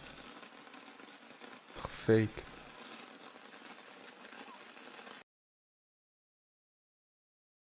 and then we'd hop on a call and we say, hey, by this term, we didn't mean this. We're concerned about ABC, and we think the best way to address that is by XYZ. And they'd say, oh, well, XYZ conflicts with my DEF or whatever. And then we say, okay, well, we both agree ABC is bad, so how can we come together and get together on that? Yeah, people think that at this level, people think contracts are being written where you're going to get like fucked by like a sneaky clause or something. Or they're trying to that's not happening at these. Also, keep in mind, be realistic. companies don't want to fuck you over like that. It doesn't help Mm-hmm. the Daily Wire or Steven Crowder if they're trying to fuck each other over in secret terms. You want your talent to be paid well, to be happy working with you, and to go above and beyond and do what they need to do to fulfill the obligation of the contract. And be like happy all the time. You want a positive relationship with talent always. You don't want to be adversarial towards your top talent. That's like suicidal. Yeah. Well, it kind of depends on the business model that you're running. But yeah, for the most part, most corporations want everybody to be happy. But there's a lot of people who run scummy organizations. And especially when you can go through, if your intent is to burn through a lot of new talent. And No. Yeah, I'm very specifically, I'm talking about top talent here. I'm talking about top A-list talent. Like people Steven that have already Crowder, been proven and everything else. Yeah. Now, if the Daily Wire was drafting like a 30,000 YouTube sub person, they might like be pretty like brutal. We own all of your content into perpetuity. Once you leave the platform, the terms are not going to be available to you. But that's because that person has so much more to gain. But for top talent, you always want them to be happy. You don't want them to feel like they're getting fucked and they've got to like work for you, especially in entertainment where top talent again. Yeah, and especially in entertainment where like they're how happy they are in that like organization and everything, like it is going to determine like how well they produce content for you. Like if Crowder's fucking miserable on the Daily Wire, he's not going to enjoy collaborating with anybody there. He's not going to have a fun time like producing shit for him. Like nobody's going to like that. It's just going to be bad all around. Yeah, and they're never going to get anybody again, and they're never going to be the next Fox or MSNBC or whatever their goal is essentially to be. Because I assume at the end of the day, they want to be. They want to be Fox News, they want to be CNN, they want to be MSNBC. Yeah. And if you're not able to recruit and attain those people, then that just doesn't match with their business model at all.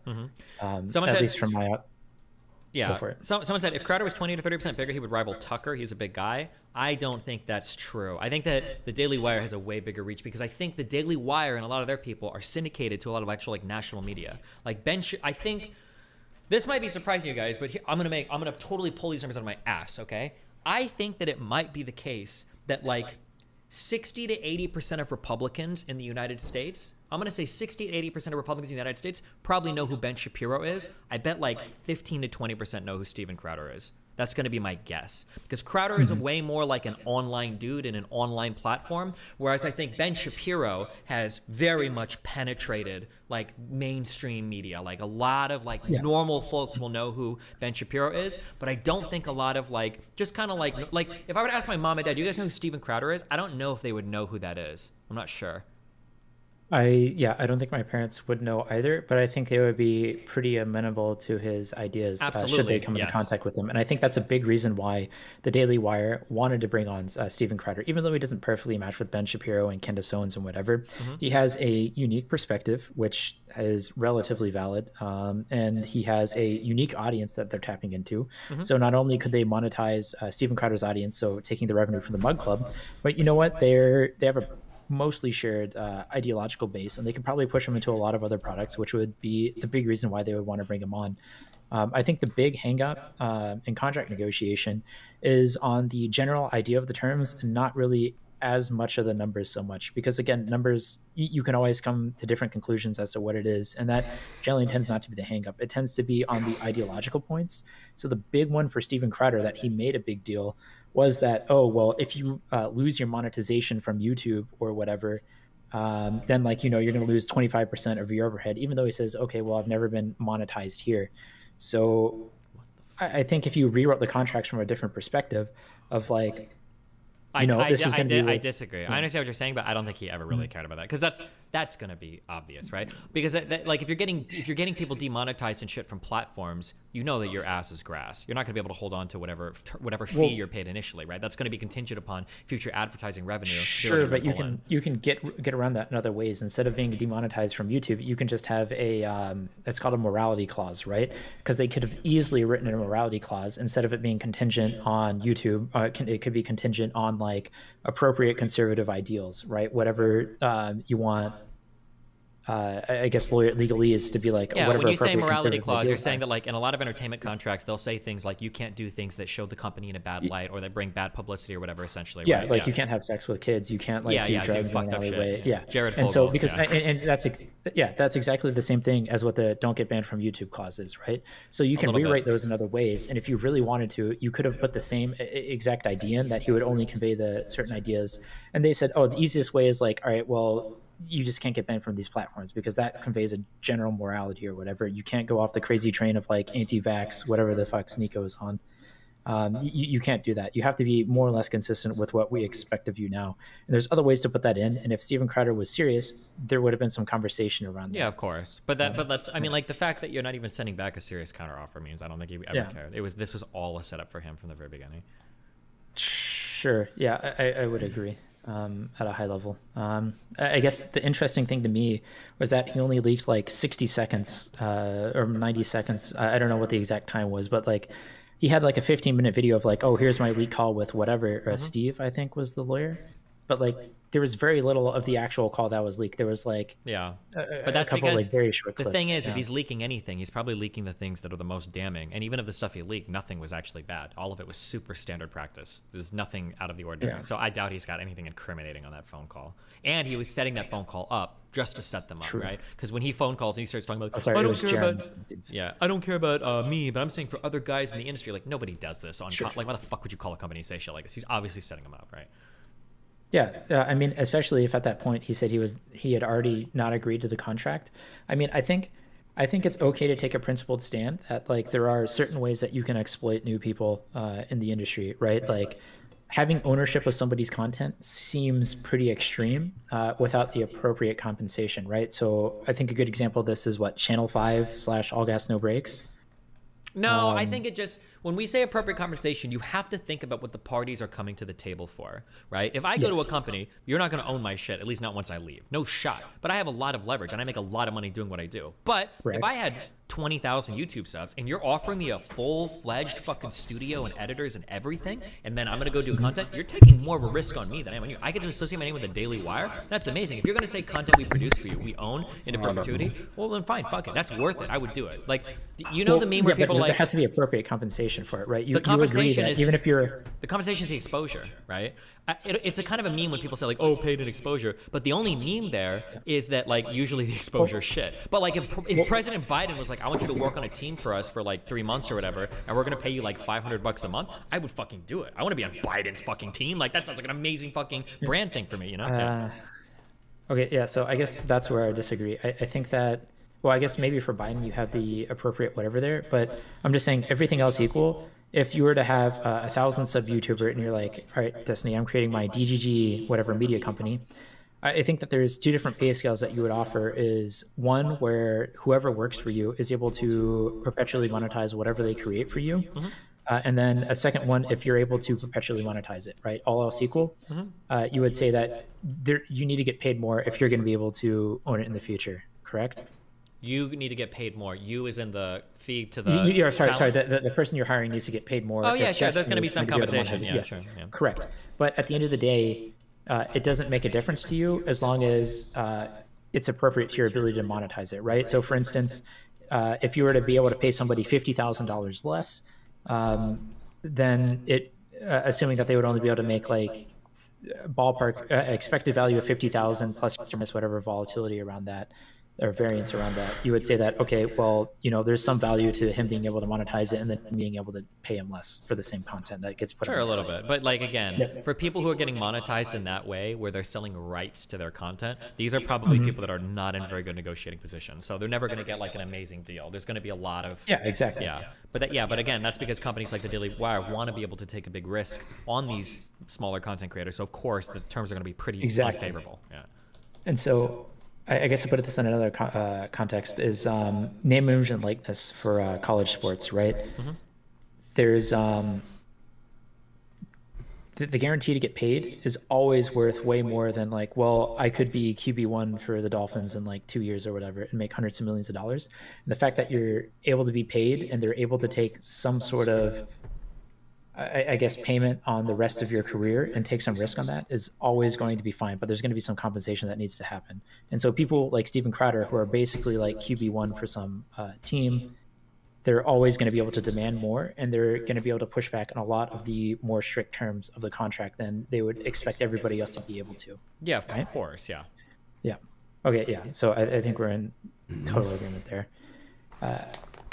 I think the craziest thing to me listening to Rakita was the fact that he was saying that these terms were unreasonable when the terms are always reasonable, assuming that there's enough money. Because that was the thing that I was screaming about. Yeah, because like a contract is fee and terms, and they're balanced, right? You're gonna give me some amount of money for some number of deliverables, for something that, for some service I've got to perform for you. It's never a problem with the fee, and it's never a problem with the terms. It's the combination of these two things. Yeah, because you can give me terms that I've got to fucking, you know, be on my knees and worship fucking Donald Trump for like 6 months or whatever. But like, if you're paying me $5 billion to do it, those terms become a lot more favorable. Yeah, you can never talk about either of these things in isolation. And yeah, when Rakita was like, yeah, the terms were fucked. No, that doesn't make any sense. What do you mean? It's a combination of both. If the fee is right, then the terms are fine. If the terms suck, it's probably because the fee isn't high enough. Yeah. Yeah, I agree entirely. And again, it's all about the combination that aligns with everybody's balances. Like, I think if you were to give Donald Trump $1 trillion and you said to him, I'll give you $1 trillion if you say that Obama should actually be the third president, I think he would take it. I think most people would take it. Of course. For $1 trillion? Yeah, I think so, yeah. Yeah, just to say it once, yeah, absolutely. Like, I think the problem that people have with contract